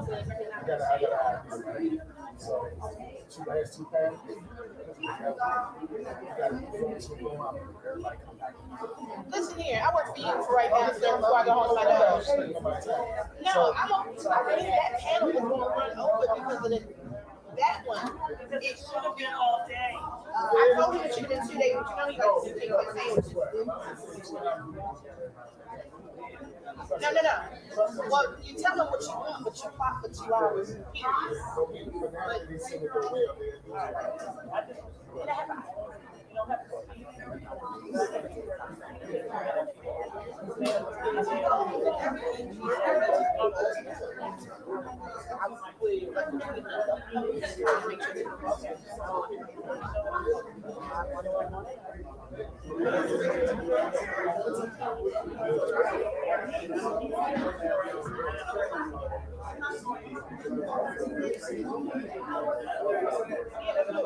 And if you have talking points for this specific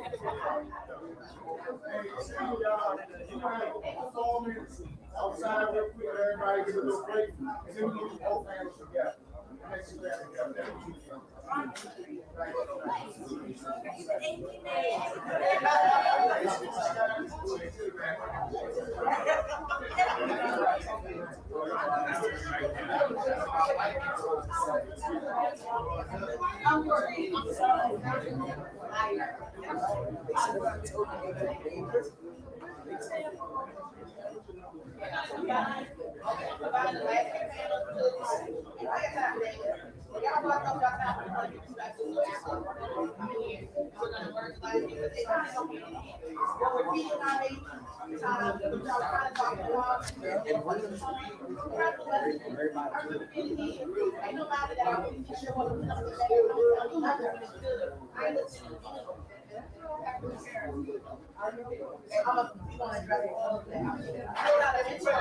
I'm not a mentor program that always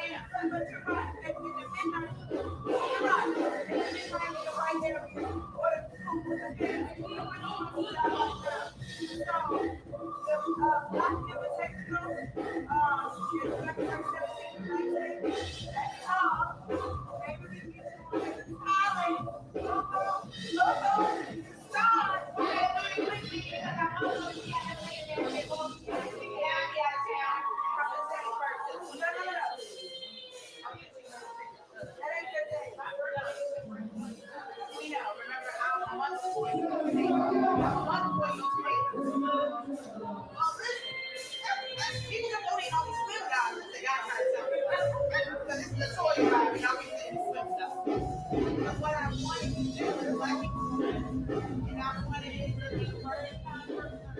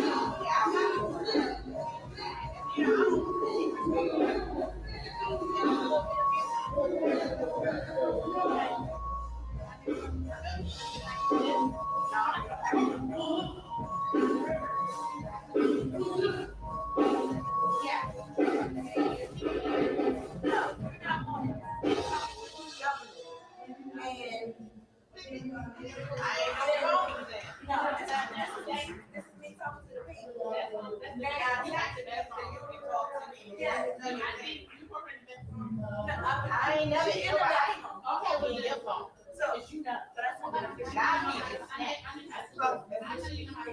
Everybody was sick. You know what? I'm trying to see.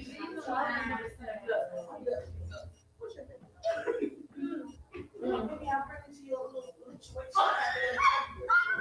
You know what? You know what?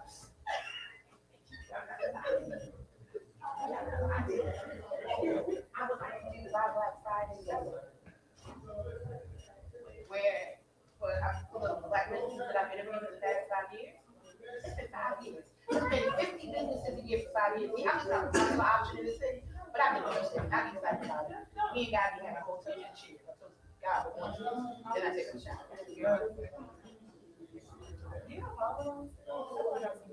Right, we might take it. And I did sound dope. But you do it. But I don't want to be like a giant problem shot. Because I know I see you like I know I see the bride. I just can't remember what I saw. No. Yeah. So I want. Okay. It's not gonna make sense. I'm just saying, so the money that people would pick up and then that's like kind of do what you are, like cashier, if somebody with multiple locations, you can call us and whatever. But we picked the organization that we had.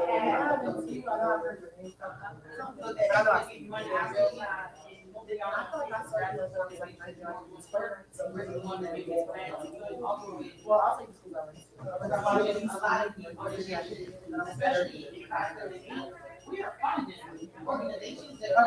Okay. Yeah, I know.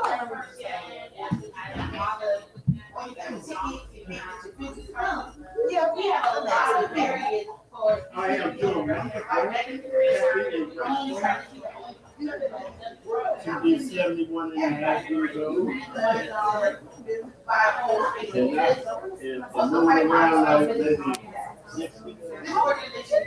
moving around like maybe 60.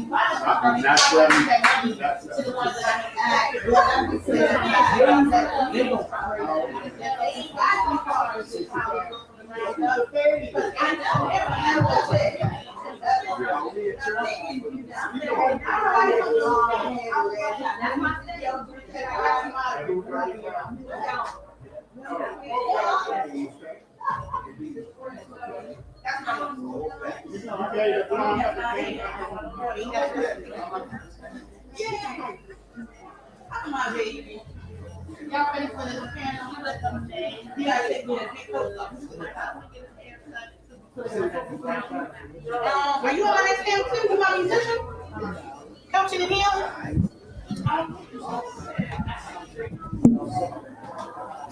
Somewhere.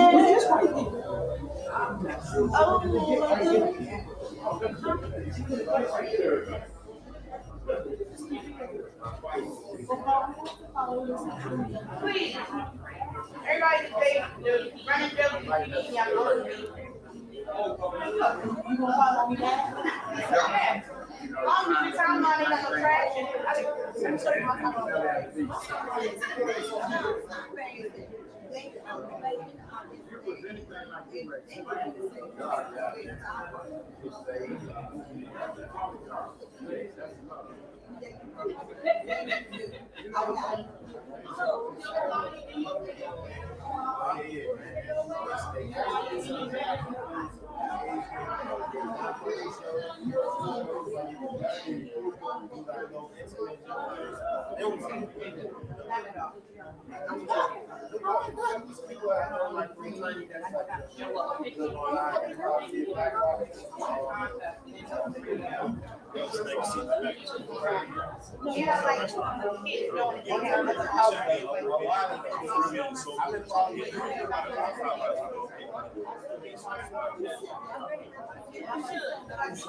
Yeah, exactly. Yeah.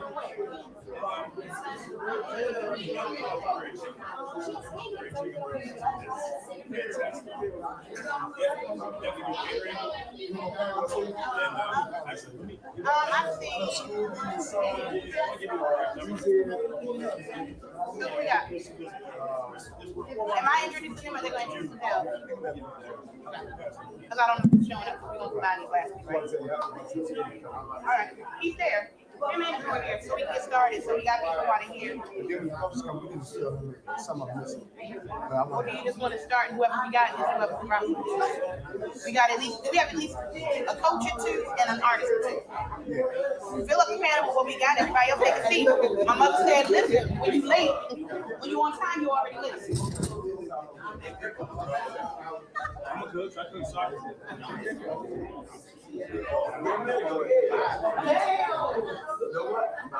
Because what y'all not about to do, you told me not to on this beautiful Saturday. Just curious. Oh, I'm sorry.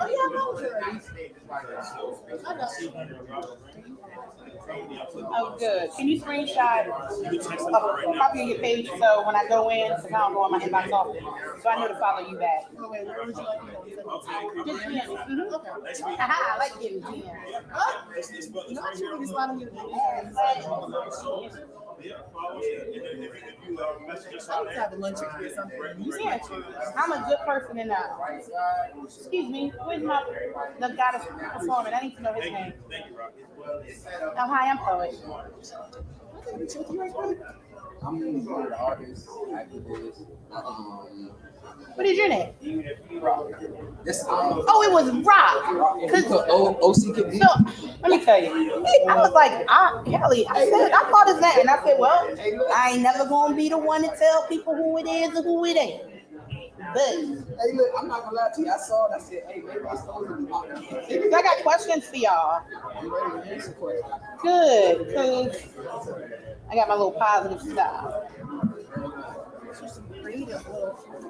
Oh yeah, so the August Rose Health Center, they do these cards to tell people I am capable, and I like doing it because most of the time when you're talking on stage, people are trying to read what's in your hand. So why not give you back some positive things? What is it? There's a website of it? Or? Yeah, the August Rose Health Center. You order these cards, and proceeds go back to their organization because they do free health care for kids in the community.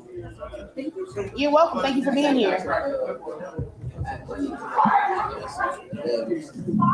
Oh, at Just Curious Poe. Is he supposed to be on the stage with me? Have you heard of it? Kelly, I just. You about to put me on the spot. Yeah, I appreciate that. I'll be back. Look at y'all whispering in my ear, watching all y'all. I definitely did follow you. People be following me all the time. As they should. But I don't always follow back because some of y'all timelines be trash, and I don't like to invite that into my feed. That's why I don't do follow for follow. People be like, if I follow you, you don't follow me. And when I tell them no, their feelings be hurt.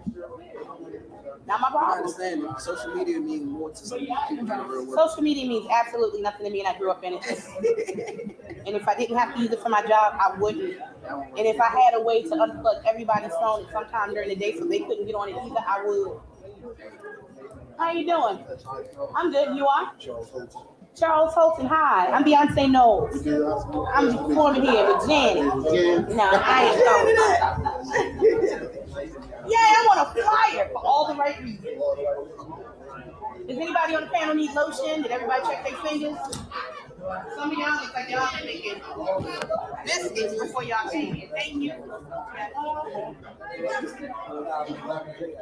I mean, yeah, but I know men in the winter put their hands in their face.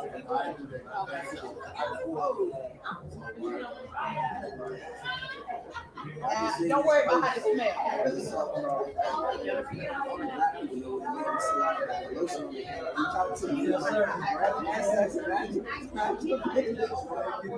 I told her still German. Dressing all black like the home and got this little chuckle in. Like my wings and fries. He gonna get to do something. You want my pants too, right? We're gonna combine them because you can bring it over. And I told him I got a hot date for dog. I came here. I'm sorry. Make sure you get all my good names. Redskins fan. You can sit on the phone. All right, y'all. So here's what we're gonna do. Because Ron Moten about to take all day. I'm gonna pass the mic down. Have three, be ready to introduce yourself. And for the sake of time, and I know all y'all got the kind of bios that make a girl like me blush. Your name, where you're from, and what you do. This is not the time to tell me you like quiet walks on the beach and you can cook and you grill all year. It's not the time for that. We're gonna talk to you. And then as you're giving answers, then add stuff. From touring around the country, I've noticed that there's certain places I go, the kids aren't allowed da-da-da-da-da. When I was coached here, done this, or when I was coaching for Big East, is that real thing? When I was coaching for the Big East, I did X, Y, and Z. That'll introduce people to parts of your story, but if 10 people give a 10-minute bio intro, so just that. I'm Poet Taylor, I'm a cultural storyteller and multimedia content creator. Somebody said medium, yeah, bitch. So, I can do it for you on social, but I can do it for you on TV. I can do it in print, I can do it in magazines. I can do a party to introduce you to the folks. I am multimedia. Sounds like a recycle. Oh, that's my chair? I got the big chair. I get the big piece of chicken too. Oh, Get that bottom from my cheese. I'm a moderator. My mother would be so proud. All right, so there should be one mic there, and then I'm gonna have you sit here. Do we have any wipes for the mics? Yo.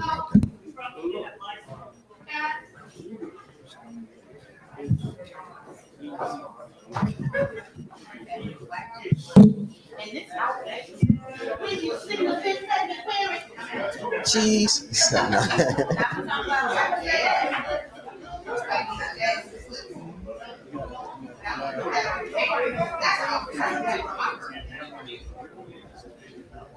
I know, because I told Ron, oh, I'm ready to start whoever he and whoever ain't.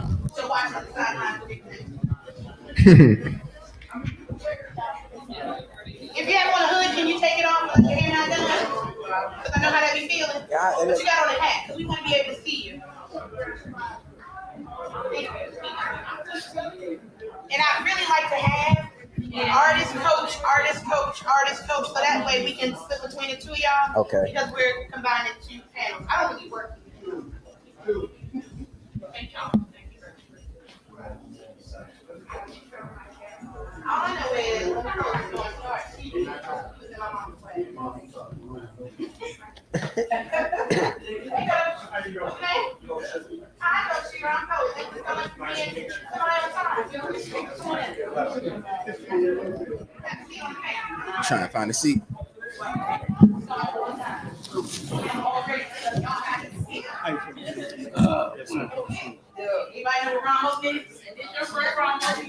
He was sitting right there eating. No, he made my board. I fuss every time, but I know better. Who gave me this tall chair? I'm short. I'm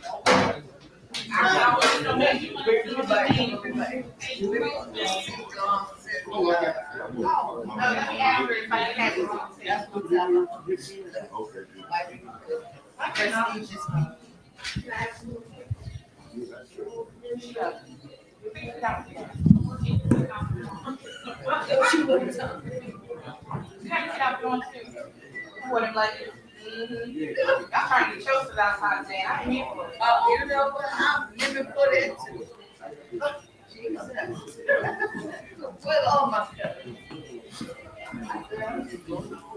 Everybody good? You're comfortable? She wanna get my mic over. I am behind you. You don't go for those. Give me this mic.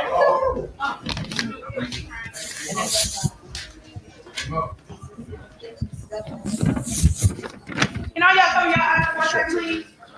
Thank you. There's a lot of talking here. I don't know. But it's my birthday month, and I got time to catch Yeah, my birthday month too. Dang. You got to see on Valentine's Day. Well, man, I see you. That smells good.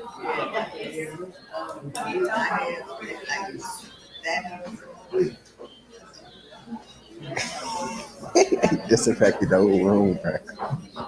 There's a plug on this side. But you have to be careful because it's right under that camera.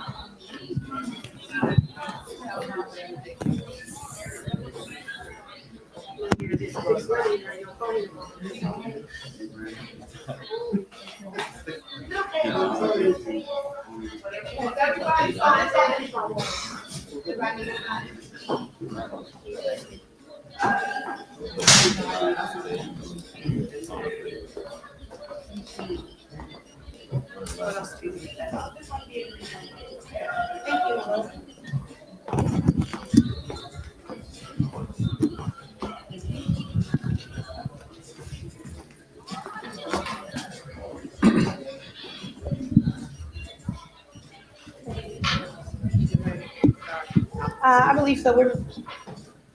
Y'all might need to scoot over towards your right a little bit because there's a Ramo on this panel too. You need another chair? You need another chair? I'm not sure if he's going to be a part of this panel or not. I'm sure he will. Yeah, we're gonna need some more chairs because they got.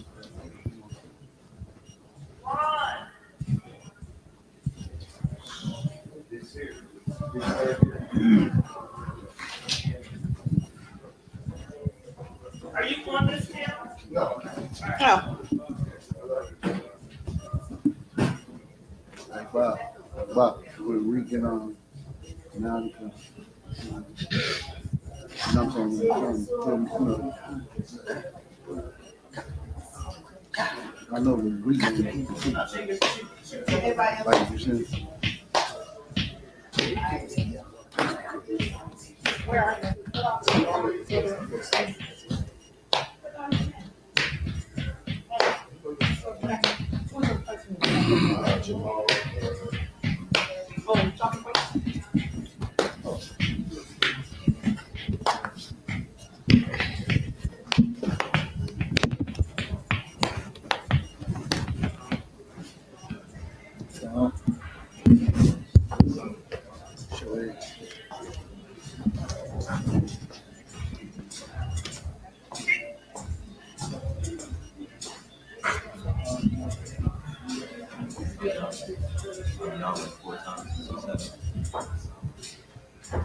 Sleep soon as y'all know. Give me something to eat, some good jerk chicken. Yeah,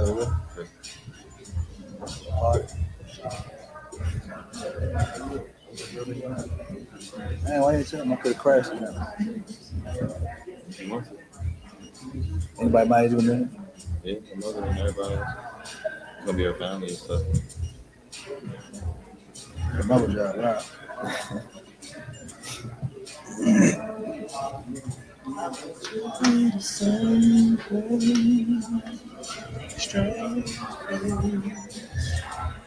Strange.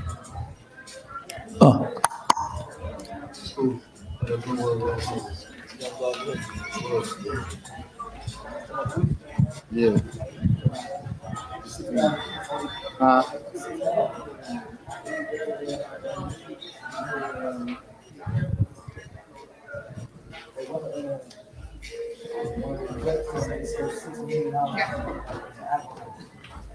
Yesterday for the fight. Yeah, I believe that. 6 million. Oh, should I wait for you? Yay.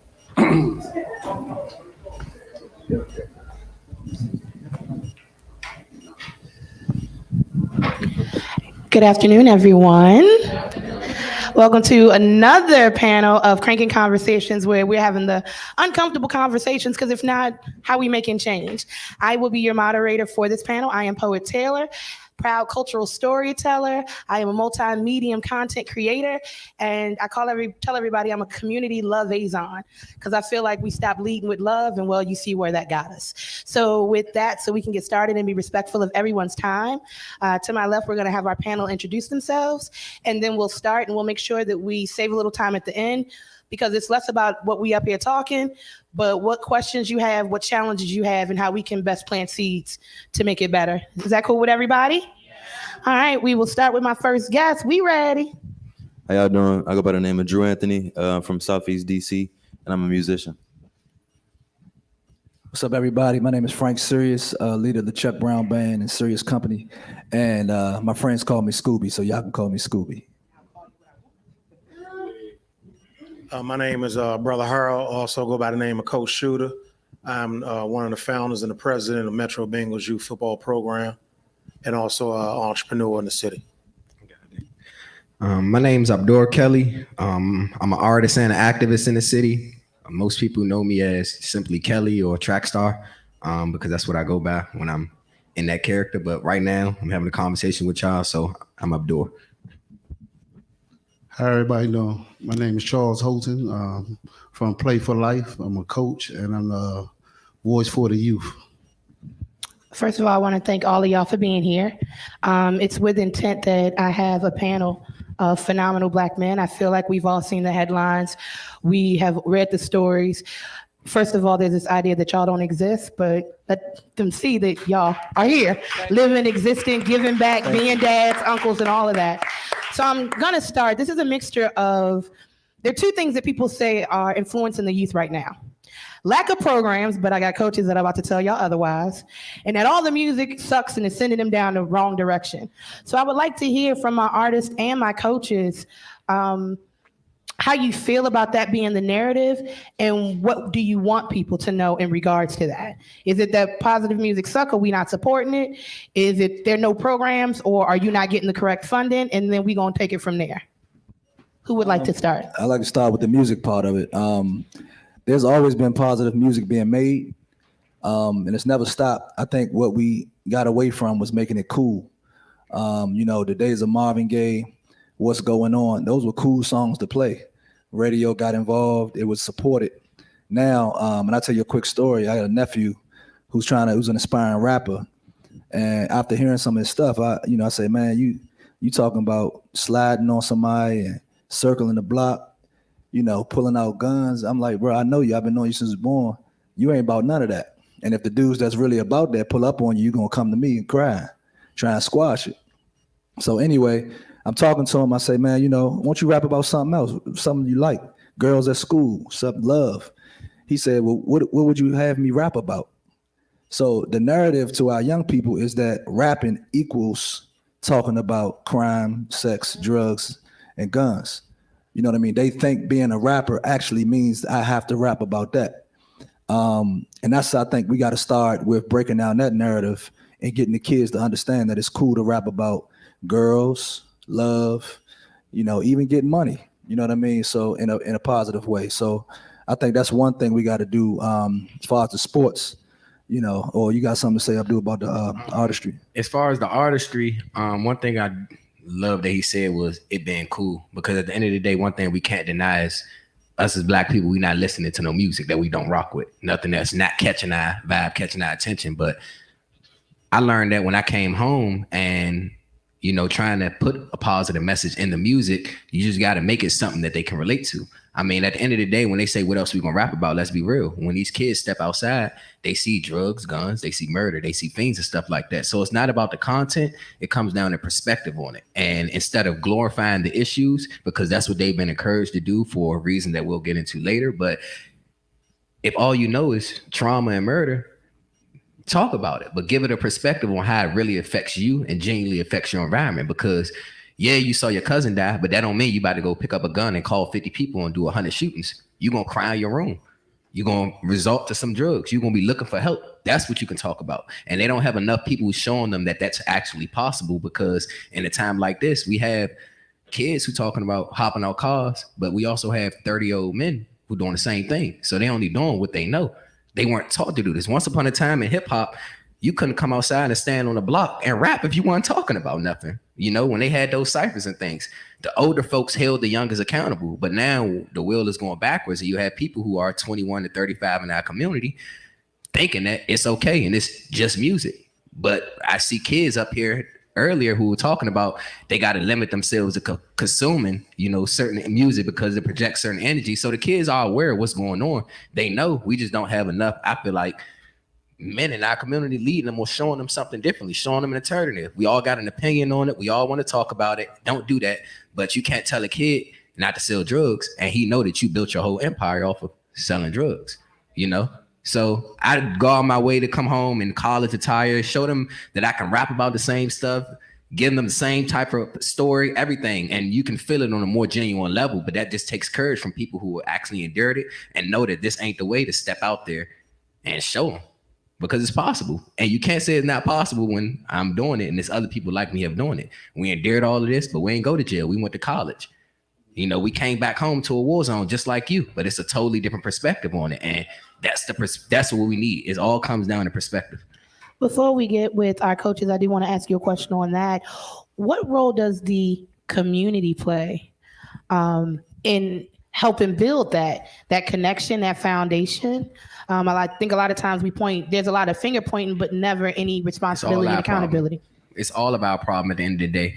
One thing, and I don't like using this word hate, but it really boils my blood when I see people get up here and talk about the kids in ways where it's like, it's just their fault, when in reality, they looking up to the people who built this community off of that negative stereotype, that stereotypical image of a Black man that has to do this, that, and the third to survive. That's all of these people know. They know survival.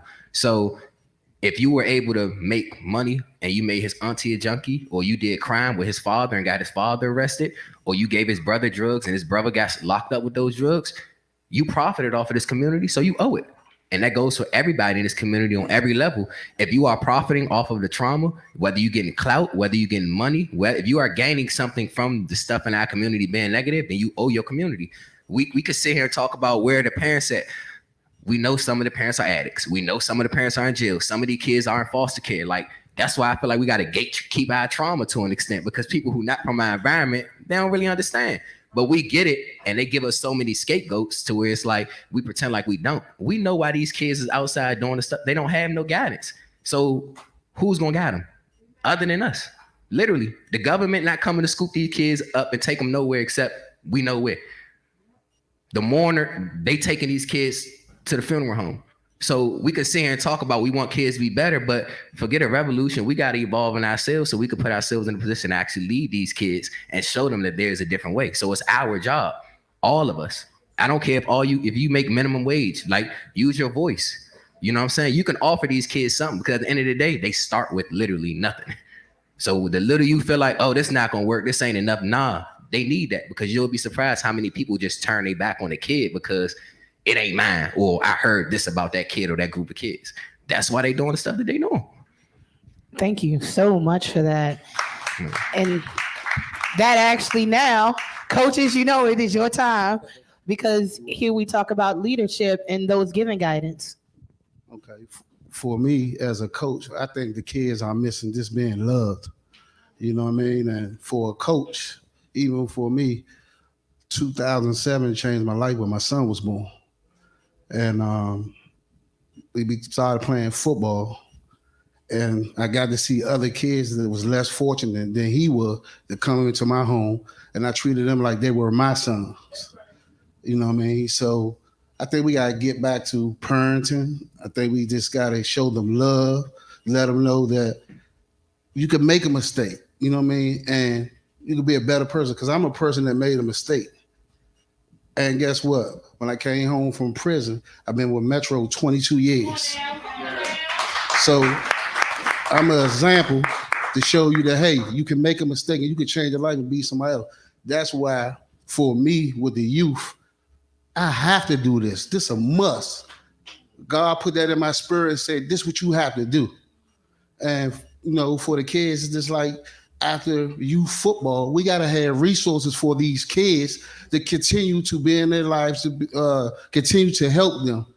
And this, everything ain't about money, but money makes things happen and work. We have money for everything else. Like I was just sitting there earlier, they had $40 million for certain different things. But you got coaches that take out their households to get to these kids when they don't have the money they sell. But they choose to do this because they know their situation work. I'll figure it out. As a man, you will figure it out.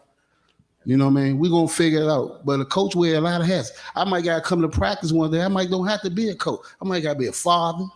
I might got to be a brother. I might got to be a friend. Because I got to come from different ways, different angles with you to get my message across to you. And for me, you know, for me as a coach, I went through a difficult time maybe a few months ago. One of my kids on my team got killed. It was all over the news, and his name was Antoine Manning over Barry Farms on Halloween. So for me and my buddies, I always was doing the work with the kids, but that took me to another level to get out there to start a nonprofit. I got to help these kids. That's what I have to do. So I just wanted to share that, and Ron gave me the aspiration to do that and to be on this panel. And I just want to thank everybody for listening to my story. And we got to take these streets back, y'all. I would say, as a survivor of 1985 AC after crack, there's three layers that's missing that we're not taking serious. One is the household, two is the family, three is the village. And so we've gotten away from discipline. We've gotten away from those three layers. And so the snowball effect on that, even coming up in the era that I just mentioned that I'm a survivor of, there was certain things that were still in place. And that was respect for your elders. It was respect for certain parts of the environment, the whole 9 yards. Our children don't have that because we're not parenting right now. We're not showing them those layers. We're not showing them the layers of respect. And so we blame them or we say the youngins are doing this, they doing that. Like my man right here just said, who's teaching them? Where are they seeing this stuff at? You know, as a youngin', when, you know, we couldn't walk up on adult conversations without excusing ourselves. You know what I mean? You had to call your elders by a title before you said their name. So you said Aunt so-and-so. You had Grandma so-and-so. You had Uncle so-and-so. It was yes, sir, no, ma'am. All those different things was in place. So it was a checkmate for us. So even coming up in that time, and in that time, I'm not glorifying it because it wasn't good, but there were certain passes, like if we saw certain things, like nobody was shooting in crowds where children was at. You wouldn't have 4th of July and you seeing children out there, and now we burying a day. You know, those things, if you saw somebody in a particular area and they had certain people around them, you knew that that's just hands off right now. You got to slow that down. So those 3 layers, we have to get those back. As family, we have to start taking on that responsibility. When we see that there's a parent that can't get it done, guess what? Back in the day, if a parent was struggling, man, her sister came over and took you in. Grandma took you in, but nobody left you hanging. And if they couldn't do it, then the community would do it. So those 3 layers have to care again. We can't keep on putting our responsibility off on the government and somebody else. Those 3 layers have to care again. And once they start caring again, our children will realize that they have hope. And that's where the coaches and all that come in. I only coach because of what a coach done for me. See, as a youth, me having a coach, Tony G, this the only reason why I do it. I met so many friends. I met so many brothers. I developed a brotherhood. But then he was like a big brother to us all. He kept us together. He checked on us. He did all those different things. So me realizing that when I became older and it was time for me to get that back, that's exactly what I did. But those are the 3 layers that we have to get back. Nobody want to discipline no more. Nobody wants to show love no more. We letting our children get away with murder. And then when they do something, then we wondering why. But cause and effect is real. We cannot play games with letting our children get away with anything. Don't hold them accountable. We're not even giving our children chores now. They don't get chores. As a coach, I watch parents all the time cover for their child. I watch parents carrying their children equipment. I watch parents not take accountability. They take the accountability when their child lose their helmet, when they lose their mouthpiece. All those things, you making a man. So if you raising a lazy boy, you making a lazy man. If you making an irresponsible little boy, you're gonna make an irresponsible man. So we got to realize what we're making. So we're going to be handling these boys, which in 15 to 20 years later, they're going to be men. Prepare them to be men. Because when we were coming up, that was the thing. In the 1st grade, I was catching the bus to school. So by the time it was time for the summer job, when Mayberry gave us those summer jobs, I knew how to get to American University. I knew what bus to take. I knew what line to get on because my mother already put that in place. She already separated those things. Look, I'm not washing your clothes no more. I'm going to show you lights from docks. And so now I had to grab my own stuff. We're not doing that with our children. So we can't blame them. So that's what I would say coming from the perspective of a coach. First of all, thank you for being so transparent and honest, because I feel like we gather like this a lot to have these kind of conversations and we only scratch the surface. So my next question may hurt some folks and I apologize in advance. Now that we know that, we know the 3 layers that's missing. So what do we do? Because I think, haven't we heard that? Y'all, we need to get in the households. Well, how do I do that when the woman don't want me to know or tell her what I've seen her own kids doing and now we fighting? We say, come back and give to family, but a lot of the opportunities that are here, it's either we take your kid and then we send them back to trauma because we're not mentoring the family or vice versa. So my question based on what you all are into, what's the next step? Okay, I know the girl next to me, her parents are going through something. I've tried to intervene, had the door slammed in my face, got cussed out twice. I don't know none of her family, but I want to help. Not like, then what? I feel like, and it's sad because we know that as a people, I feel like we all can say that we going through something. We sick, we got a lack. Life, bingo, right there. That's copywritten. Don't steal stuff. Life is life, and you can only do what you can do before it starts to take an effect on your perception of everything that's going on. So in situations when you're encountering those problems, it's like your spirit gonna tell you when to get out of it. And then on the flip side of it, focus on the kids who genuinely are receiving that love and that attention instead of giving so much attention to the people who are rebelling. Because the ones who are rebelling, 9 out of 10, they're followers. And when they see everybody else going this way, they're gonna follow them too.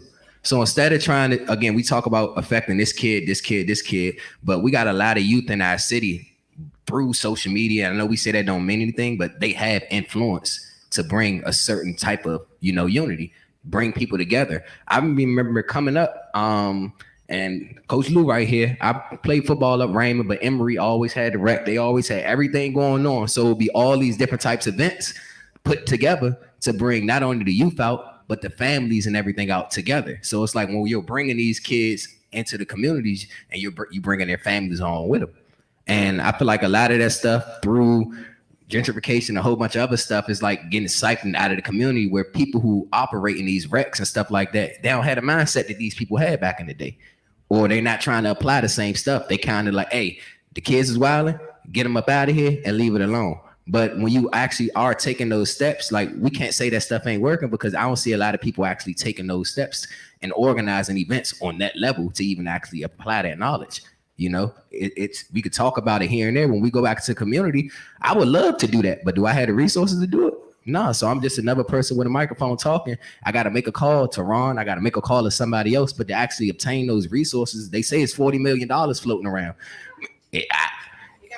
It's out here somewhere. So to answer your questions, to sum it all up, the solution will be these plans and stuff that we're talking about. Take this knowledge and apply it, organize and apply it on a level that we feel like we need to do it on, because we touched it on a minor scale here, but it takes 21 days to break a habit, they say. So we can't sit there and give critical thinking and critical assessments to these youth for one day and then send them back into that environment. They knowing that they mother, they brother, and everybody else, just because they play football or they involved in the community, they get this attention, and you're gonna send them back into their environment where everybody else in that household, no, they need that too. So it's obviously layers to this, but everybody gotta do their part. And I feel like if we can organize on a major scale and do targeted work, then we'll see different results than stuff just being scattered around and people competing to actually do the work. When in reality, the resources out here, they just scattered. Everybody got their little piece trying to do their little thing. But if we come together and do targeted work in specific communities over a long period of time, we'll see. I know we'll see change. Thank you. Before we go on to the next comment, I wanted the two gentlemen that just joined us, we'd like to hear the elevator spiel of who you are, introduce yourselves, and then join the conversation. My name is Coach Lou. I'm with the Emory Heights Community Center. I'm with a 501(c)(3) nonprofit organization, and we started from the bottom. He think they said that we have a lot of things. Ain't nobody give us nothing. A lot of stuff came out of our pocket. People think I work for the rec department. No, I don't. I volunteer my service. And that's been for 20 years. Started off with 2 teams. I started off with one team. They were stealing cars. So I started chasing them and say, let me get that energy, put it on the football field. So I got them to plan. Next thing you know is I went down Southwest, and Wally Purdy told me to look around. And I looked around. He said, what you had left? I ain't had nothing. He said, those kids gonna grow. So I went back and started a little team, 6-year-old, but I started them at 3 years old. So I built them all the way up. So I started from 2 teams all the way to 250 kids right there, 5 teams. But me, I just like to keep it basic, because I went down there, my motto is push them to high school. Don't keep playing youth football. Push them to high school, because right nowadays you got to be a student athlete like he was. Because you keep saying, okay, that kid good. But next you know is that kid, once he say, okay, Johnny, I need you have a 2.0 average. Johnny can't read. Johnny can't play no more football. Who Johnny go to? The streets. Real facts. I seen it. So my thing is this is, as far as volunteering your services coaching, it can mess up your household too. No, not true facts. Y'all women know that. Because what I'm saying is, you giving more time to the kids and you ain't giving that home, and you don't have that much time in the day. If you work, you gotta go to work, that's 8 hours. spend with the kids. You think it's 4 hours, that's 8 hours. Then you come home, your wife looking at you like, what, anything to eat? Shit, make your own food. And as you look back is, you're like, damn, I was married to them. I wasn't married to my home. Real talk. That's why y'all need to be incentivized. And then another thing she says, you put everything out, would you bring it home?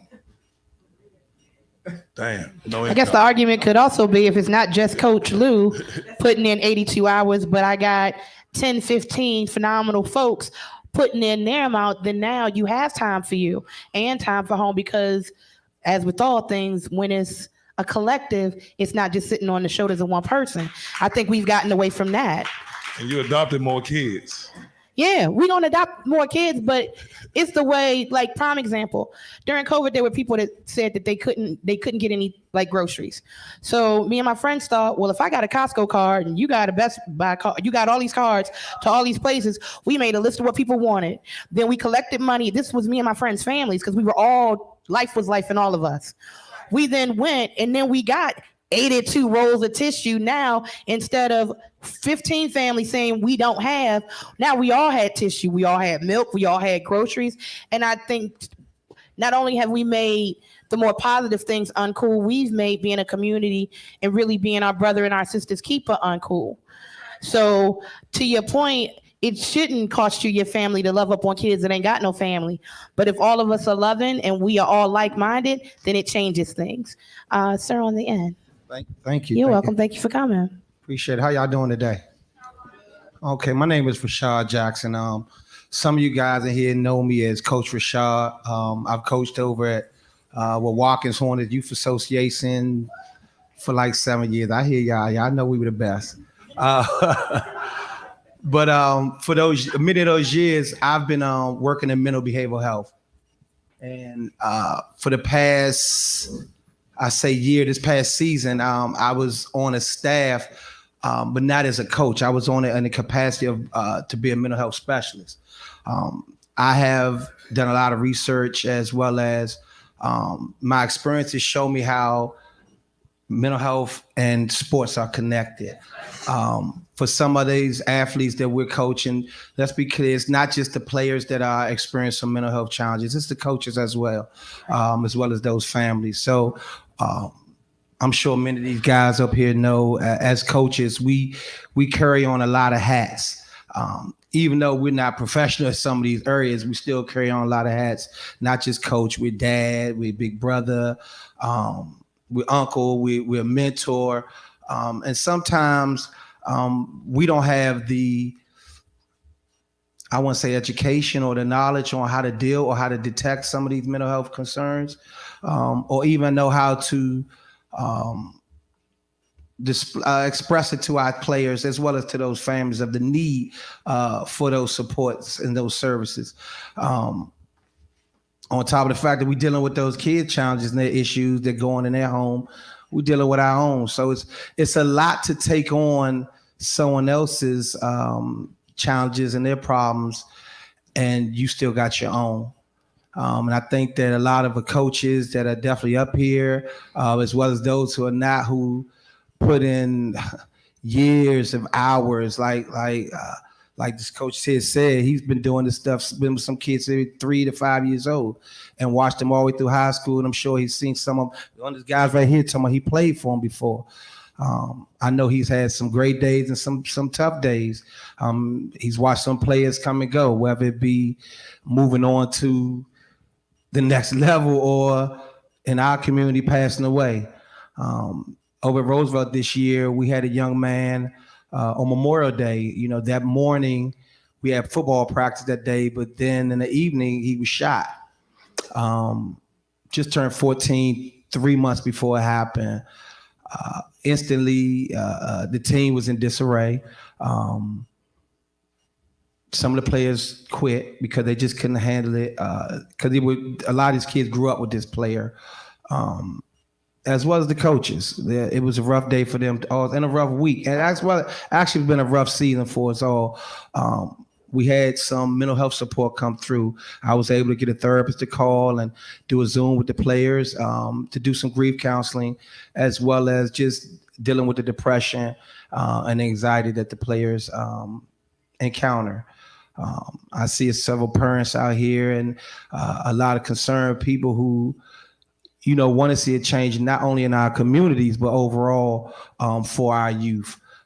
And I think that these coaches are they're great at doing that, but we also need some support from the families also, as well as the parents, to not only support in getting your players back and forth to the field, but acknowledging that there is a mental health need for some type of services or support in our household. Because it doesn't, the coaches we with these players for what, 2 hours a day during the football season, but I'm not counting yearly because some of us pick these players up on the weekends and do activities with them, or we sit down and work them out and things of that nature. So we with them majority of the time, but they go home more than that though.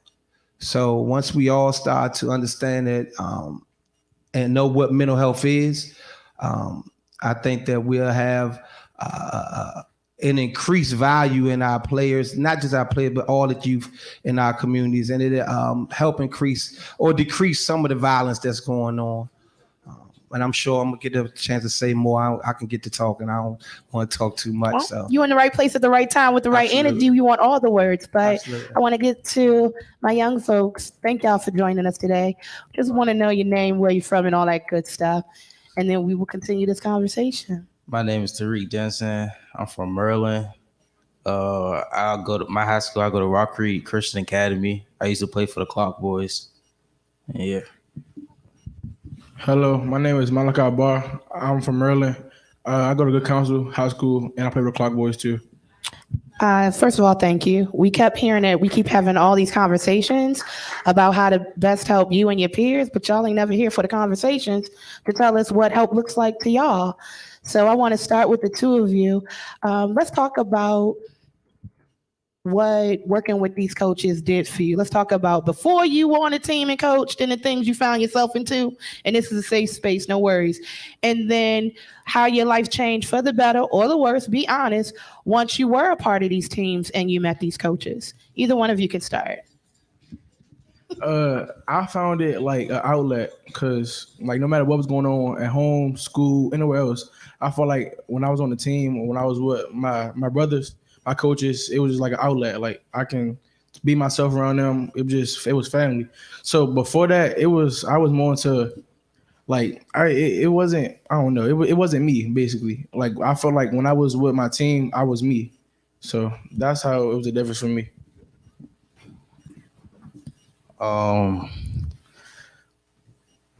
Before I went to the Clock Boys, I used to play for Berry Farms.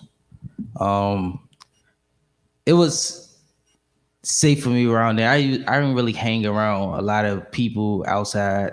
I used to stay inside at home.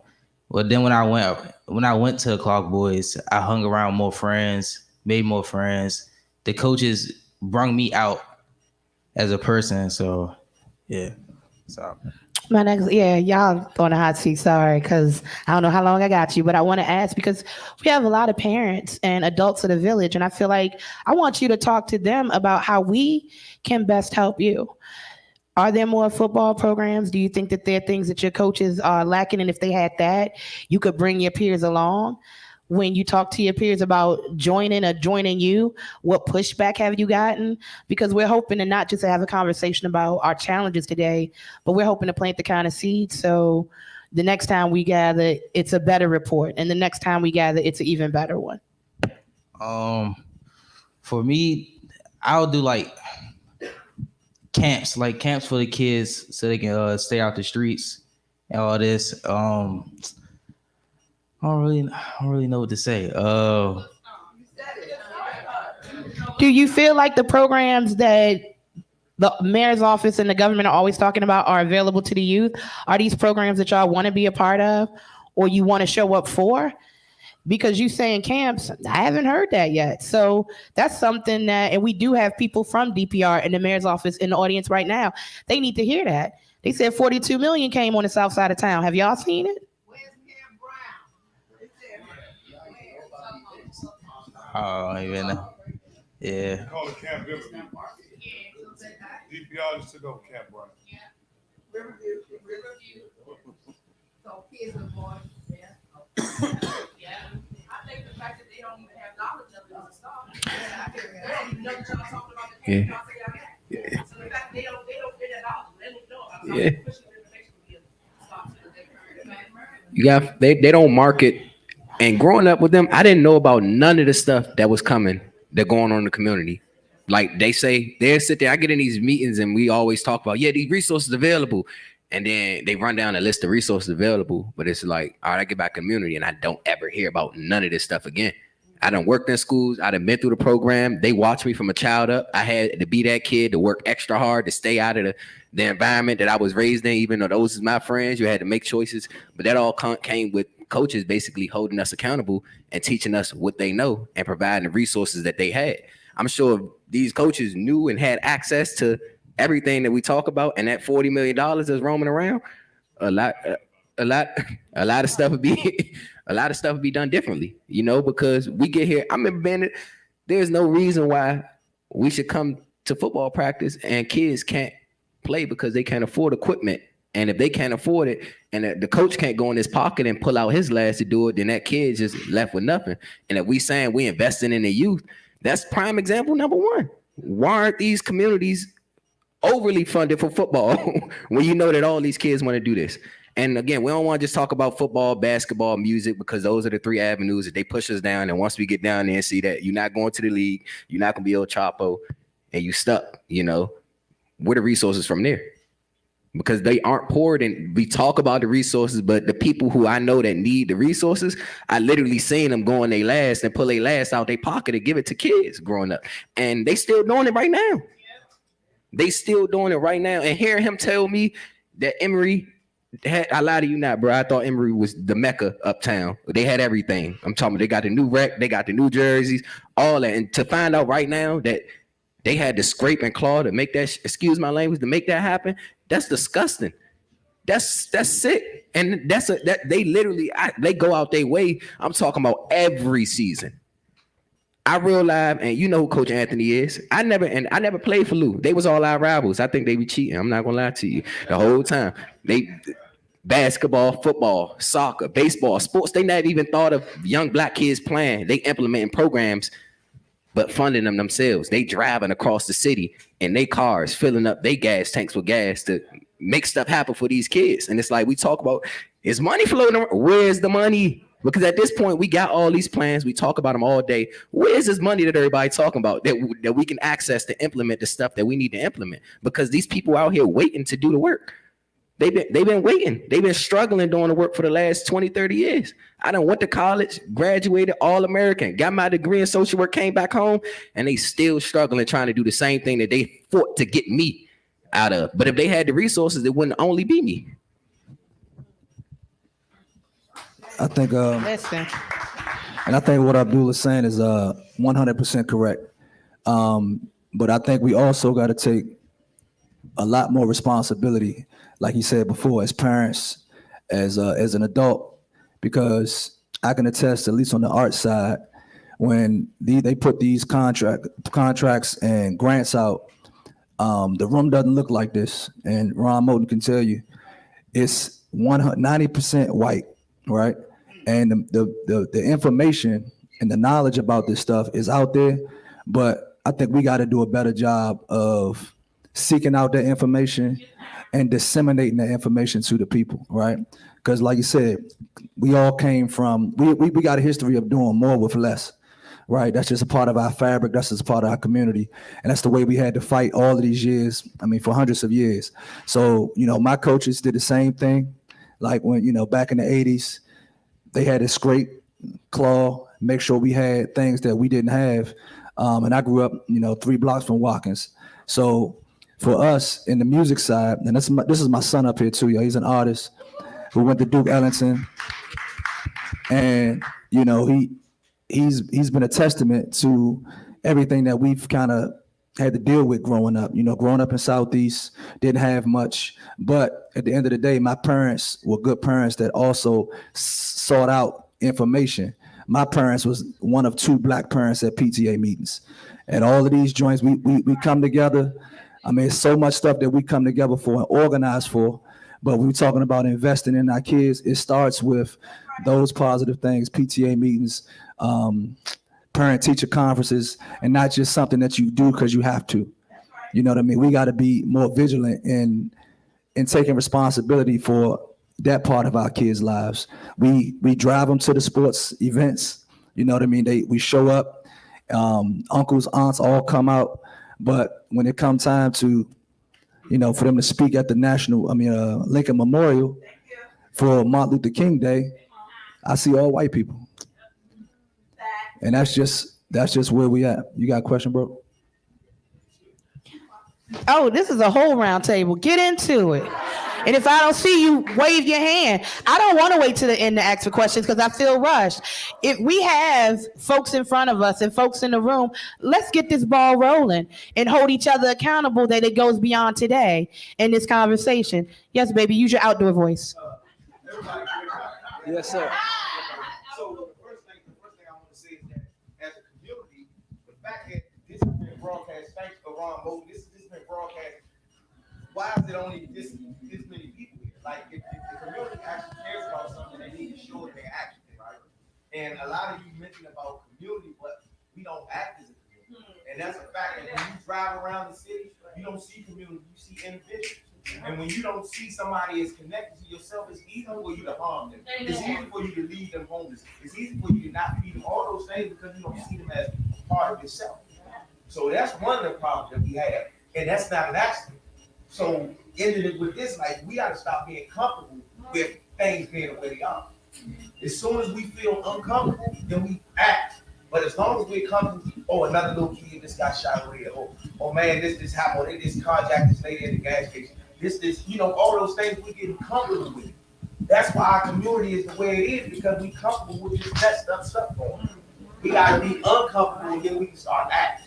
Yeah. Stop accepting from slavery, we've been taught, no matter what goes on, you okay. You okay. Black women, the strongest in the world, they can deal with anything. Black men is the kings of this and they. No, it's okay to say something is wrong and do something about it. Yeah. But as long as we continue to act like everything is okay, ain't nothing gonna get done. Yeah, I agree. And I think I appreciate that, bro, because that leads me to my next thing. It's so much trauma that Black folks as a whole just never unpacked and never dealt with and still never deal with. And with that being said, the community, we've been given, I don't know how to say this, we've been given a raw deal, as everybody knows, right? But for us, I don't want to keep using that excuse when we have so much power and unity. And that's really, that's all I got to say. Oh, as far as the music, I want to get back to the music part real quick. Take your time. Because I got to say this. It's no short answer into getting our kids to understand the importance of another person's life. There's no short answer because there's so many factors that go into it. Government things, lack of resources and all that kind of stuff.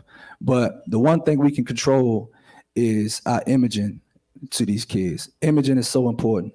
And what they see, they duplicate. You can show a kid a lot of different things, and coaching is so selfless and so, it just, y'all, I commend all the coaches, man, because it takes so much of your time and your energy. It's a selfless job. You know what I mean? It's a selfless job. But in music, we've been given so much of a raw deal in how we view our artists. And like I said before, and it being not cool to be positive.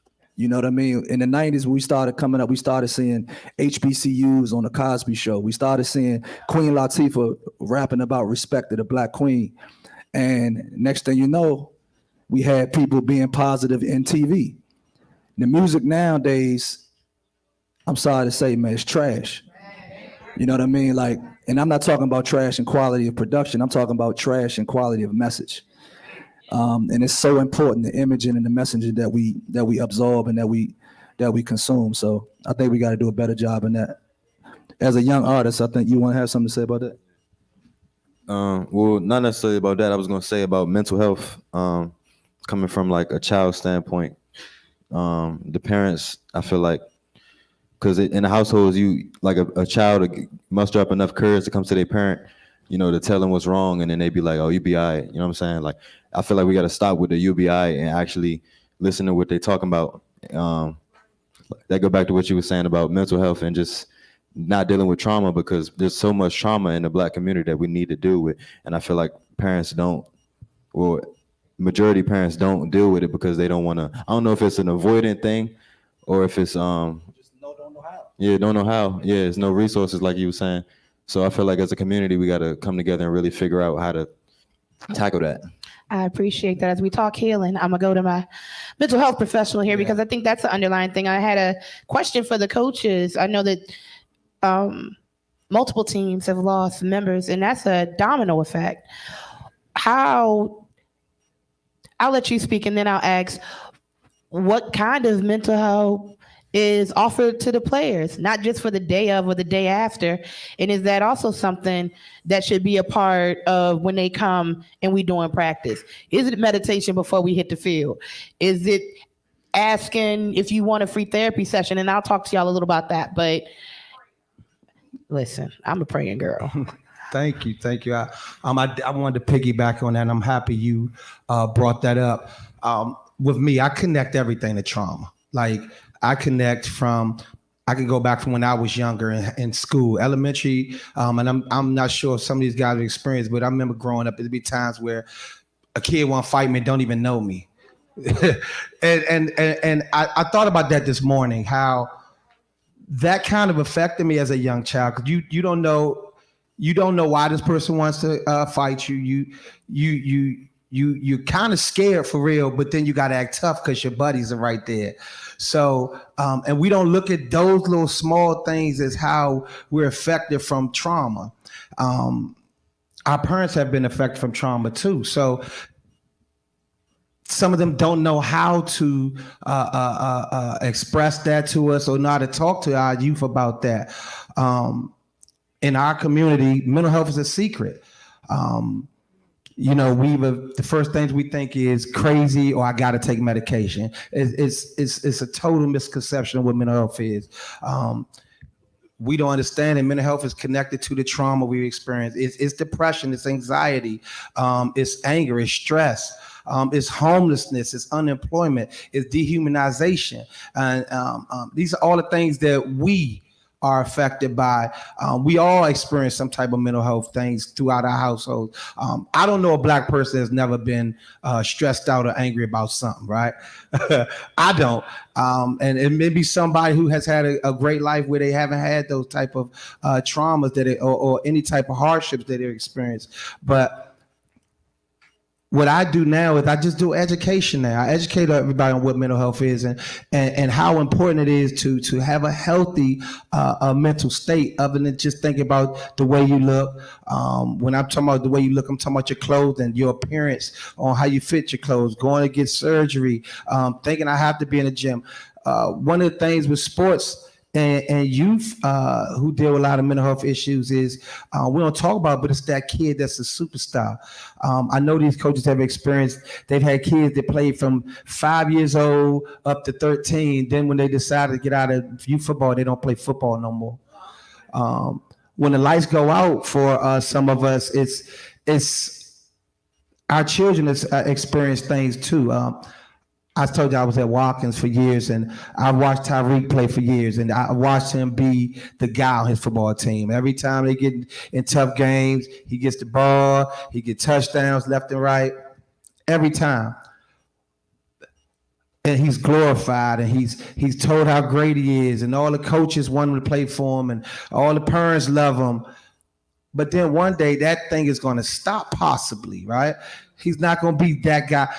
TDJ said last weekend, we don't want the stages, but we want the stage. Like, we all want to be highlighted. We all want to be the man. We all want to be in front, but we don't want to go through those stages in life that we have to deal with certain things. And, sometimes we're going to be affected by that trauma that happens to us. And then you look at that. So let's just hypothetically speak, say he slow down. He's not that player that, I'm sorry, how many touchdowns you had this season? One touchdown. He go from having 20 touchdowns a season to one touchdown. That can really Do something to that person. You know, that's just like us up here. When us as coaches, we might have a season when we went to the in youth football. Going to the nationals is the mecca of your coaching career, right? Right. We think if we don't make it to the mecca, we ain't there nothing. But that can affect somebody. They could go to the championship one year, then the following year the team isn't as good as they were in the past, and we deal with that trauma. But what I'm here to tell you guys is there is help.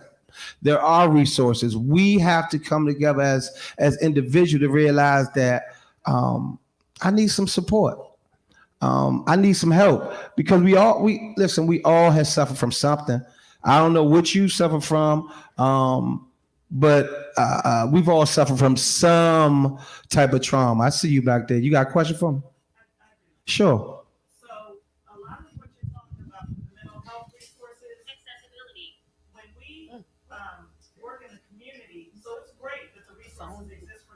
Absolutely. The Lynch Foundation does transcendental meditation in elementary schools, but they have to go home to a toxic environment. Absolutely. And those parents don't know how to deal with their stress, and they don't know how to reach out. So when we talk about resources, who is doing the holistic approach to bring the parents in with the children? So when Josh, want to teach your name, but I don't mean you. Okay. So when Josh comes home at 10, because he got beat up by somebody who just wanted to beat him up, and his father says, "Did you win?" If his father said, and his mother says, "Suck it up. I gotta go to work. I got all these other babies to take care of. I don't have time to deal." Who is helping that mother deal with that child so that that trauma then doesn't just keep going on? So stop talking about. If we're going to talk about the resources, if we're going to talk about being a community, like my brother over here said, we got to start with the whole community. It can't. I love our babies. I want all of our babies to be whole. But they're not going to be whole if their mamas aren't whole. And whoever talks about that. And I know what you said, you know, we have these black men on this panel. We're the women of music. We have this amazing. We have this amazing musician here. I don't know if you write, but I've heard you sing, and your heart is amazing. But why doesn't she get to speak about the impact that music is having on our girls, and who is talking for our girls? Because we don't play football. So, no, it's a Ron said. Ron. She didn't show up. So let me say that. I always try to keep it balanced. But I don't think we should criticize anything. I'm not criticizing you. You said the assistant on the panel. I'm telling you what the assistant was supposed to do. She didn't show up. Hear my heart. Hear my heart. The sister didn't show up. What I wish is that someone could. Sis, you want to sit right here? Come here. Yeah, come here. Just don't talk about it, just be about it. Okay. So we can get back on track because I don't ever want nobody to feel like that. The reason that I commended the black men on stage is because the other argument is that the black men in the community never show up for nothing, that they don't show up at all. It's okay to celebrate all of us. Yeah.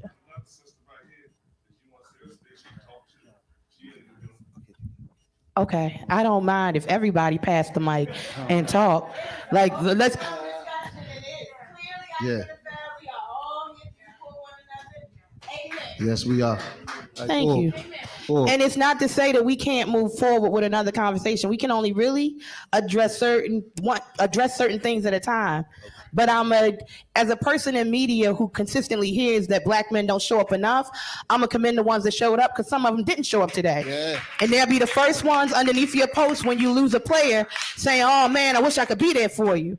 To my sister in the back, the other thing is there are so many things that are always geared toward women that I feel like sometimes the young men don't know that they're seeing. They don't have these conversations. Case in point, I got with Mo because this will be my first year that I'm doing an inaugural prom event for just young men of the city. So they can come get their hair cut and get pampered and pick out their clothes for prom and pick out their clothes for graduation. I'm not saying my sisters don't need it. I grew up in foster care. I was a member of the Channing Street group home in Northeast. So I'm not coming from a space to say women don't need it.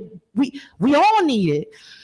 What I don't want to happen is what happens more often than not. I got a brother in here who has a boxing program that he's trying to get the boys to, if you beefing, come box it out in the ring and we gonna leave it in the ring. Just because we talking football now don't make his program any less. And we get strayed with that.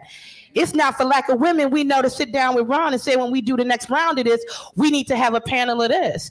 I'm concerned about how the music affects women, our young girls and our young men. I'm more concerned that we have yet to have the conversation that you twerking in front of your daughter, calling your homegirls bitches on the phone before y'all hang out, and then you mad at Cardi B dropping WAP. So we can also have that conversation. We just not in this space right now, but we can create the space. And I'm not saying one trumps the other. I'm not saying that one is greater than the other. I think we forget that the biggest influence these young people see are us. They just watched us in the middle of a conversation call out how something's not fair. They're watching that too. So my challenge, I think the challenge that a lot of us face is the traumas are plentiful. The challenges are plentiful. What are the workable solutions that are working? What have you tried? One of my biggest issues is that I see all these coaches struggling with programs that work. They can get kids that are beefing to meet on the field and leave it outside the field. Why are they struggling for money? When we got 110 programs that's getting the funding, because regardless of what y'all say, 50 million did come east of the river. You need to follow the money and ask where it went. Because if it's not in the programs you taking your kids to that you know are successful, that's another challenge and another layer and another issue. But we're not having that conversation right now. But I want us to get to a space where we can. I want to get to my young lady in the red vest because she was, you know I was coming to you. Hi.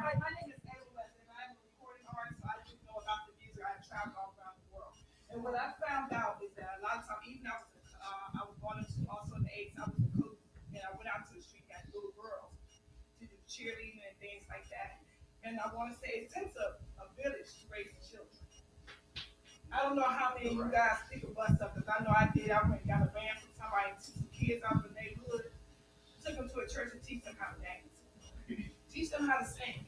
Because right now it's like, we don't have time. I'm not saying we don't. I'm not talking to all of y'all, but it's like, we don't have time for our children. Everybody's talking, do this, do that stuff for you guys that's up here being coaches. And I understand where you come from, because I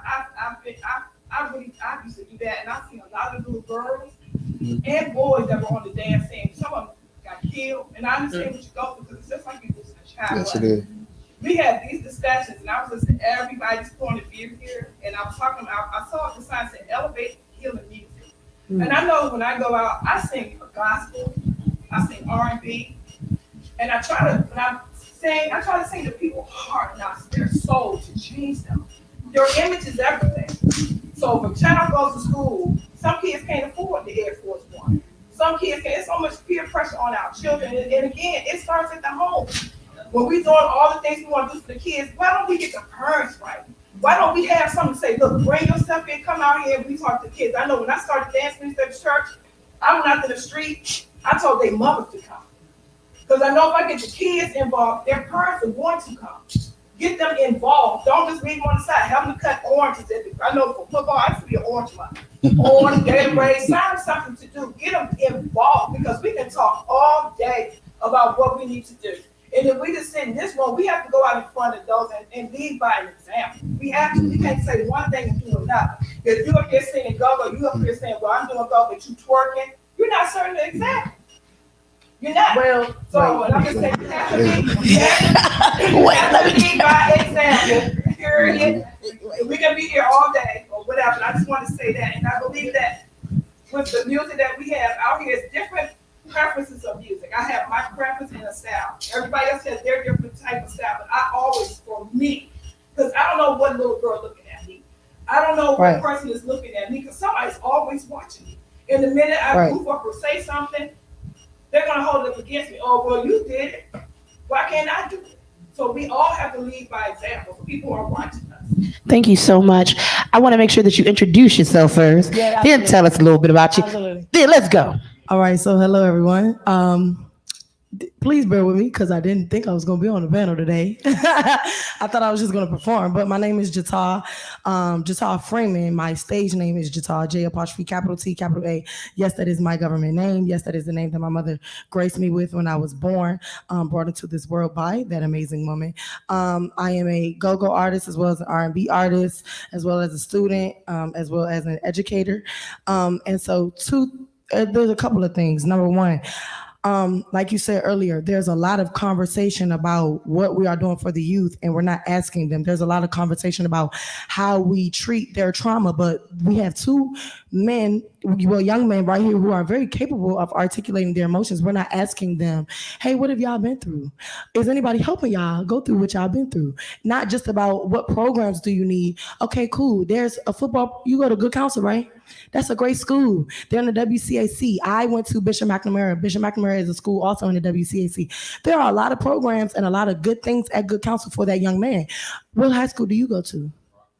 Rock Creek Christian Academy. I also had kids who went to Rock Creek Christian Academy that did not get the same opportunities that I did at Bishop McNamara that he will get at Good Counsel, or that any other students who do go to some DC public schools are not receiving. So instead of us saying, well, let's focus on the adults. We got two kids right here. Let's ask them, what does your trauma look like? How can we assist you in fixing your trauma? Let's start right there, because we do have, again, two capable young men who have experienced trauma recently in 2022. Let's ask them, because they're right here and they're willing to be here. There's also some other young people in this crowd. Let's ask them. As an educator, Rock, you said that there's $42 million. What's going on with the $42 million? I will say that as far as sports, I wanted to start a nonprofit where I teach inner city youth, starting with the girls, how to play lacrosse, because I play lacrosse. I went to Howard University on a full ride scholarship. I lost my scholarship because I was unable to work through my trauma, and my trauma caused me to lose my full ride scholarship. Nobody asked me what I went through. Nobody asked me, how do you deal with your trauma as a 18-year-old going to college, thinking I'm adult, thinking I'm doing things, and then life is life, and life happens. Nobody asked me what's going on. Nobody checked on me until I was going crazy and I had lost my scholarship. My teammates didn't check on me. The staff at Howard University really wasn't assisting me, and I also was not reaching out either because I didn't know how to. I don't know how to ask for help. But if there was somebody that would say, okay, just you're a star lacrosse player, let me check on you. What's going on with you? Why you not coming to practice? Why you missing out? Why you not talking to your teammates like how you should be, like how you do? What's going on? I guarantee you, I probably still would have been at Howard University. I probably still would have had my scholarship. I probably still would have been that star lacrosse player. Now I'm doing music. I love music, but I did music because I got knocked off my path, and God put me in a different one. No shade. I love doing music. I love reaching out, but I'm just saying my life probably would have been on a whole different path if somebody would have just said, hey, are you okay? How can I help you today? People don't do that. As an educator, I do that all the time. One of my students, the rapper Tez from Congress Heights, one of my students apparently knew him or claimed he knew him. I don't know.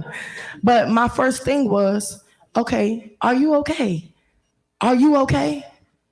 Come to find out, he actually did not know the boy. But still, are you okay? What's going on? A lot of my students, look at me. They found my social media. I don't know how. They found my Instagram. They be like, Miss Freeman, you look so cute. Why you don't come to school dressed like that? That's not that I can't do that. I have a different capacity as your teacher than I do as an artist, that I do as a student, that I do as a friend. And Miss Ayla, this is out of respect, but I do see people, performing, they be shaking, they be twerking, they be wearing stuff. There's a time and a place for everything. Yeah, if I'm at Union Oyster Bar on Wednesdays, oh yeah, baby, I'm gonna throw it back. No shade, because it ain't no kids in it. If I'm at Anacostia Performing Arts Creative Center and I'm performing for MLK Day and I'm performing in front of a bunch of kids, I'm gonna give you what I'm giving you right now. You're not getting busted down, throw it back, because there's a lot of kids here. But at the end of the day, There are opportunities. There are things. We do have to reach out. We do have to push forward. We do have to check on our youth and ask them, what are you doing? What are you doing? I'm sorry, my mother is talking to me. She throw me off. But we do have to ask them, how are you doing? What are you doing? What does that look like? There are grants out there. 202 Creates has grants for artists. 202 Creates has platforms for artists. I know that Angie does that. What's that thing that she has a platform where you can rap on it and sing on it, and they have things like that. There's a bunch of there's a bunch of programs that have free equipment for the youth that we can do. There's a bunch of things that we can do. There's a bunch of things that we can give to our youth, but we got to start by asking them, what do y'all need and what does help look like? That's it. You have a hold on. This gentleman in the white hat has been very patient and been trying to ask a question, and then I'll come to you, nice coat, and then I have a question for you. So we're gonna start here. Here you go. So it's not so much of a question, maybe just a commentary on what everybody has been talking about. My name is Cohen Cosby. I've worked on many youth programs over the past 10 years, working in schools, working in Mut DC, all of those things, being right on the ground of youth. But I also work in music and media, right? That's my profession. And one thing I've noticed with kids, they will tell you what they want you to know, but you also have to observe them, right? So I observe my students all day, every day long, right? This is how they communicate. This is what's feeding them right now, right? So if you're not paying attention what your child is consuming, the music they're consuming, the entertainment they're consuming, a lot of these efforts are going to be for naught because you don't have the same influence that this phone and that media has for them, right? Like, I chose to take my path into media because I realized that's something I can change. As Black people, we don't control our image. And that's one of the most important things that as a community, we fail to realize. Someone that may be well-meaning, intelligent, trained, that's 60 years old may not be able to connect with this 18-year-old because they don't understand the technology gap and the language gap between the two. So they might think, man, I'm doing what I'm supposed to do in my community. I'm affecting change, but really not. You just kind of spinning your wheels because you aren't using the mediums to communicate how they communicate. You don't understand their language. You don't even understand their social pressure, their social currency, right?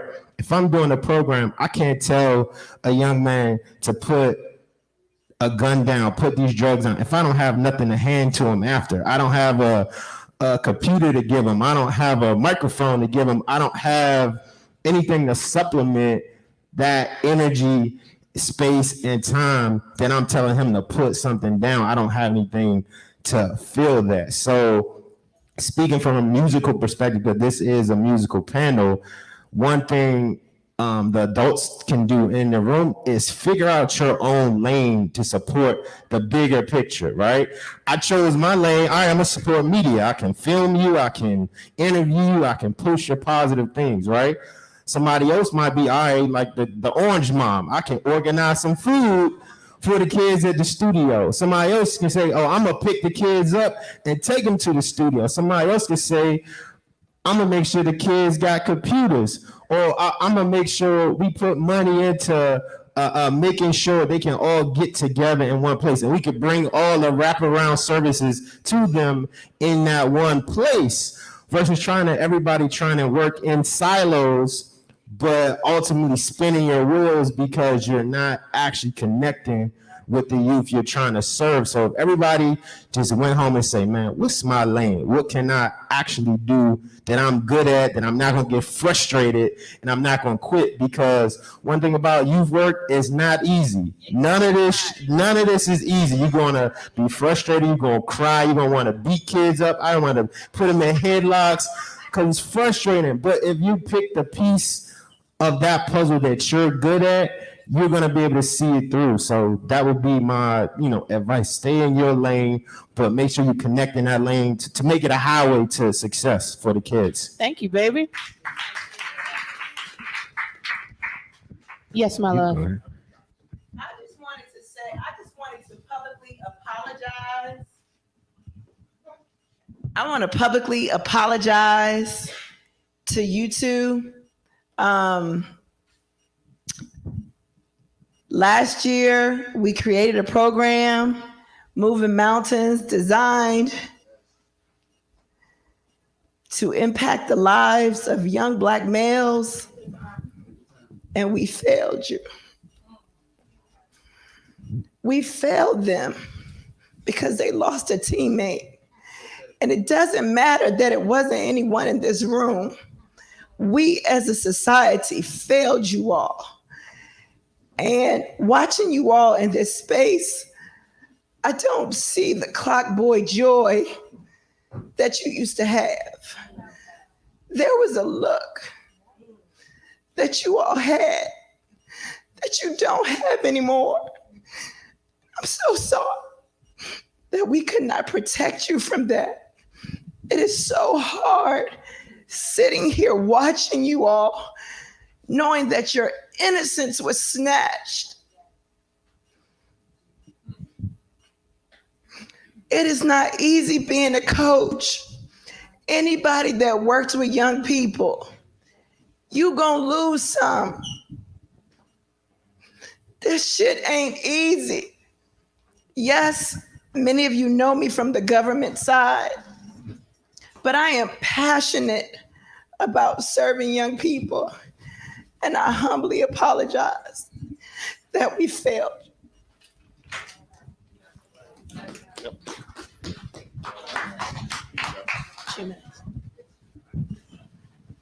Thank you. I appreciate that. But I just feel like it starts with social media.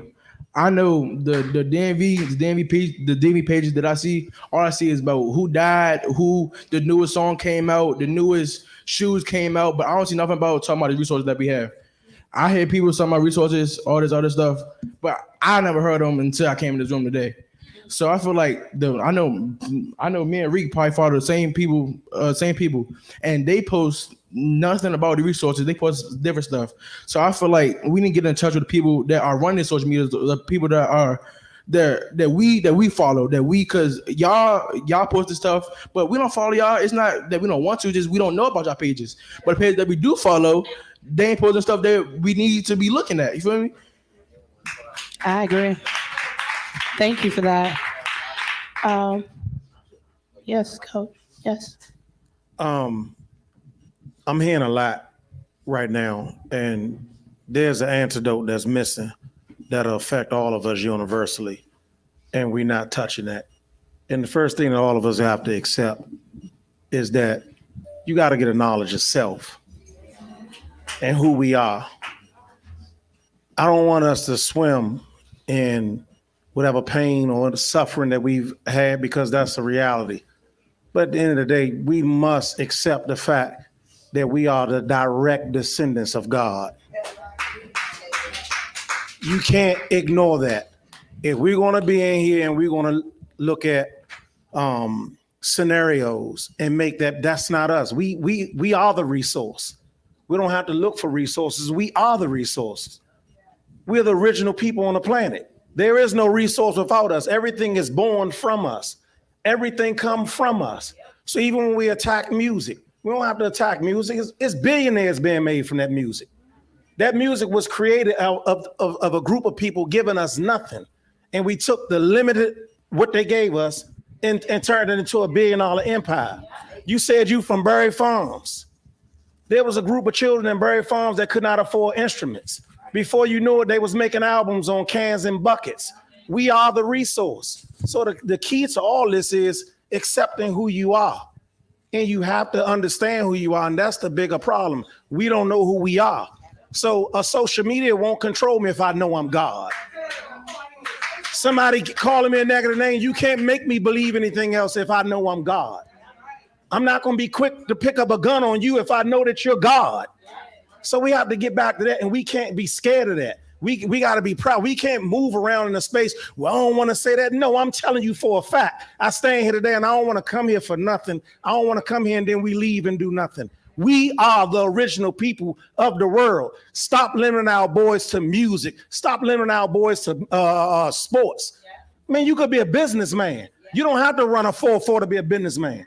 You don't have to live 225 pounds to be a homeowner. You don't have to do none of it to create your own stuff. That stuff stopped when you're about 28 years old.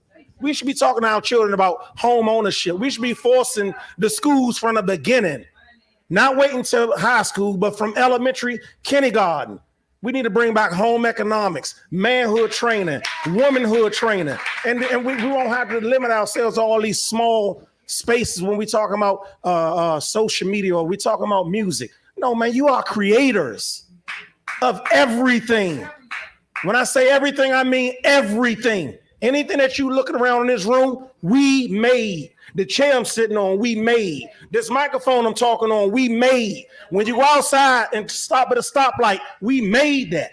When you look at electricity, we made that. So we don't need resources from the government. We are the resource.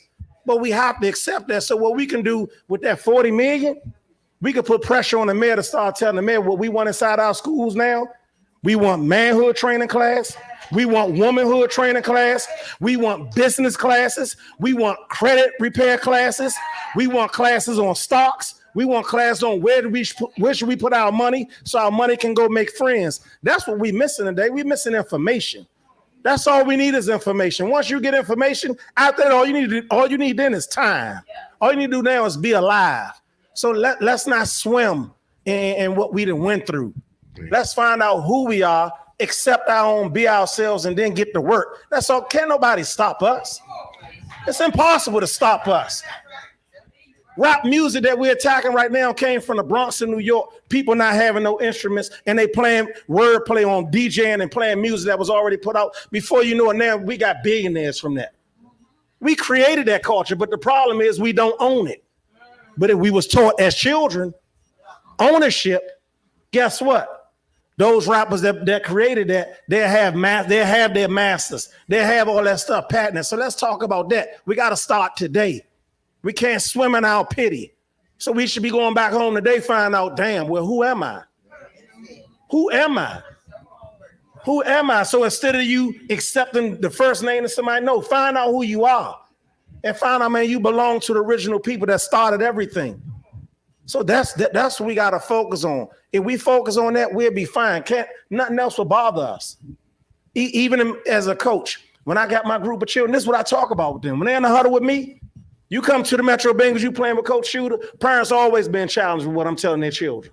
Because I'm telling them, you a God, Shawty. You are a God. So when their parent come back and say, oh, yes, that's what he is. Can you prove he not? Can you prove he came from anything else but God? He is the original man and you are the original woman. That's what we got to swim in. We got to swim in our place on the planet. And our place on the planet is number one. Thank you. I'm going to let my two panelists speak. Then I see you, Scarf. I see you, Ron. And I see you, Orange Shirt. And that's how we going to go. So we'll start, Coach. Okay. I just had this on my spirit. I just got to let Coach Shooter know this, man. 2014, I went to Coach Shooter organization. First year I was over there, I think my son was 6. We won the championship. 7 come, we lost the March Heights championship. So me, young coach here, OG at coaching, I tried to challenge him or what he was saying, that this just developmental football, which it was. At the time, I didn't understand that. So fast forward to now, 9 years later, I think it was after New Year's I contacted you. I said, first of all, Happy New Year. Second, I got to apologize to him. Like, Chuck, what's up? What you apologize about? I had to apologize to him because I didn't understand then because I was new in the game that this was developmental football. But moving fast forward to now, what he told me back then was true. We got to get back to that, developing our youth. You know what I mean? We got to get better. So I just want to give you your flowers there, bro. That's why when Ron asked me who you want on this panel, you could choose one person. Out of all the coaches I knew it was you because you always been on man time and stand on what you, no matter what people say, you go on your way. And I just want to let you know I love you, man.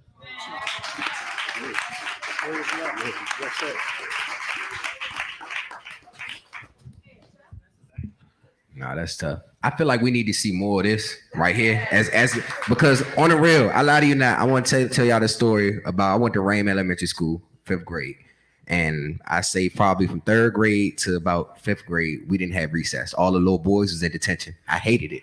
Couldn't understand why Mr. Clee doing this to us. You're not the principal, but he's the only male figure in there. And I remember one time he set us all down. We in detention, and he calls his brother, and he like, I just wanted to call you and let you know I love you.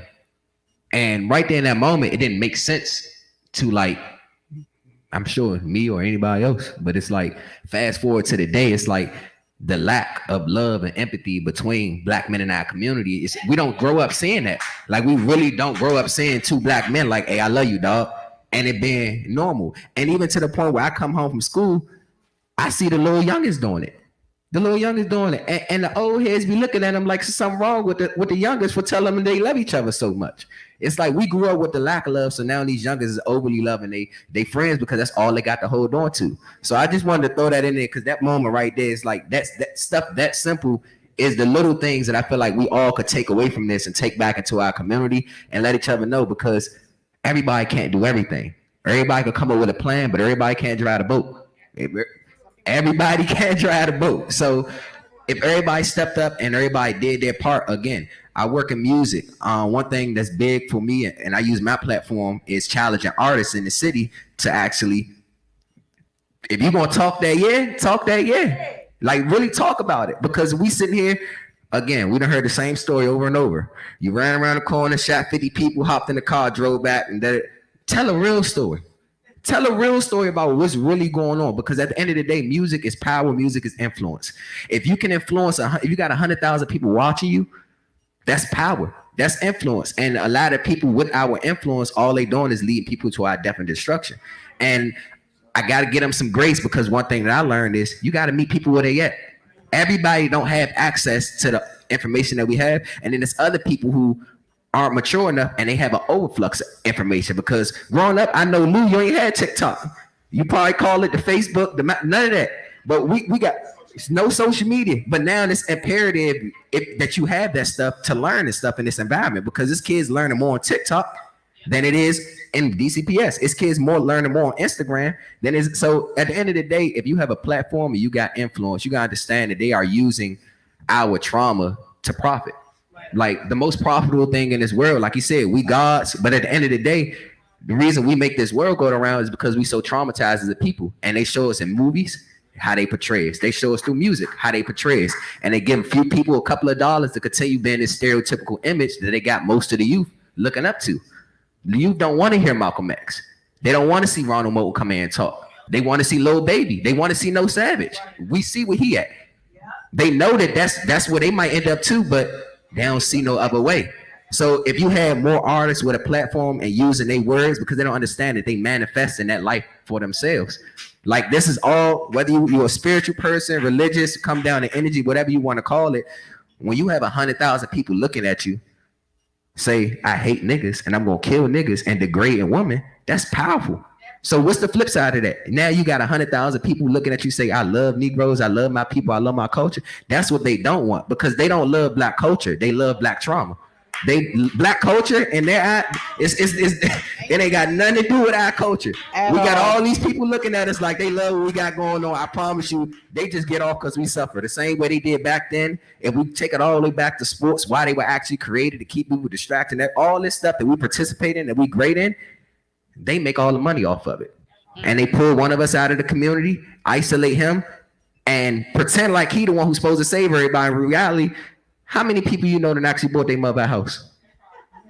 It's fake. It's all fake. It's all based off perception. So the same way they market death and destruction, we got to work overtime to market positivity and love. Y'all don't know how many times I done paid out my pocket to have DC artists and DMV Hoods and News post positive content. I do it on purpose, and when people get in the comments and they feed into it, you see the negativity, but that's what social media is for. Let people do what they do. My hashtag is don't get spanked. You know why? Because people love negativity and they click on it. And once you click on it, you go down a rabbit hole. It's nothing but engagement. It's nothing but enlightenment. It's nothing but education. Because at the end of the day, they are trained people to perceive whatever Black culture is negative. So we feed into that. You want to see somebody getting shot. You want to hear about the neighborhood beats and stuff like that. So the people we working with, they aren't regular people. You know what I'm saying? They psycho. They really the crazy folks. And they have figured our people out to a T to how to, break stuff down and market our death and destruction to us. So we got to work overtime to do the opposite. You know why it's not no kids here? Because I guarantee you most people just posted a flyer once, and put it out there. No, if we want the kids here, we know how to get them here. Market this shit. Excuse my language. Market this event the way you would market it to a kid. And then when you bring the kid in, you spank them with all the resources that you know that they need. But if you tell a kid right now, I got this medicine for you, it's gonna make you feel, but you finesse it into a way where it looks like it's appealing to them. That's how you get them. So it's not up to the kids to just come here. It's up to us to go get them. Literally, we gotta go get the kids. They our kids. You gotta pick them up. They watching us. And if you don't pick them up, at least go in a direction where you can see, all right, well, at least they'll follow me this way. But a lot of people who talking about what the kids are doing or not doing, they not doing it themselves. So if anything at all. So again, I love the opinions. I love the dialogue. But at the end of the day, I feel like we can see that it's up to us to execute. It's up to the people who know better, because this work ain't for everybody. So when we say holding each other accountable, the people who know better, we got to hold ourselves accountable and understand that we got to work overtime, not because we want to, because we got to. We got to go find out the people who like-minded to do this work, because everybody don't have the capacity and the endurance to do it. It's some people who want to make a huge difference, but they working 2 or 3 jobs just to make sure that their kids eating. You know what I'm saying? So again, that kicks in the community aspect. We got to go get these kids. We got to make this stuff happen, because as long as it keeps going the way it's going, the system is okay. They got more prisoners. They got more wannabe rappers. They got a couple kids. They're going to fill up these programs. They're going to be able to select a few, send them to the Catholic schools, groom them to the NFL, and the rest of us just get left in the community. They're not giving us these jobs because they can hire people for less wages. They can hire people under the table. We know all the games. We know the games that these people play. So we gotta just get better at playing that game, and we gotta be smart with it. We gotta have grace towards each other, and once again, meet people where they at. Thank you so much. I want to go to Ron. Are you saying I only got 5 minutes? All right, so listen up. 1, 2, 3. Were you just telling me we had minutes so I can take those 2 questions, or you got a question? You'll be at the end because that's Ron Owen. So scarf, orange shirt. Listen, we would like a bio, but we ain't got time. Get to the question. Let's get to these solutions. You too, mustache, but make it quick. Hi, my name is Jeff Hannon. Been coach a long time ago. Recreation. Used to be a roving leader. So I know Wally Perry, what he said earlier about Wally. Helped him out. I want to just thank y'all for just being here, sharing what you shared. Just open up yourselves to the process of so that we move forward. And it really means, because I came here today really trying to figure out, okay, what's the best next step that I can take, to change the situation in the District of Columbia. I had a very good idea what to do, but now y'all have just completely, and thank you for what you just said, completely opened up God.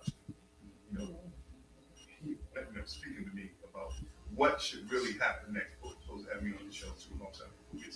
Some of y'all don't answer emails, and I am not the popular opinion because I talk like Coach Shooter. Y'all not ready for that. I call it edutainment. You got to meet these babies where you are. They got to be entertained and then educated. And a lot of times we don't want to do that. I've been telling Ron Moulton for years, these youngins ain't coming to a panel of old people that they don't know. If you was in my father's favorite go-go band, I don't want to see you. I'm being 100% honest. They need to see the folks that they may be sneaking out the house and stay out late. They need to see them.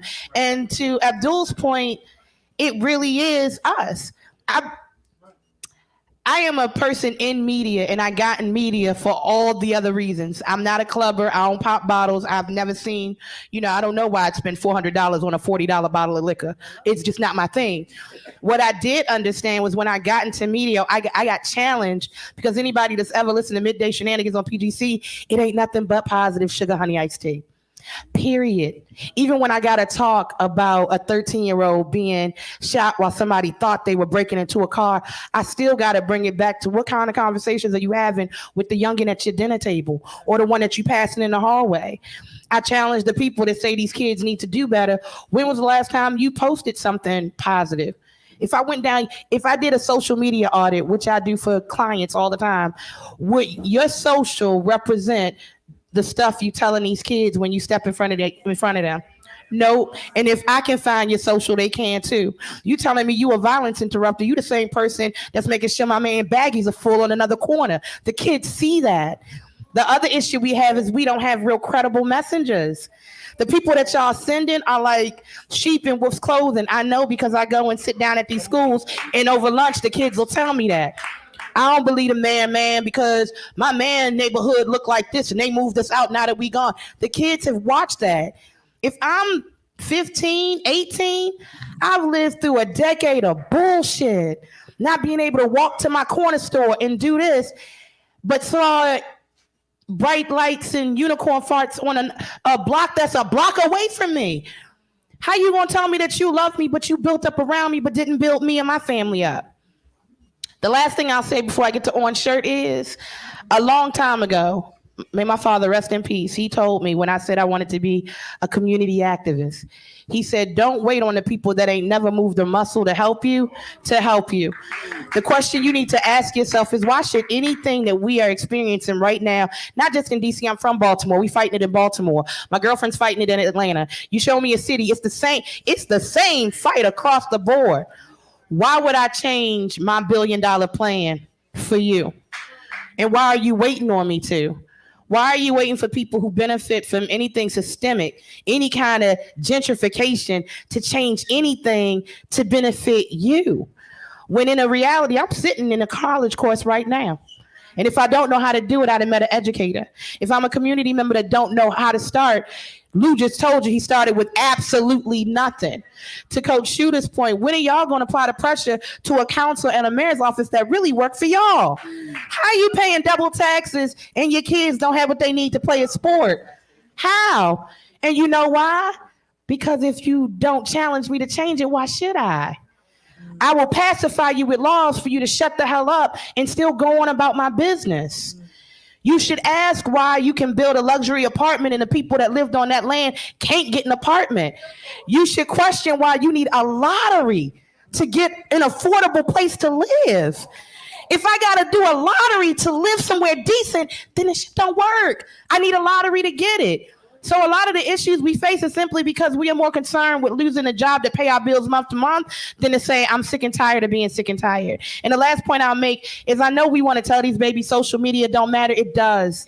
I've lost 2 cousins because of beefs we can't trace on social media. So for my older folks in the village, I know you don't want to, but if you are an elder looking after your cousins, whatever, you need to know exactly how to TikTok, Don't Stop, Facebook it, Instagram it, and everything else. Me and my friends have written a program because, to your point, beautiful, a lot of times we're not asking, what do you need and how can I help you? I lead with how can I help you? When people call me, I no longer get upset. Some of us were built to be connectors and hubs for God, and we scared of taking that message on. I don't care. I don't care if all I do is use my platform to post everybody else's event. You ain't got to pay me nothing. People never have. For 5 years, I've been doing Buy Black Friday on my show. I'm just out the popular opinion. You know what that is? Where I take a Black-owned business in DC that you can pour in today, and they get a free interview. They get free publicity. We want a promo telling them about their business for free. So stop telling me it's not there. Sometimes we hold on to the stuff that we know. Pass the message on. How many of y'all went into y'all group chat and was like, pull up with your kids to this because we sick and tired? But y'all done made plans for brunch tomorrow. Y'all know where y'all going. Some of us already got our tickets to see Future and Beyonce. I just want us to normalize doing the kind of things that are going to make us better, period. And it's not to point fingers. I done some things I'm not proud of when I did not love myself. When I loved myself, I realized I couldn't talk about another girl's hairline because I remember being a girl at Dunbar Senior High School being teased for a haircut, dirty clothes, and a body odor. I didn't know how to tell people my father was molesting me at home. I really don't bathe in hopes that he won't touch me, and he still does. So our babies are going through things that we can't even fathom. Some things as adults, we ain't even accepted. So I want you to think about the traumas that you're still running away from. That's where you start with these youngins, because they just meeting some of them along the way. And when we're willing to be transparent, when parents are willing to say, I don't know, when my kids say I'm having a bad day, and I don't just send you away. Well, I'm having a bad day, dude, why your day bad? What's going on? Take a pause and listen. When you listen twice as much as you speak, the answers that you need are already there. And a lot of times we won't even do that. So if y'all really want to see change the way I want to see change, I'm being a change that I want to see. It's just me. But now I done went from, because y'all love this, one like on a positive post saying, I see you, you're appreciated, and the superpower that you have, the community need, to now I got 100. I still don't fall into that. But I know I got to meet everybody where they are.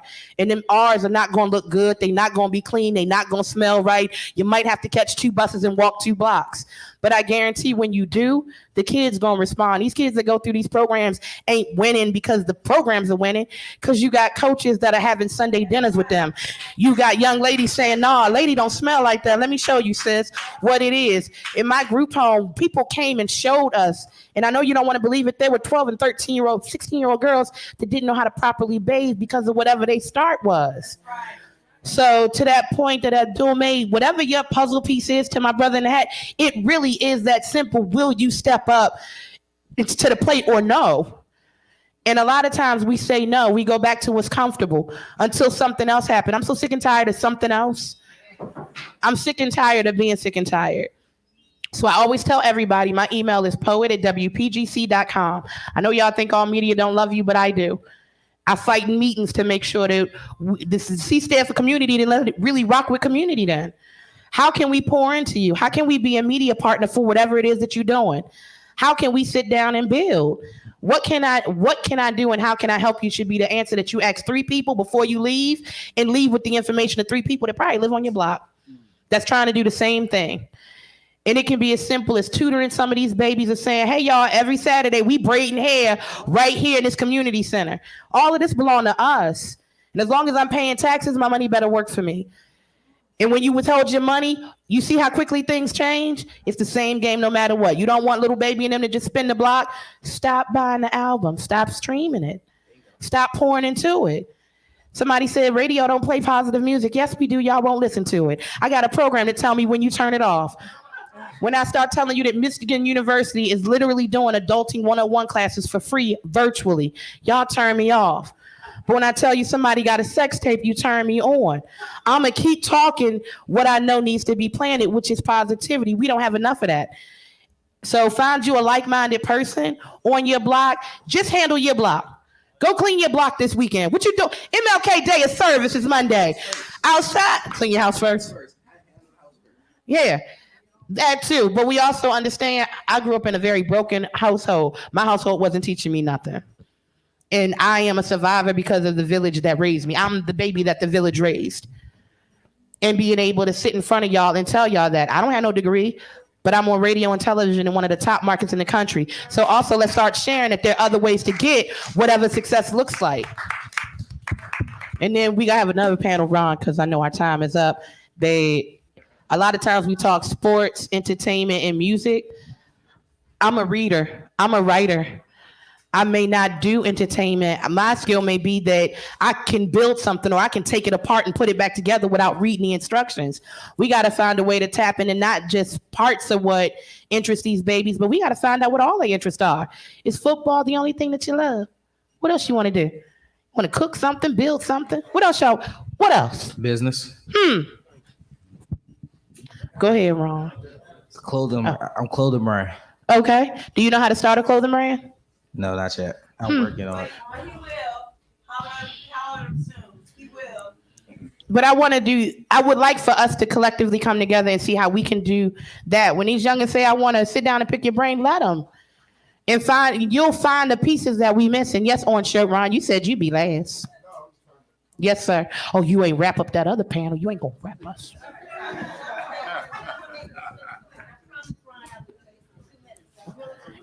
You got 4 because he ain't the boss of you.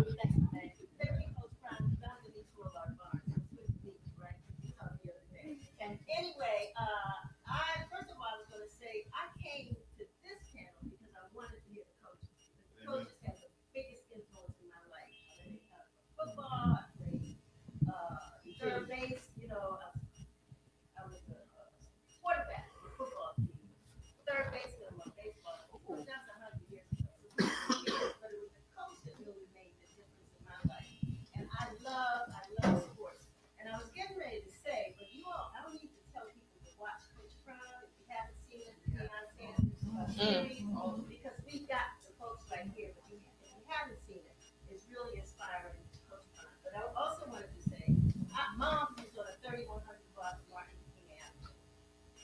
between September, I'm going to say between June and August, being on that block is being on the block and it's fine.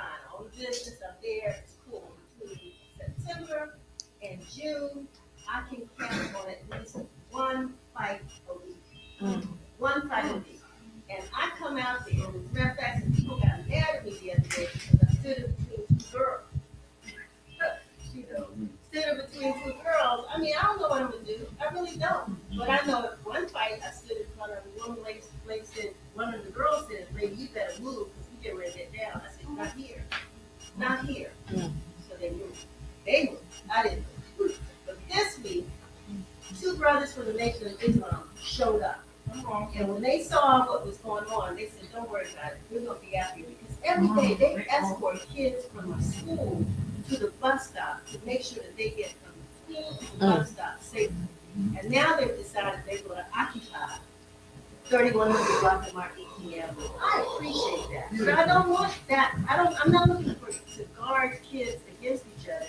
But how do we deal with these whatever? I don't know. I don't have an answer to that. But what I would like to say, as an owner of a newspaper, I publish the Washington Film newspaper. And the thing that I get frustrated about my own publication and the job that we're doing, we sponsor the spelling bee for DC, we sponsor essay contests, we're doing the Martin Luther King Parade, what have you. But we don't do enough coverage of youth sports, right? So if there is a fight in this room, please talk to me. I always say I don't care what you play, because there's someone who knows sports that just didn't make the team, but they're good writers. I want to talk to you because I need someone who can cover youth sports so that we can do more stories on what the coaches are doing, the successes of the players. We need, and in other communities, sports are really great, but we need to tell those stories, right? And there was one last thing that I forgot to make the point. I'm at that age, right, where I do here. So I just wanted to say that we want to make sure we get more stories out. And we are on social media, so doing some great stuff. I mean, that's a story that we want to put around. And I'm gonna tell you who watches us. Washington Post watches us. All the other media watch. Yes, they do. Doing. Because if we have a story, they want to know why did we get that story. So we want to raise up, in our own little old-fashioned way, because we still publish a newspaper. We know we're online, but we want to tell positive stories. That's why my father started this newspaper in 1964. And we've been around ever since. And now my sons are beginning to come in and take over. And so we want to make sure to continue that tradition and write the good stories about what's going on in our community and not consistently. Can I meet with you after this? Can we start a youth beat section for the newspaper where it's not just youth sports, but we ask parents and community members to send us the tips for the positive stuff that the youth is doing? If we dedicated a page and we could did you see, we had a young girl from here who got picked for a Google Doodle. Did you see the da-da-da-da-da? And then we could also make a little community calendar, because I've been looking for somebody to partner with me on a community calendar where you click on it and you find out what Ron is doing, what Bullying Is Not Dope is doing. And that's also a way to spread that. And then let's look at getting some young people to maybe elevate or evolve y'all social so that we catching everybody.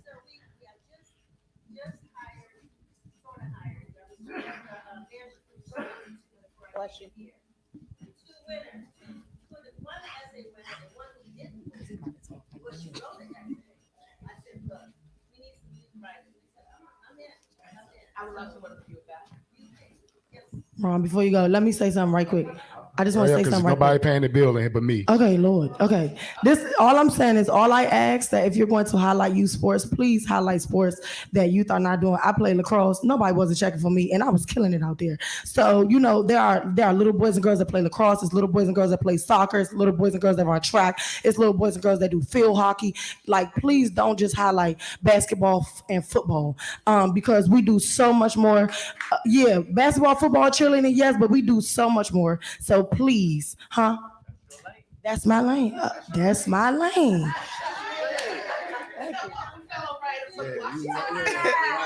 Oh nah, Hey, I'm gonna close this out. So listen, I'm about to close this out. First of all, I want to say, just so people know, this was put together in a week. Every panel you've seen in here today was put together in a week. And we go to things in this city where things are put together over months. You can't get the amount of people who flow through here today. So when people say, well, ain't nobody, no. Hundreds of people have come through here today and something that was put together. I talked to Ms. Rolock about this a month ago. We got put it together. We put this together in 8 days. All this stuff in 8 days, which shows if we work together, we can do anything, right? The other thing I want to say, everybody needs to go back and watch the first panel, which was a youth panel, because they told adults everything they need to hear. I promise you, if you go back and listen to the youth, this was a good day, because they told us what we needed to hear and dropped the mic. Where you see it? It's on Make Go Go Forever Facebook page. Make Go Go Forever. You can go back and watch the full and the YouTube page. Can y'all post the link in y'all stories? Please. The last thing I want to close with, because this is real important. First, I want to thank all the coaches. I know what you all do. And the reason why I want to have this panel, because I think when we start talking about dealing with violence, you are a missing piece to the puzzle. Because like somebody said earlier, you bring all the gangs together. You bring all the crews together. The problem is when they leave you and go home, you have no staff to follow up. When the season over, you can't keep bringing those guys together. When the Little League over, you're not growing into the middle school and the high school. That's how we get in gang violence. That's how we end all this stuff. And we can take people like you and organize you guys and give you the capacity and the finances to do what you're doing to another level. So that was the reason for that. The other thing we didn't really get into, but I want to say about music. Just understand the drum and the voice are the first two forms of communication known to mankind, right? And it's what we use. Our music is our spirit, and which kept us alive during the slave trade and coming over that evil ocean, Atlantic Ocean, that they brought us in. Millions and millions of us died, but the ones who survived, the music was what kept our spirit alive, right? And every revolt, every revolution that we had in this country, music was involved with it. So it's no mistake that the people who control music are only supporting music, right? That's poisoning our children's minds. So we got to make it profitable to do positive music. We got to change it first. And then they have no choice, like she was saying, but to change it, right? So when you saw these artists performing today, those of you who saw them, that was deliberate so we can start saying, look, we're going to start doing more of this. Everybody who does an event needs to start bringing artists in and paying them and supporting them to perform so it's cool not to be a fool instead of being cool to be a fool. Because right now they get a lot of attention for that. And the other thing I want to say, just know that we got some special in DC, go-go music. And the reason why it's special, who else has their own music? So when the attack on go-go music started in Washington, D.C., when they took the music out of schools, when the control board came in and they took the trades out of schools, there was an attack on the black middle class. Most people don't know that because our music was sending people all around the world and our trades were making us independent. And that's how we were even buying our houses in D.C. off of people being entrepreneurs or going to D.C. government when Marienberg came and flipped their whole script, all right? So when they took it out, the young people that we talked about, we no longer had control of what they listened to anymore because they shut all the go-go's down. So it's nowhere in this city for the last 14 years where young people can go be young people like we had a chance. So now in their neighborhoods, they create their own forms of fun with no adult supervision and their own form of communication and music. And most of it is not what we want them to hear and do. But who can we blame but ourselves if we're not giving them the platforms? And I'm going to close with this. Think about it, y'all. And I said this on the earlier panel. We had all these raggedy schools when we grew up, right? But the auditoriums we had barely had lights. It was always a play going on, a fashion show going on, a talent show going on, a spelling bee going on, a student government activity going on. It was always something going on in these raggedy buildings. So now that the mayor's putting his money, I think it's $40 million in for after-school programs, make sure your voices are heard Make sure young voices are heard about what we want in these schools and what y'all want, not what we want, what you want. So that's what we have to do, because we got everything we need, y'all. They're spending a lot of money, but we got to make sure the money is spent on what's needed, right? And we're holding people accountable and make sure our youngers are involved in what we're doing. And the music, we got to get it back in the schools. This is a father, y'all, and this is a son. His son music is on the radio, and he ain't talking nothing crazy. It can be done. He's spinning. His father was a role model. His father's a go-go artist. His father been on MTV. I'm sorry, MTV. So what I'm saying is, y'all, what I'm saying is, we can do it. The music is spiritual. Protect our music. Protect our culture. There's no mistake somebody try to cut our music off. But when we fall back with the music, all these policies y'all see over the last 2 years is a direct result of Don't Mut DC giving our politicians the backbone to fight back. Because before that, whenever they try to help black people in this city, it was repercussions behind it. Was nobody talking, even with Black Lives Matter, was nobody in DC talking about the policies of equity before Don't Mut DC. And that's facts. And that came from your music, young people, not the older bands, the bounce beat bands everybody talked about were the ones that stood up on 14th Street after we got the 87,000 signatures of people saying to cut the music back on. So that's the power that y'all have. And don't let nobody tell you don't have the power. You got the power. And we got the power. Let's do this, y'all. The band's about to come on. The band's about to come. We got 20 minutes of the band and we out of here, y'all. Love y'all. Please sign this sheet so we can let y'all know the next events, next meeting, planning, everything else. I mean, every time I turn on a song, it's kill. It's kill season. That's all. Kill. I'm like, damn, I'm starting to feel like my grandparents. Y'all know that shit feel like. You know how we love our music, our culture. We don't hear about talking about that's trash, that's poison. Boy, a lot of shit is trash and a lot of shit is poison. It is. I can turn on the radio right now, take all the music out, and just listen to what the fuck we saying on these records and this music and shit, and what the fuck our kids here that sit in the back seat or right there in the passenger seat with us, or when we got them playing this shit on our phones and kids here. But this shit is poisonous. This shit telling me to triple cross my own kind, and my partner, I was a shoot him, set you up, fuck your wife, fuck your baby boy.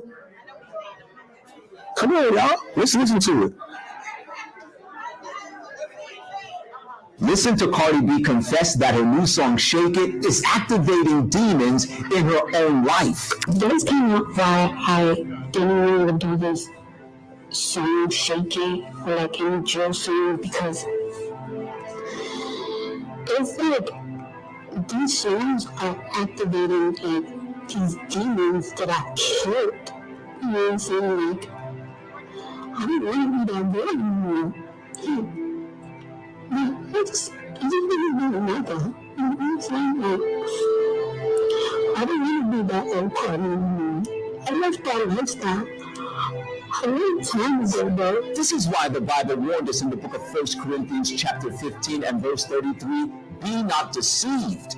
Evil communications corrupt good manners. The devil is using the entertainment industry to flood our world with all types of satanic principles. And not only that, not only is he trying to lead us into wicked practices, but he's using the entertainment industry to gain access to the hearts and minds of men and women, young and old, like yourself, so that human beings like you and I can become the living habitation of demons. And this is why God in love warns us in the book of 1 Peter chapter 5 and verse 8, be sober, be vigilant, for your adversary the devil, as a roaring lion, walketh about seeking whom.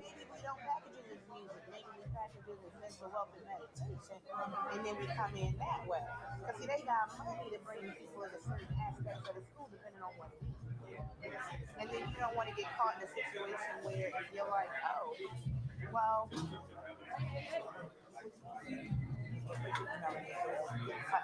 you don't want it to be something like, oh, well, what I do, you don't want to teach it. You know what I mean? I don't gotta see